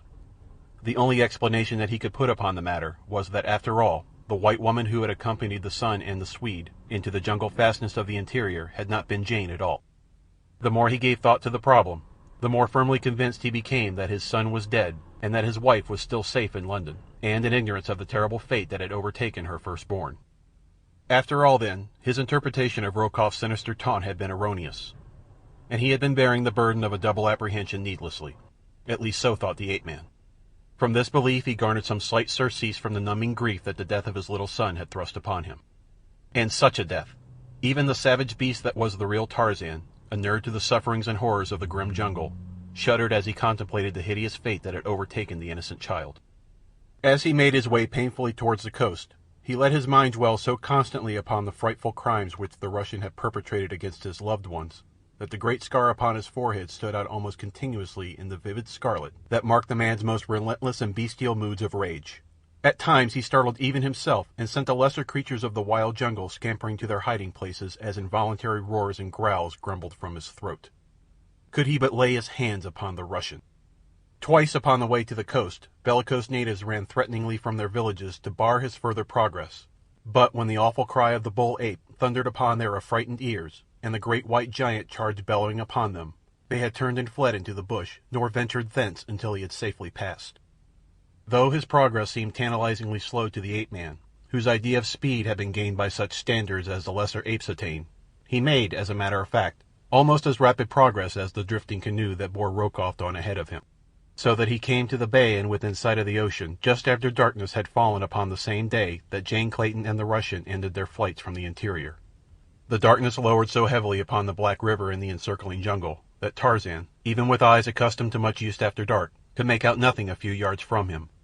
His idea was to search the shore that night for signs of the Russian and the woman who he was certain must have preceded Rokoff down the Ugambi. That the Kincaid or other ship lay at anchor but 100 yards from him he did not dream, for no light showed on board the steamer. Even as he commenced his search his attention was suddenly attracted by a noise that he had not at first perceived. The stealthy dip of paddles in the water some distance from the shore, and about opposite the point at which he stood. Motionless as a statue he stood, listening to the faint sound. Presently it ceased, to be followed by a shuffling noise that the ape-man's trained ears could interpret as resulting from but a single cause, the scraping of leather-shod feet upon the rounds of a ship's monkey ladder. And yet, as far as he could see, there was no ship there, nor might there be one within 1,000 miles. As he stood thus, peering out into the darkness of the cloud-enshrouded night, there came to him from across the water, like a slap in the face, so sudden and unexpected was it, the sharp staccato of an exchange of shots, and then the scream of a woman. Wounded though he was, and with the memory of his recent horrible experiences still strong upon him, Tarzan of the Apes did not hesitate as the notes of that frightened cry rose shrill and piercing upon the still night air. With a bound he cleared the intervening bush. There was a splash as the water closed about him, and then, with powerful strokes he swam out into the impenetrable night, with no guide save the memory of an elusive cry, and for company the hideous denizens of an equatorial river. The boat that had attracted Jane's attention as she stood guard upon the deck of the Kincaid had been perceived by Rokoff upon one bank, and Mugambi and the horde upon the other. The cries of the Russian had brought the dugout first to him, and then, after a conference, it had been turned toward the Kincaid, but before ever it covered half the distance between the shore and the steamer, a rifle had spoken from the latter's deck, and one of the sailors in the bow of the canoe had crumpled and fallen into the water. After that they went more slowly, and presently, when Jane's rifle found another member of the party, the canoe withdrew to the shore, where it lay as long as daylight lasted. The savage snarling pack upon the opposite shore had been directed in their pursuit by the black warrior Mugambi, chief of the Ugampi. Only he knew which might be foe and which friend of their lost master. Could they have reached either the canoe or the Kincaid, they would have made short work of any whom they found there, but the gulf of black water intervening shut them off from further advance as effectively as though it had been the broad ocean that separated them from their prey. Mugambi knew something of the occurrences which had led up to the landing of Tarzan upon Jungle Island and the pursuit of the whites up the Ugambi. He knew that his savage master sought his wife and child, who had been stolen by the wicked white man whom they had followed far into the interior and now back to the sea. He believed also that this same man had killed the great white giant whom he had come to respect and love as he had never loved the greatest chiefs of his own people. And so in the wild breast of Mugambi burned an iron resolve to win to the side of the wicked one and wreak vengeance upon him for the murder of the ape-man. But when he saw the canoe come down the river and take in Rokoff, when he saw it make for the Kincaid, he realized that only by possessing himself of a canoe could he hope to transport the beast of the pack within striking distance of the enemy. So it happened that even before Jane Clayton fired the first shot into Rokoff's canoe, the Beasts of Tarzan had disappeared into the jungle. After the Russian and his party, which consisted of Paulvitch and the several men he had left upon the Kincaid to attend to the matter of coaling, had retreated before her fire, Jane realized that it would be but a temporary respite from their attentions which she had gained, and with the conviction came a determination to make a bold and final stroke for freedom from the menacing threat of Rokoff's evil purpose. With this idea in view, she opened negotiations with the two sailors she had imprisoned in the forecastle, and, having forced their consent to her plans, upon pain of death should they attempt disloyalty, she released them just as darkness closed about the ship. With ready revolver to compel obedience, she let them up one by one, searching them carefully for concealed weapons as they stood with hands elevated above their heads. Once satisfied that they were unarmed, she set them to work cutting the cable which held the Kincaid to her anchorage, for her bold plan was nothing less than to set the steamer adrift and float with her out to the open sea, there to trust to the mercy of the elements. which she was confident would be no more merciless than Nicholas Rokoff should he again capture her. There was, too, the chance that the Kincaid might be sighted by some passing ship, and as she was well stocked with provisions and water, the men had assured her of this fact, and as the season of storm was well over, she had every reason to hope for the eventual success of her plan. The night was deeply overcast, heavy clouds riding low above the jungle and the water. Only to the west, where the broad ocean spread beyond the river's mouth, was there a suggestion of lessening gloom. It was a perfect night for the purposes of the work in hand. Her enemies could not see the activity aboard the ship, nor mark her course as the swift current bore her outward into the ocean. Before daylight broke, the ebb tide would have carried the Kincaid well into the Bengala current which flows northward along the coast of Africa, and as a south wind was prevailing, Jane hoped to be out of sight of the mouth of the Ugambi before Rokoff could become aware of the departure of the steamer. Standing over the laboring seamen, the young woman breathed a sigh of relief as the last strand of cable parted, and she knew that the vessel was on its way out of the maw of the savage Ugambi. With her 2 prisoners still beneath the coercing influence of her rifle, she ordered them upon deck with the intention of again imprisoning them in the forecastle, but at length she permitted herself to be influenced by their promises of loyalty and the arguments which they put forth that they could be of service to her, and permitted them to remain above.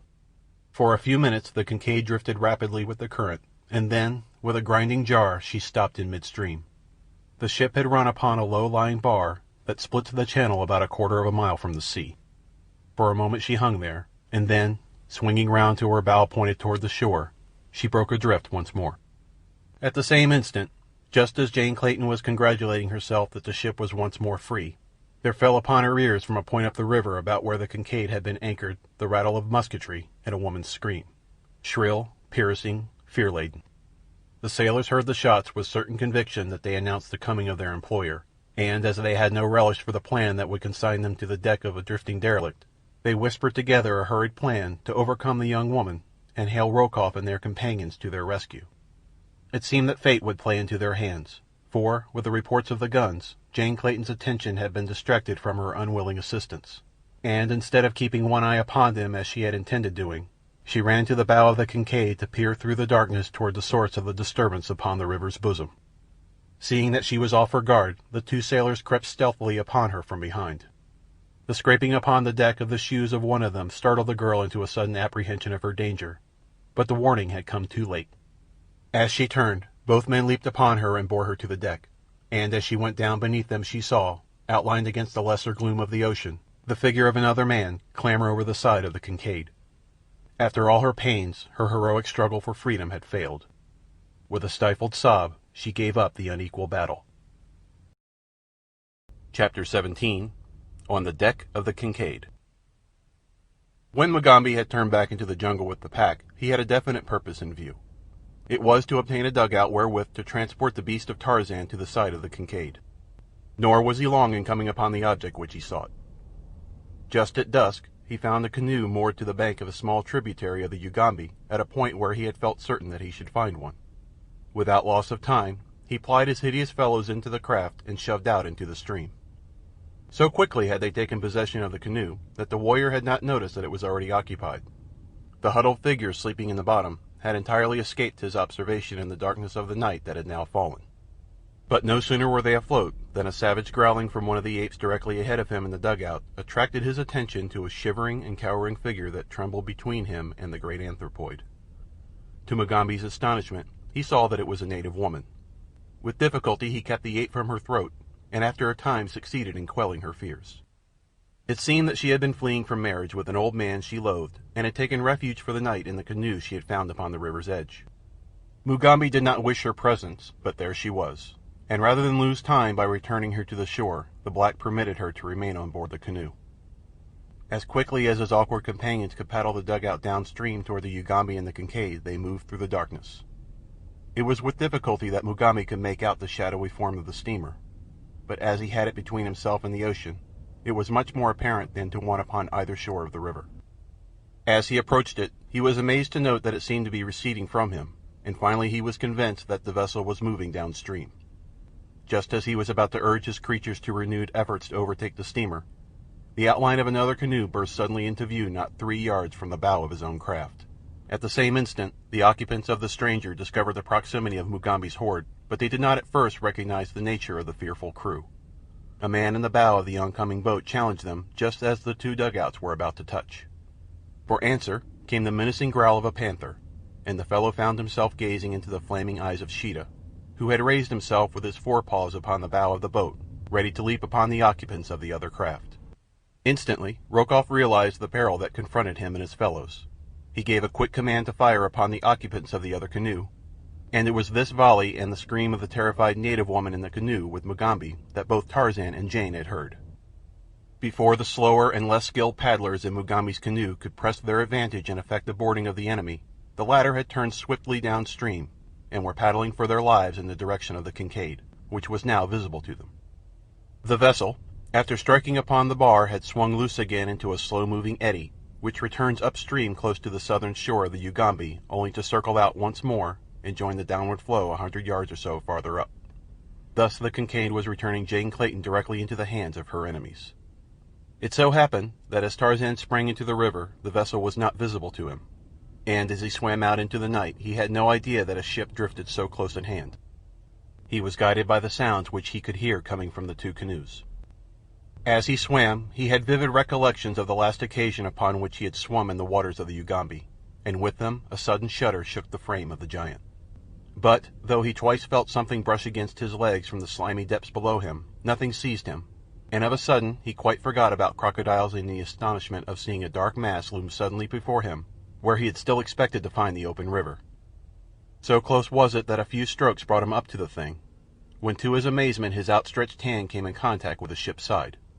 As the agile ape-man clambered over the vessel's rail, there came to his sensitive ears the sound of a struggle at the opposite side of the deck. Noiselessly he sped across the intervening space. The moon had risen now, and though the dark was still banked with clouds, a lesser darkness enveloped the scene than that which had blotted out all sight earlier in the night. His keen eyes, therefore, saw the figures of two men grappling with a woman.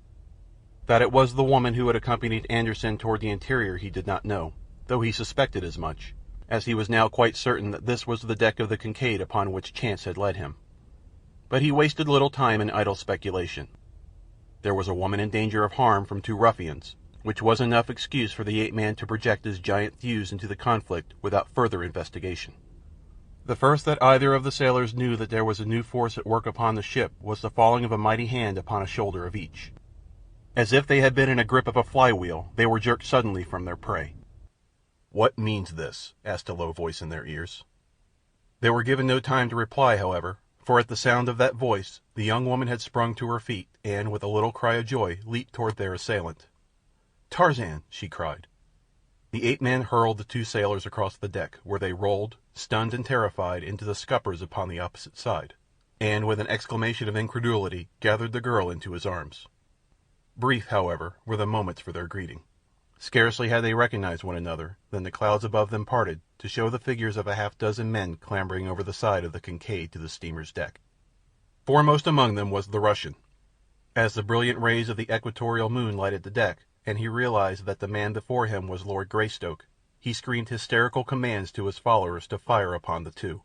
Tarzan pushed Jane behind the cabin near where they had been standing, and with a quick bound started for Rokoff. The men behind the Russian, at least two of them, raised their rifles and fired at the charging ape-man, but those behind them were otherwise engaged, for up the monkey ladder in their rear was thronging a hideous horde. First came 5 snarling apes, huge man-like beasts with bared fangs and slavering jaws, and after them a giant black warrior, his long spear gleaming in the moonlight. Behind him again scrambled another creature, and of all the horrid horde it was this they most feared, Sheeta the panther, with gleaming jaws agape and fiery eyes blazing at them in the mightiness of his hate and of his blood-lust. The shots that had been fired at Tarzan missed him, and he would have been upon Rokoff in another instant had not the great coward dodged backward between his two henchmen, and, screaming in hysterical terror, bolted forward toward the forecastle. For the moment Tarzan's attention was distracted by the two men before him, so that he could not at the time pursue the Russian. About him the apes and Mugambi were battling with the balance of the Russian's party. Beneath the terrible ferocity of the beast the men were soon scampering in all directions, those who still lived to scamper, for great fangs of the apes of Akut and the tearing talons of Sheeta already had found more than a single victim. 4, however, escaped and disappeared into the forecastle, where they hoped to barricade themselves against further assault. Here they found Rokoff, and, enraged at his desertion of them in their moment of peril, no less than at the uniformly brutal treatment it had been his wont to accord them, they gloated upon the opportunity now offered them to revenge themselves in part upon their hated employer. Despite his prayers and groveling pleas, therefore, they hurled him bodily out upon the deck, delivering him to the mercy of the fearful things from which they themselves had just escaped. Tarzan saw the man emerge from the forecastle, saw and recognized his enemy, but another saw him even as soon. It was Sheeta, and with grinning jaws the mighty beast slunk silently toward the terror-stricken man. When Rokoff saw what it was that stalked him, his shrieks for help filled the air, as with trembling knees he stood, as one paralyzed, before the hideous death that was creeping upon him. Tarzan took a step toward the Russian, his brain burning with a raging fire of vengeance. At last he had the murderer of his son at his mercy. It was his right to avenge. Once Jane had stayed his hand that time that he sought to take the law into his own power and mete to Rokoff the death that he had so long merited, but this time none should stay him. His fingers clenched and unclenched spasmodically as he approached the trembling Russ, beast-like and ominous as a brute of prey. Presently he saw that Sheeta was about to forestall him, robbing him of the fruits of his great hate. He called sharply to the panther, and the words, as if they had broken a hideous spell that had held the Russian, galvanized him into sudden action. With a scream he turned and fled toward the bridge. After him pounced Sheeta the panther, unmindful of his master's warning voice. Tarzan was about to leap after the two when he felt a light touch upon his arm. Turning, he found Jane at his elbow. "Do not leave me," she whispered. "I am afraid." Tarzan glanced behind her. All about were the hideous apes of Akut. Some even were approaching the young woman with bared fangs and menacing guttural warnings. The ape-man warned them back. He had forgotten for the moment that these were but beasts, unable to differentiate his friends and his foes. Their savage natures were roused by their recent battle with the sailors, and now all flesh outside the pack was meat to them. Tarzan turned again toward the Russian, chagrined that he should have to forego the pleasure of personal revenge, unless the man should escape Sheeta. But as he looked he saw that there could be no hope of that. The fellow had retreated to the end of the bridge, where he now stood trembling and wide-eyed, facing the beast that moved slowly toward him. The panther crawled with belly to the planking, uttering uncanny mouthings. Rokoff stood as though petrified, his eyes protruding from their sockets, his mouth agape, and the cold sweat of terror, clammy, upon his brow. Below him, upon the deck, he had seen the great anthropoids, and so had not dared to seek escape in that direction. In fact, even now, one of the brutes was leaping to seize the bridge rail to draw himself up to the Russian side. Before him was the panther, silent and crouched. Rokoff could not move. His knees trembled. His voice broke in inarticulate shrieks. With a last piercing wail he sank to his knees, and then Sheeta sprang. Full upon the man's breast the tawny body hurled, tumbling the Russian to his back. As the great fangs tore at the throat and chest, Jane Clayton turned away in horror, but not so Tarzan of the Apes. A cold smile of satisfaction touched his lips. The scar upon his forehead that had burned scarlet faded to the normal hue of his tanned skin and disappeared. Rokoff fought furiously but futilely against the growling, rending fate that had overtaken him. For all his hideous crimes he was punished in the brief moment of the hideous death that had claimed him at last. After his struggle ceased, Tarzan approached, at Jane's suggestion, to wrest the body from the panther and give what remained of it decent human burial.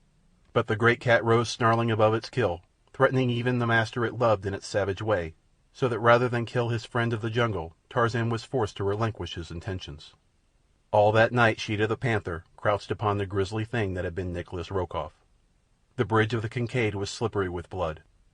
Beneath the brilliant tropical moon the great beast feasted, until, when the sun rose the following morning, there remained of Tarzan's great enemy only gnawed and broken bones. Of the Russian's party all were accounted for except Paulvitch. 4 were prisoners in the Kincaid's forecastle, the rest were dead. With these men Tarzan got up steam upon the vessel, and with the knowledge of the mate, who happened to be one of those surviving, he planned to set sail in quest of Jungle Island. But as the morning dawned, there came with it a heavy gale from the west, which raised a sea into which the mate of the Kincaid dared not venture. All that day the ship lay within the shelter of the mouth of the river, for, though night witnessed a lessening of the wind, it was thought safer to wait for daylight before attempting the navigation of the winding channel to the sea. Upon the deck of the steamer the pack wandered without let or hindrance by day, for they had soon learned through Tarzan and Mugambi that they must harm no one upon the Kincaid, but at night they were confined below. Tarzan's joy had been unbounded when he learned from his wife that the little child who had died in the village of M'ganwazam was not their son. Who the baby could have been, or what had become of their own, they could not imagine, and as both Rokoff and Paulvitch were gone, there was no way of discovering. There was, however, a certain sense of relief in the knowledge that they might yet hope. Until positive proof of the baby's death reached them, there was always that to buoy them up. It seemed quite evident that their little Jack had not been brought aboard the Kincaid. Anderson would have known of it had such been the case, but he had assured Jane time and time again that the little one he had brought to her cabin the night he aided her to escape was the only one that had been aboard the Kincaid since she lay at Dover. Chapter 18. Paulvitch Plots Revenge. As Jane and Tarzan stood upon the vessel's deck recounting to one another the details of the various adventures through which each had passed since they had parted in their London home, there glared at them from beneath scowling brows a hidden watcher upon the shore. Through the man's brain passed plan after plan whereby he might thwart the escape of the Englishman and his wife, for so long as the vital spark remained within the vindictive brain of Alexander Paulvitch, none who would arouse the enmity of the Russian might be entirely safe. Plan after plan he formed, only to discard each as either impracticable or unworthy the vengeance his wrongs demanded. So warped by faulty reasoning was the criminal mind of Rokoff's lieutenant that he could not grasp the real truth of that which lay between himself and the ape-man, and see that always the fault had been, not with the English lord, but with himself and his confederate. And at the rejection of each new scheme, Paulvitch arrived always at the same conclusion, that he could accomplish naught while half the breadth of the Ugambi separated him from the object of his hatred. But how was he to span the crocodile-infested waters? There was no canoe near the Musala village, and Paulvitch was none too sure that the Kincaid would still be at anchor in the river when he returned, should he take the time to traverse the jungle to the distant village and return with a canoe. Yet there was no other way, and so, convinced that thus alone might he hope to reach his prey, Paulvitch, with a parting scowl at the two figures upon the Kincaid's deck, turned away from the river. Hastening through the dense jungle, his mind centered upon one fetish: revenge. The Russian forgot even his terror of the savage world through which he moved. Baffled and beaten at every turn of fortune's wheel, reacted upon time after time by his own malign plotting, the principal victim of his own criminality, Paulvitch was yet so blind as to imagine that his greatest happiness lay in the continuation of the plottings and schemings which had ever brought him and Rokoff to disaster, and the latter, finally, to a hideous death. As the Russian stumbled on through the jungle toward the Musala village, there presently crystallized within his brain a plan which seemed more feasible than any that he had as yet considered. He would come by night to the side of the Kincaid, and once aboard would search out the members of the ship's original crew who had survived the terrors of this frightful expedition, and enlist them in an attempt to wrest the vessel from Tarzan and his beast. In the cabin were arms and ammunition, and hidden in a secret receptacle in the cabin table was one of those infernal machines, the construction of which had occupied much of Paulvitch's spare time, when he had stood high in the confidence of the nihilist of his native land. That was before he had sold him out for immunity and gold to the police of Petrograd. Paulvitch winced as he recalled the denunciation of him that had fallen from the lips of one of his former comrades, ere the poor devil had expiated his political sins at the end of a hempen rope. But the infernal machine was the thing to think of now. He could do much with it if he could but get his hands upon it.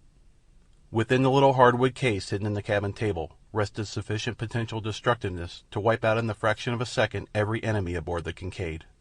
Paulvitch licked his lips in anticipatory joy, and urged his tired legs to greater speed that he might not be too late to the ship's anchorage to carry out his designs. It all depended, of course, upon when the Kincaid departed. The Russian realized that nothing could be accomplished beneath the light of day. Darkness must shroud his approach to the ship's side, for should he be sighted by Tarzan or Lady Greystoke, he would have no chance to board the vessel.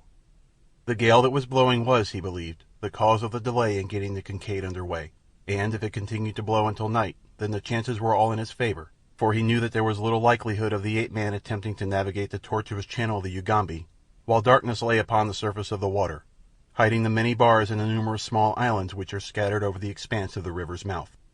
It was well after noon when Paulvitch came to the Musula village upon the bank of the tributary of the Ugambi. Here he was received with suspicion and unfriendliness by the native chief, who, like all those who came in contact with Rokoff or Paulvitch, had suffered in some manner from the greed, the cruelty, or the lust of the two Muscovites. When Paulvitch demanded the use of a canoe, the chief grumbled a surly refusal and ordered the white man from the village. Surrounded by angry, muttering warriors, who seemed to be waiting but some slight pretext to transfix him with their menacing spears, the Russian could do naught else than withdraw. A dozen fighting men led him to the edge of the clearing, leaving him with a warning never to show himself again in the vicinity of their village. Stifling his anger, Paulvitch slunk into the jungle, but once beyond the sight of the warriors he paused and listened intently. He could hear the voices of his escort as the men returned to the village, and when he was sure they were not following him, he wormed his way through the bushes to the edge of the river, still determined some way to obtain a canoe. Life itself depended upon his reaching the Kincaid and enlisting the survivors of the ship's crew to his service. For to be abandoned here amidst the dangers of the African jungle, where he had won the enmity of the natives was, he well knew, practically equivalent to a sentence of death. A desire for revenge acted as an almost equally powerful incentive to spur him into the face of danger to accomplish his design. So it was a desperate man that lay hidden in the foliage beside the little river, searching with eager eyes for some sign of a small canoe which might be easily handled by a single paddle. Nor had the Russian long to wait before one of the awkward little skiffs which the Mosula fashioned came in sight upon the bosom of the river. A youth was paddling lazily out into midstream from a point beside the village. When he reached the channel, he allowed the sluggish current to carry him slowly along, while he lolled indolently in the bottom of his crude canoe. All ignorant of the unseen enemy upon the river's bank, the lad floated slowly down the stream, while Paulvitch followed along the jungle path a few yards behind him. A mile below the village, the black boy dipped his paddle into the water and forced his skiff toward the bank. Paulvitch, elated by the chance which had drawn the youth to the same side of the river as that along which he followed, rather than upon the opposite side where he would have been beyond the stalker's reach, hid in the bush close to the point at which it was evident the skiff would touch the bank of the slow-moving stream, which seemed jealous of each fleeting instant which drew it nearer to the broad and muddy Ugambi, where it must forever lose its identity in the larger stream that would presently cast its waters into the great ocean. Equally indolent were the motions of the Mosula youth as he drew his skiff beneath the overhanging limb of a giant tree that leaned down to implant its farewell kiss upon the bosom of the departing water, caressing with green fronds the soft breast of its languorous love. And, snake-like, amidst the concealing foliage lay the malevolent Russ. Cruel, shifty eyes gloated upon the outlines of the coveted canoe, and measured the stature of its owner, while the crafty brain weighed the chances of the white man should physical encounter with the black become necessary. Only direct necessity could drive Alexander Paulvitch to personal conflict, but it was indeed dire necessity which goaded him on to action now. There was time, just time enough, to reach the Kincaid by nightfall. Would the black fool never quit his skiff? Paulvitch squirmed and fidgeted. The lad yawned and stretched. With exasperating deliberateness he examined his arrows in his quiver, tested his bow, and looked to the edge upon the hunting knife in his loincloth. Again he stretched and yawned, glanced up at the river bank, shrugged his shoulders, and lay down in the bottom of his canoe for a little nap, before he plunged into the jungle after the prey he had come forth to hunt. Paulvitch half rose, and with tense muscles stood glaring down upon his unsuspecting victim. The boy's lips drooped and closed. Presently his breast rose and fell to the deep breaths of slumber. The time had come. The Russian crept stealthily nearer. A branch rustled beneath his weight, and the lad stirred in his sleep. Paulvitch drew his revolver and leveled it upon the black. For a moment he remained in rigid quiet, and then again the youth relapsed into an undisturbed slumber. The white man crept closer. He could not chance a shot until there was no risk of missing. Presently he leaned close above the Mosula, the cold steel of the revolver in his hand insinuating itself nearer and nearer to the breast of the unconscious lad. Now it stopped but a few inches above the strongly beating heart. But the pressure of a finger lay between the harmless boy and eternity. The soft bloom of youth still lay upon the brown cheek. A smile half parted the beardless lips. Did any qualm of consciousness point its disquieting finger of reproach at the murderer? To all such was Alexander Paulvitch immune. A sneer curled his bearded lips as his forefinger closed upon the trigger of his revolver. There was a loud report. A little hole appeared above the heart of the sleeping boy, a little hole about which lay a blackened rim of powder-burned flesh. The youthful body half rose to a sitting posture, the smiling lips tensed to the nervous shock of a momentary agony which the conscious mind never apprehended, and then the dead sank limply back into that deepest of slumbers from which there is no awakening. The killer dropped quickly to the skiff beside the killed. Ruthless hands seized the dead boy heartlessly and raised him to the low gunwale. A little shove, a splash, some widening ripples broken by a sudden surge of a dark, hidden body from the slimy depths, and the coveted canoe was in the sole possession of the white man, more savage than the youth whose life he had taken. Casting off the tie rope and seizing the paddle, Paulvitch bent fervently to the task of driving the skiff downward toward the Ugambi at top speed. Night had fallen when the prow of the blood-stained craft shot out into the current of the larger stream. Constantly the Russian strained his eyes into the increasing darkness ahead, in vain endeavor to pierce the black shadows which lay between him and the anchorage of the Kincaid. Was the ship still riding there upon the waters of the Ugambi, or had the ape-man at last persuaded himself of the safety of venturing forth into the abating storm?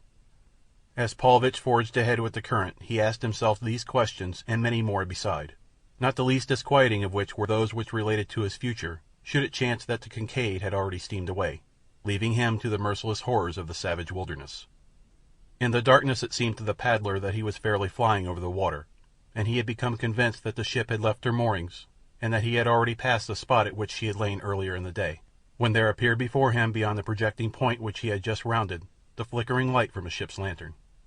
Alexander Paulvitch could scarce restrain an exclamation of triumph. The Kincaid had not departed. Life and vengeance were not to elude him after all. He stopped paddling the moment that he descried the gleaming beacon of hope ahead of him. Silently he drifted down the muddy waters of the Ugambi, occasionally dipping his paddle's blade gently into the current that he might guide his primitive craft to the vessel's side. As he approached more closely, the dark bulk of a ship loomed before him out of the blackness of the night. No sound came from the vessel's deck. Paulvitch drifted unseen close to the Kincaid's side. Only the momentary scraping of his canoe's nose against the ship's planking broke the silence of the night. Trembling with nervous excitement, the Russian remained motionless for several minutes, but there was no sound from the great bulk above him to indicate that his coming had been noted. Stealthily he worked his craft forward until the stays of the bowsprit were directly above him. He could just reach them. To make his canoe fast there was the work of but a minute or two, and then the man raised himself quietly aloft. A moment later he dropped softly to the deck. Thoughts of the hideous pack which tenanted the ship induced cold tremors along the spine of the cowardly prowler, but life itself depended upon the success of his venture, and so he was enabled to steel himself to the frightful chances which lay before him. No sound or sight of watch appeared upon the ship's deck. Paulvitch crept stealthily toward the forecastle. All was silence. The hatch was raised, and as the man peered downward he saw one of the Kincaid's crew reading by the light of a smoky lantern depending from the ceiling of the crew's quarters. Paulvitch knew the man well, a surly cutthroat upon whom he figured strongly in the carrying out of the plan which he had conceived. Gently the Russ lowered himself through the aperture to the rounds of the ladder which led to the forecastle. He kept his eyes turned upon the reading man, ready to warn him to silence the moment that the fellow discovered him. But so deeply immersed was the sailor in the magazine that the Russian came unobserved to the forecastle floor. There he turned and whispered the reader's name. The man raised his eyes from the magazine, eyes that went wide for a moment as they fell upon the familiar countenance of Rokoff's lieutenant, only to narrow instantly in a scowl of disapproval. "The devil!" he ejaculated. "Where did you come from? We all thought you were done for and gone where you ought to have gone a long time ago. His lordship will be mighty pleased to see you." Paulvitch crossed to the sailor's side. A friendly smile lay upon the Russian's lips, and his right hand was extended in greeting, as though the other might have been a dear and long-lost friend. The sailor ignored the proffered hand, nor did he return the other's smile. "I've come to help you," explained Paulvitch. "I'm going to help you get rid of the Englishman and his beast. Then there will be no danger from the law when we get back to civilization. We can sneak in on them while they sleep, that is, Greystoke and his wife, and that black scoundrel Mugambi. Afterward it will be a simple matter to clean up the beast. Where are they?" "They're below," replied the sailor. "But just let me tell you one thing, Paulvitch. You haven't got no more show to turn us men against the Englishman than nothing. We had all we wanted of you and that other beast. He's dead, and if I don't miss my guess, the whole lot of you will be dead too before long. You two treated us like dogs, and if you think we got any love for you, you better forget it." "You mean to say that you're going to turn against me?" demanded Paulvitch. The other nodded, and then, after a momentary pause during which an idea seemed to have occurred to him, he spoke again. "Unless," he said, "you can make it worth my while to let you go before the Englishman finds you here." "You wouldn't turn me away into the jungle, would you?" asked Paulvitch. "Why, I'd die there in a week." "You'd have a chance there," replied the sailor. "Here you wouldn't have no chance. Why, if I woke up my mateys here, they'd probably cut your heart out of you before the Englishman got a chance at you at all. It's mightily lucky for you that I'm the one to be awake now, and not one of the others." "You're crazy," cried Paulvitch. "Don't you know that the Englishman will have you all hanged when he gets you back to where the law can get a hold of you?" "No, he won't do nothing of the kind," replied the sailor. "He's told us as much, for he says that there wasn't nobody to blame but you and Rokoff. The rest of us was just tools, see?" For half an hour the Russian pleaded or threatened as the mood seized him. Sometimes he was upon the verge of tears, and again he was promising his listener either fabulous rewards or cogent punishment, but the other was obdurate. He made it plain to the Russian that there were but two plans open to him. Either he must consent to being turned over immediately to Lord Greystoke, or he must pay to the sailor, as a price for permission to quit the Kincaid unmolested, every cent of money and article of value upon his person and his cabin. "And you'll have to make up your mind mighty quick," growled the man, "for I want to turn in. Come on now, choose. His lordship or the jungle?" "You'll be sorry for this," grumbled the Russian. "Shut up," admonished the sailor.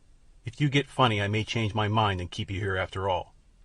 Now Paulvitch had no intention of permitting himself to fall into the hands of Tarzan of the Apes if he could possibly avoid it, and while the terrors of the jungle appalled him, they were, to his mind, infinitely preferable to the certain death which he knew he merited and for which he might look at the hands of the ape-man. "Is anyone sleeping in my cabin?" he asked. The sailor shook his head. "No," he said. "Lord and Lady Greystoke have the captain's cabin. The mate is in his own, and there ain't no one in yours." "I'll go and get my valuables for you," said Paulvitch. "I'll go with you and see that you don't try any funny business," said the sailor, and he followed the Russian up the ladder to the deck. At the cabin entrance the sailor halted to watch, permitting Paulvitch to go alone to his cabin. Here he gathered together his few belongings that were to buy him the uncertain safety of escape, and as he stood for a moment beside the little table on which he had piled them, he searched his brain for some feasible plan, either to ensure his safety or to bring revenge upon his enemies. And presently, as he thought, there occurred to his memory the little black box which lay hidden in a secret receptacle beneath a false top on the table where his hand rested. The Russian's face lighted to a sinister gleam of malevolent satisfaction as he stooped and felt beneath the tabletop. A moment later he withdrew from its hiding place the thing he sought. He had lighted the lantern swinging from the beams overhead that he might see to collect his belongings, and now he held the black box well in the rays of the lamplight while he fingered at the clasp that fastened its lid. The lifted cover revealed two compartments within the box. In one was a mechanism which resembled the works of a small clock. There was also a little battery of two dry cells. A wire ran from the clockwork to one of the poles of the battery, and from the other pole through the partition into the other compartment, a second wire returning directly to the clockwork. Whatever lay within the second compartment was not visible, for a cover lay over it and appeared to be sealed in place by asphaltum. In the bottom of the box beside the clockwork lay a key, and this Paulvitch now withdrew and fitted to the winding stem.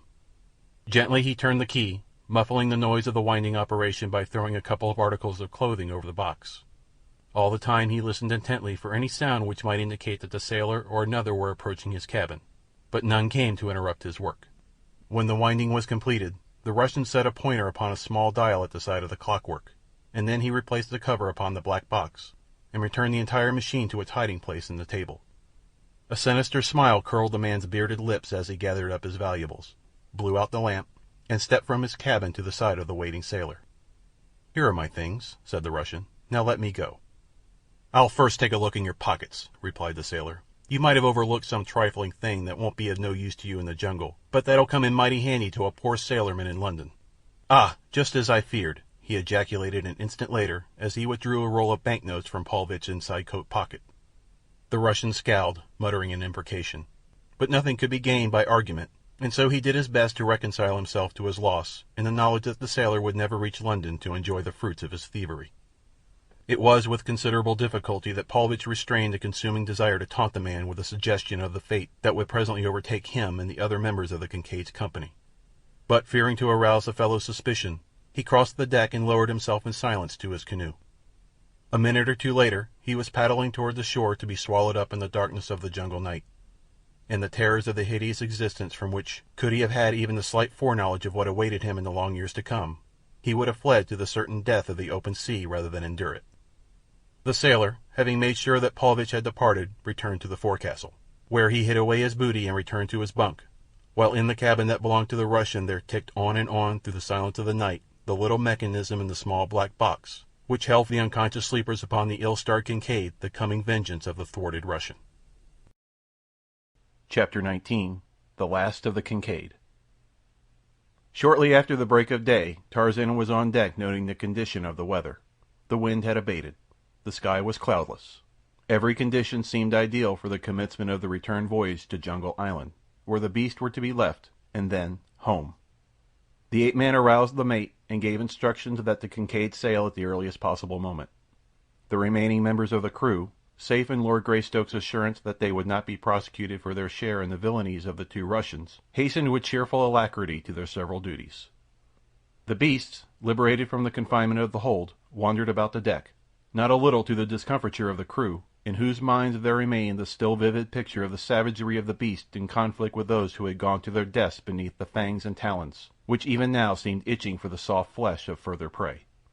Beneath the watchful eyes of Tarzan and Mugambi, however, Sheeta and the apes of Akut curbed their desires, so that the men worked about the deck amongst them in far greater security than they imagined.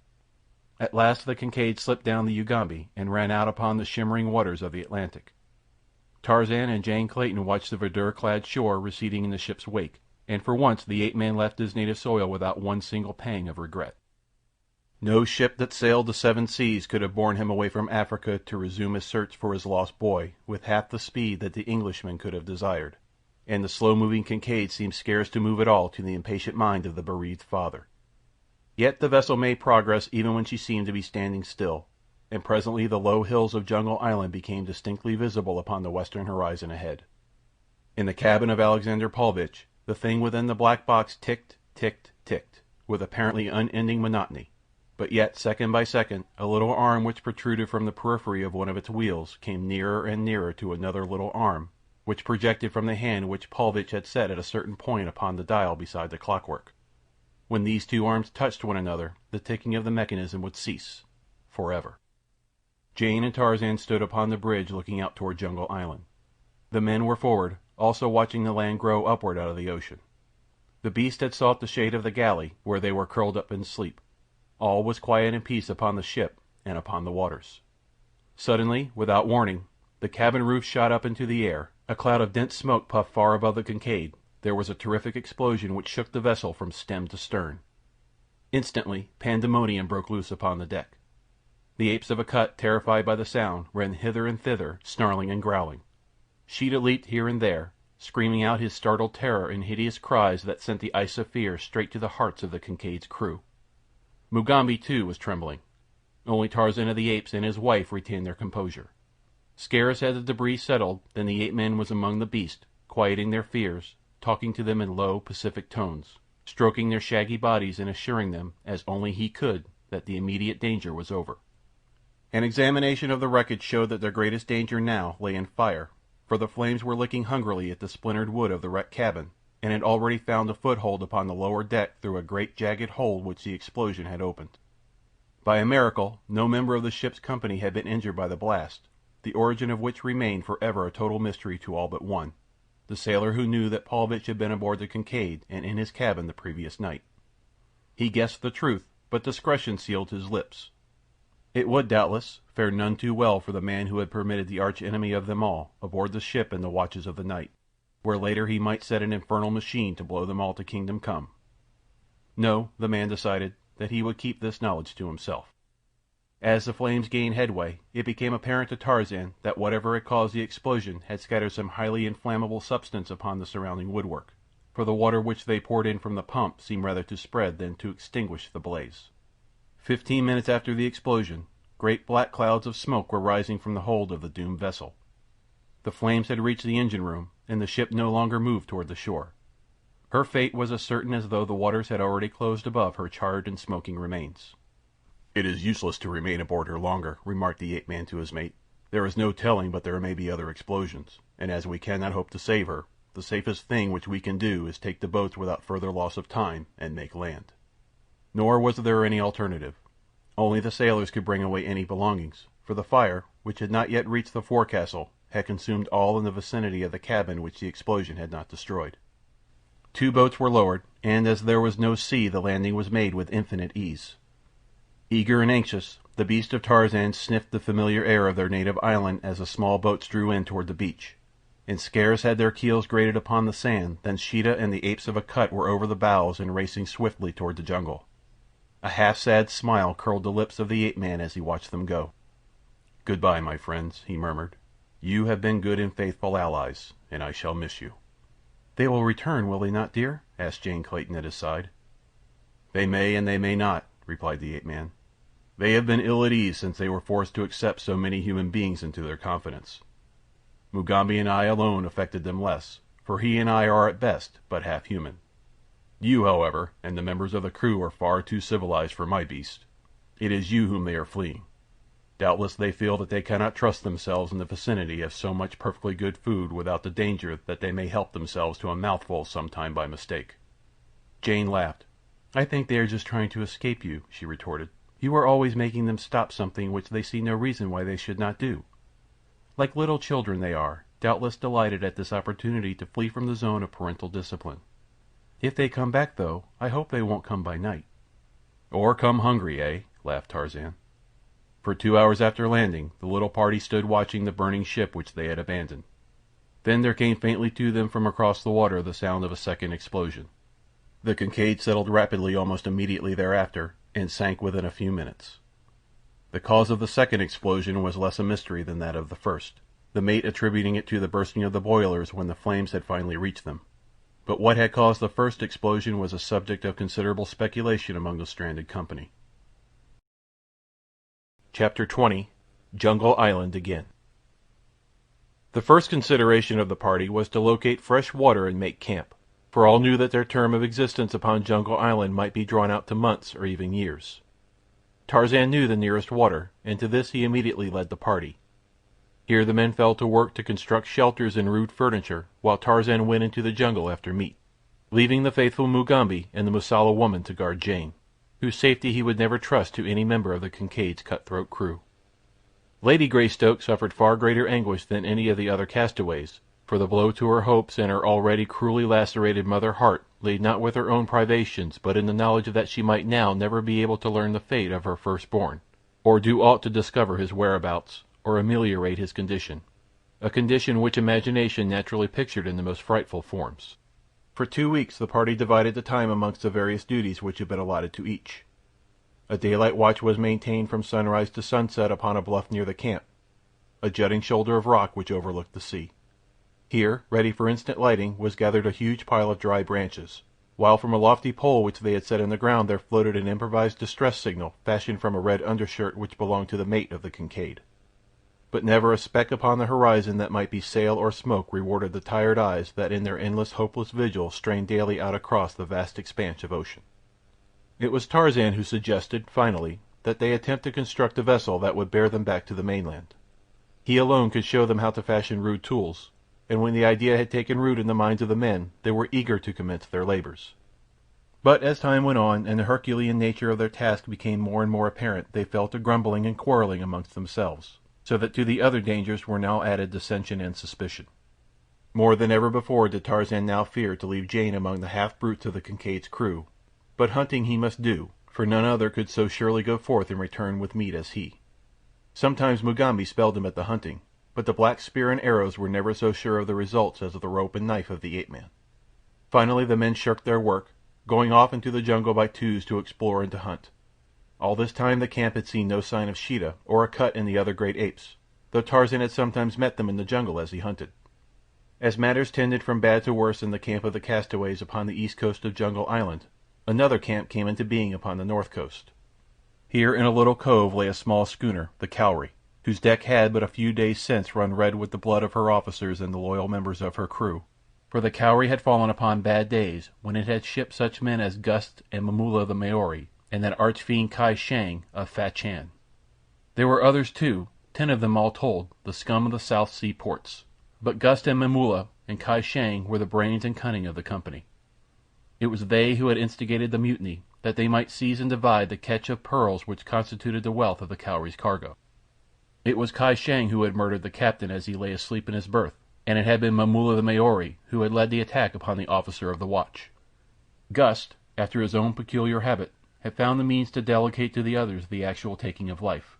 Not that Gust entertained any scruples on the subject, other than those which induced him a rare regard for his own personal safety. There was always a certain element of risk to the assassin, for victims of deadly assault are seldom prone to die quietly and considerately. There was always a certain element of risk to go so far as dispute the issue with the murderer. It was this chance of dispute which Gust preferred to forego. But now that the work was done, the Swede aspired to the position of highest command among the mutineers. He had even gone so far as to appropriate and wear certain articles belonging to the murdered captain of the Cowrie, articles of apparel which bore upon them the badges and insignia of authority. Kai Shang was peeved. He had no love for authority, and certainly not the slightest intention of submitting to the domination of an ordinary Swede sailor. The seeds of discontent were, therefore, already planted in the camp of the mutineers of the Cowrie at the north edge of Jungle Island. But Kai Shang realized that he must act with circumspection, for Gust alone of the motley horde possessed sufficient knowledge of navigation to get them out of the South Atlantic and around the Cape to more congenial waters, where they might find a market for their ill-gotten wealth, and no questions asked. The day before, they sighted Jungle Island and discovered the little land-locked harbor upon the bosom of which the Cowrie now rode quietly at anchor. The watch had discovered the smoke and funnels of a warship upon the southern horizon. The chance of being spoken to and investigated by a man-of-war appealed not at all to any of them, so they put into hiding for a few days until the danger should have passed. And now Gust did not wish to venture out to sea again. There was no telling, he insisted, but that the ship he had seen was actually searching for them. Kai Shang pointed out that such could not be the case, since it was impossible for any human being other than themselves to have knowledge of what had transpired above the Cowrie. But Gust was not to be persuaded. In his wicked heart he nursed a scheme whereby he might increase his share of the booty by something like 100%. He alone could sail the Cowrie. Therefore the others could not leave Jungle Island without him, but what was there to prevent Gust, with just sufficient men to man the schooner, slipping away from Kai Shang, Momulla the Maori, and some half of the crew when opportunity presented? It was for this opportunity that Gust waited. Some day there would come a moment when Kai Shang, Momulla, and 3 or 4 of the others would be absent from the camp, exploring or hunting. The Swede racked his brain for some plan whereby he might successfully lure from the sight of the anchored ship those whom he had determined to abandon. To this end he organized hunting party after hunting party, but always a devil of perversity seemed to enter the soul of Kai Shang, so that wily Celestial would never hunt except in the company of Gust himself. One day Kai Shang spoke secretly with Momulla the Maori, pouring into the brown ear of his companion the suspicions which he harbored concerning the Swede. Momulla was for going immediately and running a long knife through the heart of the traitor. It is true that Kai Shang had no other evidence than the natural cunning of his own knavish soul, but he imagined in the intentions of Gust what he himself would have been glad to accomplish had the means lain at hand. But he dared not let Momulla slay the Swede, upon whom they depended to guide them to their destination. They decided, however, that it would do no harm to attempt to frighten Gust into acceding to their demands, and with this purpose in mind the Maori sought out the self-constituted commander of the party. When he broached the subject of immediate departure, Gust again raised the former objection, that the warship might very probably be patrolling the sea directly in their southern path, waiting for them to make the attempt to reach other waters. Momulla scoffed at the fears of his fellow, pointing out that as no one aboard any warship knew of their mutiny, there could be no reason why they should be suspected. "Ah!" exclaimed Gust, "there is where you are wrong. There is where you are lucky that you have an educated man like me to tell you what to do. You are an ignorant savage, Momulla, and so you know nothing of wireless." The Maori leaped to his feet and laid his hand upon the hilt of his knife. "I am no savage," he shouted. "I was only joking," the Swede hesitated to explain. "We are old friends, Momulla. We cannot afford to quarrel, at least not while old Kai Shang is plotting to steal all the pearls from us. If he could find a man to navigate the Cowrie, he would leave us in a minute. All this talk about getting away from here is just because he has some scheme in his head to get rid of us." "But the wireless?" asked Momulla. "What has the wireless to do with our remaining here?" "Oh, yes," replied Gust, scratching his head. He was wondering if the Maori were really so ignorant as to believe the preposterous lie he was about to unload upon him. "Oh, yes. You see, every warship is equipped with what they call a wireless apparatus. It lets them talk to other ships hundreds of miles away, and lets them listen to all that is said on those other ships. Now, you see, when you fellows were shooting up the Cowrie, you did a whole lot of loud talking, and there isn't any doubt but that that warship was a layin' off south of us listening to all of it. Of course, they may not have learned the name of the ship, but they heard enough to know that the crew of some ship was mutinying and killing her officers. So you see, they'll be waiting to search every ship in sight for a long time to come, and they may not be far away now." When he had ceased speaking, the Swede strove to assume an air of composure, that his listener might not have his suspicions aroused as to the truth of the statements that had just been made. Momulla sat for some time in silence, eyeing Gust. At last he rose. "You are a great liar," said he. "If you don't get us on our way by tomorrow, you'll never have another chance to lie. For I heard 2 of the men saying that they'd like to run a knife into you, and that if you kept them in this hole any longer, they'd do it." "Go and ask Kai Shang if there is not a wireless," replied Gust. "He will tell you that there is such a thing, and that vessels can talk to one another across hundreds of miles of water. Then say to the 2 men who wish to kill me that if they do so they will never live to spend their share of the swag, for only I can get you safely to any port." So Momulla went to Kai Shang and asked him if there was such an apparatus as a wireless, by means of which ships could talk to each other at great distances, and Kai Shang told him that there was. Momulla was puzzled, but he still wished to leave the island, and was willing to take his chances upon the open sea rather than to remain longer in the monotony of the camp. "If only we had someone else who could navigate a ship," wailed Kai Wang. That afternoon Momulla went hunting with 2 other Maoris. They hunted toward the south, and had not gone far from camp when they were surprised by the sound of voices ahead of them in the jungle. They knew that none of their own men had preceded them, and as all were convinced that the island was uninhabited, they were inclined to flee in terror on the hypothesis that the place was haunted, possibly by the ghosts of the murdered officers and men of the Chivalry. But Momulla was even more curious than he was superstitious, and so he quelled his natural desire to flee from the supernatural. Motioning his companions to follow his example, he dropped to his hands and knees, crawling forward stealthily and with quakings of heart through the jungle in the direction from which came the voices of the unseen speakers. Presently, at the edge of a little clearing, he halted, and there he breathed a deep sigh of relief, for plainly before him he saw 2 flesh-and-blood men sitting upon a fallen log and talking earnestly together. One was Schneider, mate of the Kincaid, and the other was a seaman named Schmidt. "I think we can do it, Schmidt," Schneider was saying. "A good canoe wouldn't be hard to build, and 3 of us could paddle it to the mainland in a day if the wind was right and the sea reasonably calm. There ain't no use waiting for the men to build a big enough boat to take the whole party, for they're sore now and sick of working like slaves all day long. It ain't none of our business anyway to save the Englishman. Let him look out for himself, says I." He paused for a moment, and then, eyeing the other to note the effect of his next words, he continued, "But we might take the woman. It would be a shame to leave a nice-looking piece like she is in such a God-forsaken hole as this here island." Schmidt looked up and grinned. "So that's how it's blowing, is it?" he asked. "Why didn't you say so in the first place? What's in it for me if I help you?" "She ought to pay us well to get her back to civilization," explained Schneider. "And I tell you what I'll do. I'll just whack it up with 2 men that helps me. I'll take half and they can divide the other half. You and whoever the other bloke is. I'm sick of this place, and the sooner I get out of it the better I'll like it. What do you say?" "Suits me," replied Schmidt. "I wouldn't know how to reach the mainland myself, and I know that none of the other fellows would. So as you're the only one that knows anything of navigation, you're the fellow I'll tie to." Momulla the Maori pricked up his ears. He had a smattering of every language that is spoken upon the seas, and more than a few times he had sailed on English ships, so that he understood fairly well all that had passed between Schneider and Schmidt since he had stumbled upon them. He rose to his feet and stepped into the clearing. Schneider and his companion started as nervously as though a ghost had risen before them. Schneider reached for his revolver. Momulla raised his right hand, palm forward, as a sign of his specific intentions. "I am a friend," he said.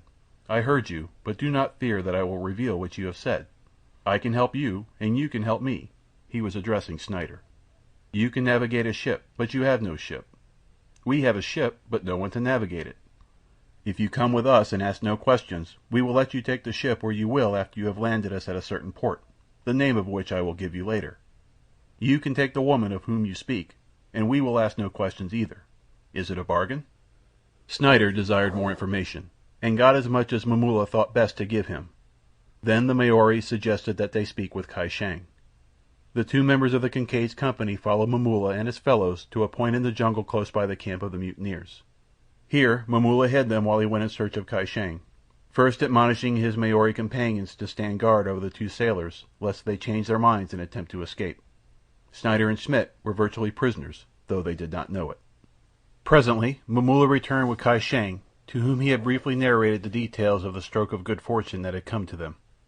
The Chinaman spoke at length with Schneider, until, notwithstanding his natural suspicion of the sincerity of all men, he became quite convinced that Schneider was quite as much a rogue as himself, and that the fellow was anxious to leave the island.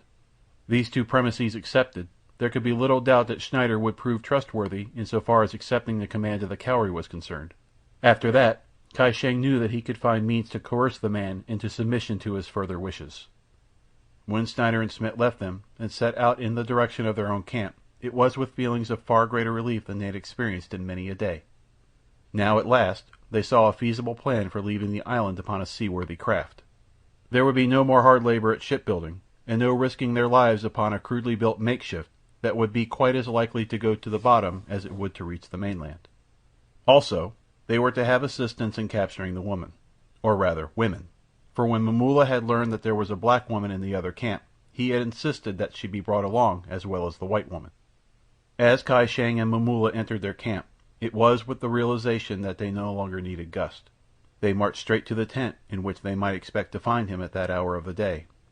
For though it would have been more comfortable for the entire party to remain aboard the ship, they had mutually decided that it would be safer for all concerned were they to pitch their camp ashore. Each knew that in the heart of the others was sufficient treachery to make it unsafe for any member of the party to go ashore, leaving the others in possession of the cowrie.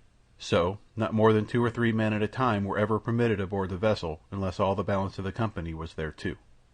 As the two crossed toward Gust's tent, the Maori felt the edge of his long knife with one grimy, calloused thumb. The Swede would have felt far from comfortable could he have seen this significant action, or read what was passing amid the convolutions of the brown man's cruel brain. Now it happened that Gust was at that moment in the tent occupied by the cook, and this tent stood but a few feet from his own, so that he heard the approach of Kai Shang and Momulla, though he did not, of course, dream that it had any special significance for him. Chance had it, though, that he glanced out of the doorway of the cook's tent at the very moment that Kai Shang and Momulla approached the entrance to his, and he thought that he noted a stealthiness in their movements that comported poorly with amicable or friendly intentions. And then, just as they two slunk within the interior, Gust caught a glimpse of the long knife which Momulla the Maori was then carrying behind his back. The Swede's eyes opened wide, and a funny little sensation assailed the roots of his hairs. Also he turned almost white beneath his tan. Quite precipitately he left the cook's tent. He was not one who required a detailed exposition of intentions that were quite all too obvious. As surely as though he had heard them plotting, he knew that Kai Shang and Momulla had come to take his life. The knowledge that he alone could navigate the cowrie had, up till now, been sufficient assurance of his safety, but, quite evidently, something had occurred of which he had no knowledge that would make it quite worth the while of his co-conspirators to eliminate him. Without a pause Gust darted across the beach and into the jungle. He was afraid of the jungle. Uncanny noises that were indeed frightful came forth from its recesses, the tangled mazes of the mysterious country back of the beach. But if Gust was afraid of the jungle, he was far more afraid of Kai Shang and Momulla. The dangers of the jungle were more or less problematical, while the danger that menaced him at the hands of his companions was a perfectly well-known quantity, which might be expressed in terms of a few inches of cold steel, or the coil of a light rope. He had seen Kai Shang garrote a man at Pai Shai in a dark alleyway in back of Louis Kata's place. He feared the rope, therefore, more than he did the knife of the Maori, but he feared them both too much to remain within the reach of either. Therefore he chose the pitiless jungle. Chapter 21. The Law of the Jungle. In Tarzan's camp, by dint of threats and promised rewards, the ape-man had finally succeeded in getting the hull of a large skiff almost completed. Much of the work he and Mugambi had done with their own hands, in addition to furnishing the camp with meat. Schneider, the mate, had been doing considerable grumbling, and had at last openly deserted the work and gone off into the jungle with Schmidt to hunt. He said that he wanted a rest, and Tarzan, rather than add to the unpleasantness which already made camp life almost unendurable, had permitted the 2 men to depart without a remonstrance. Upon the following day, however, Schneider affected a feeling of remorse for his action, and set to work with a will upon the skiff. Schmidt also worked good-naturedly, and Lord Greystoke congratulated himself that at last the men had awakened to the necessity for labor which was being asked of them, and to their obligations to the balance of the party. It was with a feeling of greater relief than he had experienced for many a day that he set out that noon to hunt deep in the jungle for a herd of small deer which Schneider reported that he and Schmidt had seen there the day before. The direction in which Schneider had reported seeing the deer was toward the southwest, and to that point the ape-man swung easily through the tangled verdure of the forest. And as he went there approached from the north a half-dozen ill-featured men who went stealthily through the jungle as go men bent upon the commission of a wicked act. They thought that they traveled unseen, but behind them, almost from the moment they quitted their own camp, a tall man crept upon their trail. In the man's eyes were hate and fear, and a great curiosity. Why went Kai Shang and Momulla and the others thus stealthily toward the south? What did they expect to find there? Gus shook his low-browed head in perplexity, but he would know. He would follow them and learn their plans, and then if he could thwart them he would. That went without question. At first he thought that they searched for him, but finally his better judgment assured him that such could not be the case, since they had accomplished all they really desired by chasing him out of camp. Never would Kai Shang or Momulla go to such pains to slay him or another unless it would put money into their pockets. And as Gust had no money, it was evident that they were searching for someone else. Presently the party he trailed came to a halt. Its members concealed themselves in the foliage bordering the game trail along which they had come. Gust, that he might the better observe, clambered onto the branches of a tree to the rear of them, being careful that the leafy fronds hid him from the view of his erstwhile mates. He had not long to wait before he saw a strange white man approach carefully along the trail from the south. At sight of the newcomer, Momulla and Kai Shang arose from their places of concealment and greeted him. Gust could not overhear what passed between them. Then the man returned in the direction from which he had come. He was Schneider. Nearing his camp he circled to the opposite side of it, and presently came running in breathlessly. Excited, he hastened to Mugambi. "Quick!" he cried. "Those apes of yours have caught Schmidt, and will kill him if we do not hasten to his aid. You alone can call them off. Take Jones and Sullivan. You may need help. And get to him as quick as you can. Follow the game trail south for about a mile. I will remain here. I am too spent with running to go back with you." And the mate of the Kincaid threw himself upon the ground, panting as though he was almost done for. Mugambi hesitated. He had been left to guard the two women. He did not know what to do, and then Jane Clayton, who had heard Schneider's story, added her pleas to those of the mate. "Do not delay," she urged. "We shall be right here. Mr. Schneider will remain with us. Go, Mugambi. The poor fellow must be saved." Schmidt, who lay hidden in a bush on the edge of the camp, grinned. Mugambi, heeding the commands of his mistress, though still doubtful of the wisdom of his action, started off toward the south, with Jones and Sullivan at his heels. No sooner had he disappeared than Schmidt rose and darted north into the jungle, and a few minutes later the face of Kai Shang of Fa Chan appeared at the edge of the clearing. Schneider saw the Chinaman and motioned to him that the coast was clear. Jane Clayton and the Mosula woman were sitting at the opening of the former's tent, their backs towards the approaching ruffians. The first intimation that either had of the presence of strangers in camp was the sudden appearance of a half-dozen ragged villains about them. "Come," said Kai Shang, motioning that the two arise and follow him. Jane Clayton sprang to her feet and looked about for Schneider, only to see him standing behind the newcomers, a grin upon his face. At his side stood Schmidt. Instantly she saw that she had been made the victim of a plot. "What is the meaning of this?" she asked, addressing the mate. "It means that we have found a ship, and we can now escape from Jungle Island," replied the man. "Why did you send Mugambi and the others into the jungle?" she inquired. "They are not coming with us, only you and I, and the Mosula woman." "Come," repeated Kai Shang, and seized Jane Clayton's wrist. One of the Maoris grasped the black woman by the arm, and when she would have screamed, struck her across the mouth. Mugambi raced through the jungle toward the south. Jones and Sullivan trailed far behind. For a mile he continued upon his way to the relief of Schmidt, but no sign saw he of the missing man or of any of the apes of Akut. At last he halted and called aloud the summons which he and Tarzan had used to hail the great anthropoids. There was no response. Jones and Sullivan came up with the black warrior as the latter stood voicing his weird call. For another half-mile the black searched, calling occasionally. Finally the truth flashed upon him, and then, like a frightened deer, he wheeled and dashed back toward camp. Arriving there, it was but a moment before full confirmation of his fears was impressed upon him. Lady Greystoke and the Mosula woman were gone. So, likewise, was Schneider. When Jones and Sullivan joined Mugambi he would have killed them in his anger, thinking them parties to the plot. But they finally succeeded in partially convincing him that they had known nothing of it. As they stood speculating upon the probable whereabouts of the women and their abductor, and the purposes which Schneider had in mind in taking them from the camp, Tarzan of the Apes swung from the branches of a tree and crossed the clearing toward them. His keen eyes detected at once that something was radically wrong, and when he had heard Mugambi's story his jaws clicked angrily together as he knitted his brows in thought. What could the mate hope to accomplish by taking Jane Clayton from a camp upon a small island from which there was no escape from the vengeance of Tarzan? The ape-man could not believe the fellow such a fool, and then a slight realization of the truth dawned upon him. Schneider would not have committed such an act unless he had been reasonably sure that there was a way by which he could quit Jungle Island with his prisoners. But why had he taken the black woman as well? There must have been others, one of whom wanted the dusky female. "Come," said Tarzan. "There is but one thing to do now, and that is to follow the trail." As he finished speaking, a tall, ungainly figure emerged from the jungle north of the camp. He came straight toward the four men. He was an entire stranger to all of them, not one of whom had dreamed that another human being than those in their own camp dwelt upon the unfriendly shores of Jungle Island. It was Gust. He came directly to the point. "Your women were stolen," he said. "If you ever want to see them again, come quickly and follow me. If we do not hurry, the Cowrie will be standing out to sea by the time we reach her anchorage." "Who are you?" asked Tarzan.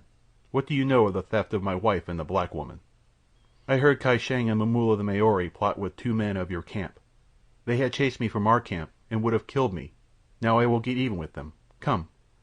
Gust led the 4 men of the Kincaid's camp at a rapid trot through the jungle toward the north. Would they come to the sea in time? But a few more minutes would answer the question. And when at last the little party did break through the last of the screening foliage and the harbor and the ocean lay before them, they realized that fate had been most cruelly unkind, for the Cowrie was already under sail and moving slowly out of the mouth of the harbor into the open sea. What were they to do? Tarzan's broad chest rose and fell with the force of his pent emotions. The last blow seemed to have fallen, and if ever in all his life Tarzan of the Apes had occasion to abandon hope, it was now that he saw the ship bearing his wife to some frightful fate moving gracefully over the rippling water, so very near and yet so hideously far away. In silence he stood watching the vessel. He saw it turn toward the east and finally disappear around a headland on its way he knew not whither. Then he dropped upon his haunches and buried his face in his hands. It was after dark that the 5 men returned to the camp on the east shore. The night was hot and sultry. No slightest breeze ruffled the foliage of the trees or rippled the mirror-like surface of the ocean. Only a gentle swell rolled softly in upon the beach. Never had Tarzan seen the great Atlantic so ominously at peace. He was standing at the edge of the beach gazing out to sea in the direction of the mainland, his mind filled with sorrow and hopelessness, when from the jungle close behind the camp came the uncanny wail of a panther. There was a familiar note in the weird cry, and almost mechanically Tarzan turned his head and answered. A moment later the tawny figure of Sheeta slunk out into the half-light of the beach. There was no moon, but the sky was brilliant with stars. Silently the savage brute came to the side of the man.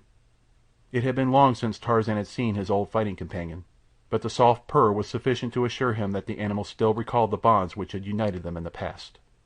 The ape-man let his fingers fall upon the beast's coat, and as Sheeta pressed close against his leg he caressed and fondled the wicked head while his eyes continued to search the blackness of the waters. Presently he started. What was that? He strained his eyes into the night. Then he turned and called aloud to the men smoking upon their blankets in the camp. They came running to his side, but Gust hesitated when he saw the nature of Tarzan's companion. "Look!" cried Tarzan. "A light! A ship's light! It must be the Cowrie. They are becalmed." And then, with an exclamation of renewed hope, "We can reach them. The skiff will carry us easily." Gust demurred. "They are well armed," he warned. "We could not just take the ship, just 5 of us."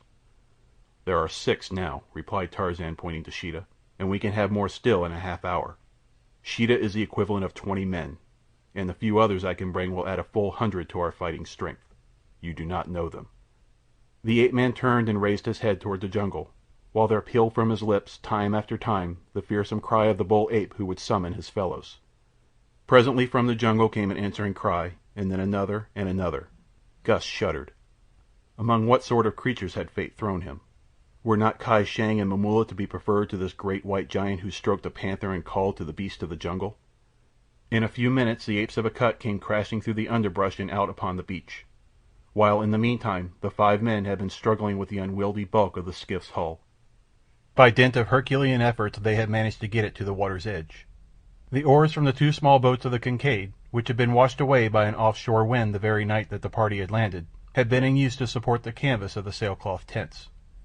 These were hastily requisitioned, and by the time Akut and his followers came down to the water all was ready for embarkation. Once again the hideous crew entered the service of their master, and without question took up their places in the skiff. The 4 men, for Gust could not be prevailed upon to accompany the party, fell to the oars, using them paddle-wise, while some of the apes followed their example, and presently the ungainly skiff was moving quietly out to sea, in the direction of the light which rose and fell gently with the swell. A sleepy sailor kept a poor vigil upon the Cowrie's deck, while in the cabin below Schneider paced up and down arguing with Jane Clayton. The woman had found a revolver in a table drawer in the room in which she had been locked, and now she kept the mate of the Kincaid at bay with the weapon. The Mosula woman kneeled behind her, while Schneider paced up and down before the door, threatening and pleading and promising, but all to no avail. Presently from the deck above came a shout of warning and a shot. For an instant Jane Clayton relaxed her vigilance and turned her eyes towards the cabin skylight. Simultaneously Schneider was upon her. The first intimation the watch had that there was a craft within 1,000 miles of the Cowrie came when he saw the head and shoulders of a man poked over the ship's side. Instantly the fellow sprang to his feet with a cry and leveled his revolver at the intruder. It was his cry, and the subsequent report of the revolver, which threw Jane Clayton off her guard. Upon the deck the quiet of fancied security soon gave place to the wildest pandemonium. The crew of the Cowrie rushed above, armed with revolvers, cutlasses, and the long knives that many of them habitually wore, but the alarm had come too late. Already the Beasts of Tarzan were upon the ship's deck, with Tarzan and the 2 men of the Kincaid's crew. In the face of the frightful beasts the courage of the mutineers wavered and broke. Those with revolvers fired a few scattering shots, and then raced for some place of supposed safety. Into the shrouds went some, but the apes of Akut were more at home there than they. Screaming with terror, the Maoris were dragged from their lofty perches. The beasts, uncontrolled by Tarzan, who had gone in search of Jane, loosed their full fury of their savage natures upon the unhappy wretches who fell into their clutches. Sheeta, in the meantime, had felt his great fangs sink into but a singular jugular. For a moment he mauled the corpse, and then he spied Kai Shang darting down the companionway toward his cabin. With a shrill scream Sheeta was after him, a scream which awoke an almost equally uncanny cry in the throat of the terror-stricken Chinaman. But Kai Shang reached his cabin a fraction of a second ahead of the panther, and leaping within slammed the door. Just too late. Sheeta's great body hurled against it before the catch engaged, and a moment later Kai Shang was gibbering and shrieking in the back of an upper berth. Lightly Sheeta sprang after his victim, and presently the wicked days of Kai Shang of Fachan were ended, and Sheeta was gorging himself upon tough and stringy flesh. A moment scarcely had elapsed after Schneider leaped upon Jane Clayton and wrenched the revolver from her hand, when the door of the cabin opened and a tall, half-naked white man stood framed within the portal. Silently he leaped across the cabin. Schneider felt sinewy fingers at his throat. He turned his head to see who had attacked him, and his eyes went wide when he saw the face of the ape-man close above his own. Grimly the fingers tightened upon the mate's throat. He tried to scream, to plead, but no sound came forth. His eyes protruded as he struggled for freedom, for breath, for life. Jane Clayton seized her husband's hands and tried to drag them from the throat of the dying man, but Tarzan only shook his head. "Not again," he said quietly. "Before I have permitted scoundrels to live only to suffer and have you suffer for my mercy. This time we shall make sure of one scoundrel, sure that he will never again harm us or another." And with a sudden wrench he twisted the neck of the perfidious mate until there was a sharp crack, and the man's body lay limp and motionless in the ape-man's grasp. With a gesture of disgust Tarzan tossed the corpse aside. Then he returned to the deck, followed by Jane and the Mosula woman. The battle there was over. Schmidt and Mamula and 2 others alone remained alive of the company of the Cowrie, for they had found sanctuary in the forecastle. The others had died, horribly and as they deserved, beneath the fangs and talons of the Beast of Tarzan. And in the morning sun rose a grisly sight upon the deck of the unhappy Cowrie. But this time the blood which stained her white planking was the blood of the guilty and not of the innocent. Tarzan brought forth men who had hidden in the forecastle, and without promise of immunity from punishment forced them to help work the vessel. The only alternative was immediate death. A stiff breeze had risen with the sun, and with canvas spread the Cowrie had set in towards Jungle Island, where, a few hours later, Tarzan picked up Gust and bid farewell to Sheeta and the apes of Akut. For here he set the beasts ashore to pursue the wild and natural life they loved so well, nor did they lose a moment's time in disappearing into the cool depths of their beloved jungle. That they knew that Tarzan was to leave them may be doubted, except possibly in the case of the more intelligent Akut, who, alone of all the others, remained upon the beach as the small boat drew away towards the schooner, carrying his savage lord and master from him. As long as their eyes could span the distance, Jane and Tarzan, standing upon the deck, saw the lonely figure of the shaggy anthropoid motionless upon the surf-beaten sands of Jungle Island. It was 3 days later that the Cowrie fell in with His Majesty's sloop of war Shorewater, through whose wireless Lord Greystoke soon got in communication with London. Thus he learned that which filled his and his wife's heart with joy and thanksgiving. Little Jack was safe at Lord Greystoke's townhouse. It was not until they reached London that they learned the details of the remarkable chain of circumstances that had preserved the infant unharmed. It developed that Rokoff, fearing to take the child aboard the Kincaid by day, had hidden it in a low den where nameless infants were harbored, intending to carry it to the steamer after dark. His confederate and chief lieutenant Paulvitch, true to the long years of teaching of his wily master, had at last succumbed to the treachery and greed that had always marked his superior, and, lured by the thoughts of the immediate ransom he might win by returning the child unharmed, had divulged the secret of its parentage to the woman who maintained the foundling asylum. Through her he had arranged for the substitution of another infant, knowing full well that never until it was too late would Rokoff suspect the trick that had been played upon him. The woman had promised to keep the child until Paulvitch returned to England, but she, in turn, had been tempted to betray her trust by the lure of gold, and so had opened negotiations with Lord Greystoke's solicitors for the return of the child. Esmeralda, the old Negro nurse whose absence on a vacation in America at the time of the abduction of little Jack had been attributed by her as the cause of the calamity, had returned and positively identified the infant. The ransom had been paid, and within 10 days of the date of his kidnapping the future Lord Greystoke, none the worse for his experience, had been returned to his father's home. And so that last and greatest of Nikolas Rokoff's many rascalities had not only miserably miscarried through the treachery he had taught his only friend, but it had resulted in the arch-villain's death, and given to Lord and Lady Greystoke a peace of mind that neither could have felt so long as the vital spark remained in the body of the Russian, and his malign mind was free to formulate new atrocities against them. Rokoff was dead, and while the fate of Paulvitch was unknown, they had every reason to believe that he had succumbed to the dangers of the jungle where they had last seen him, the malicious tool of his master.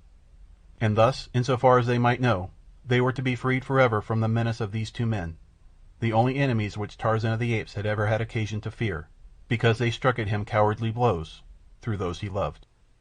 It was a happy family party that were reunited in Greystoke House the day Lord Greystoke and his lady landed upon English soil from the deck of the Shorewater.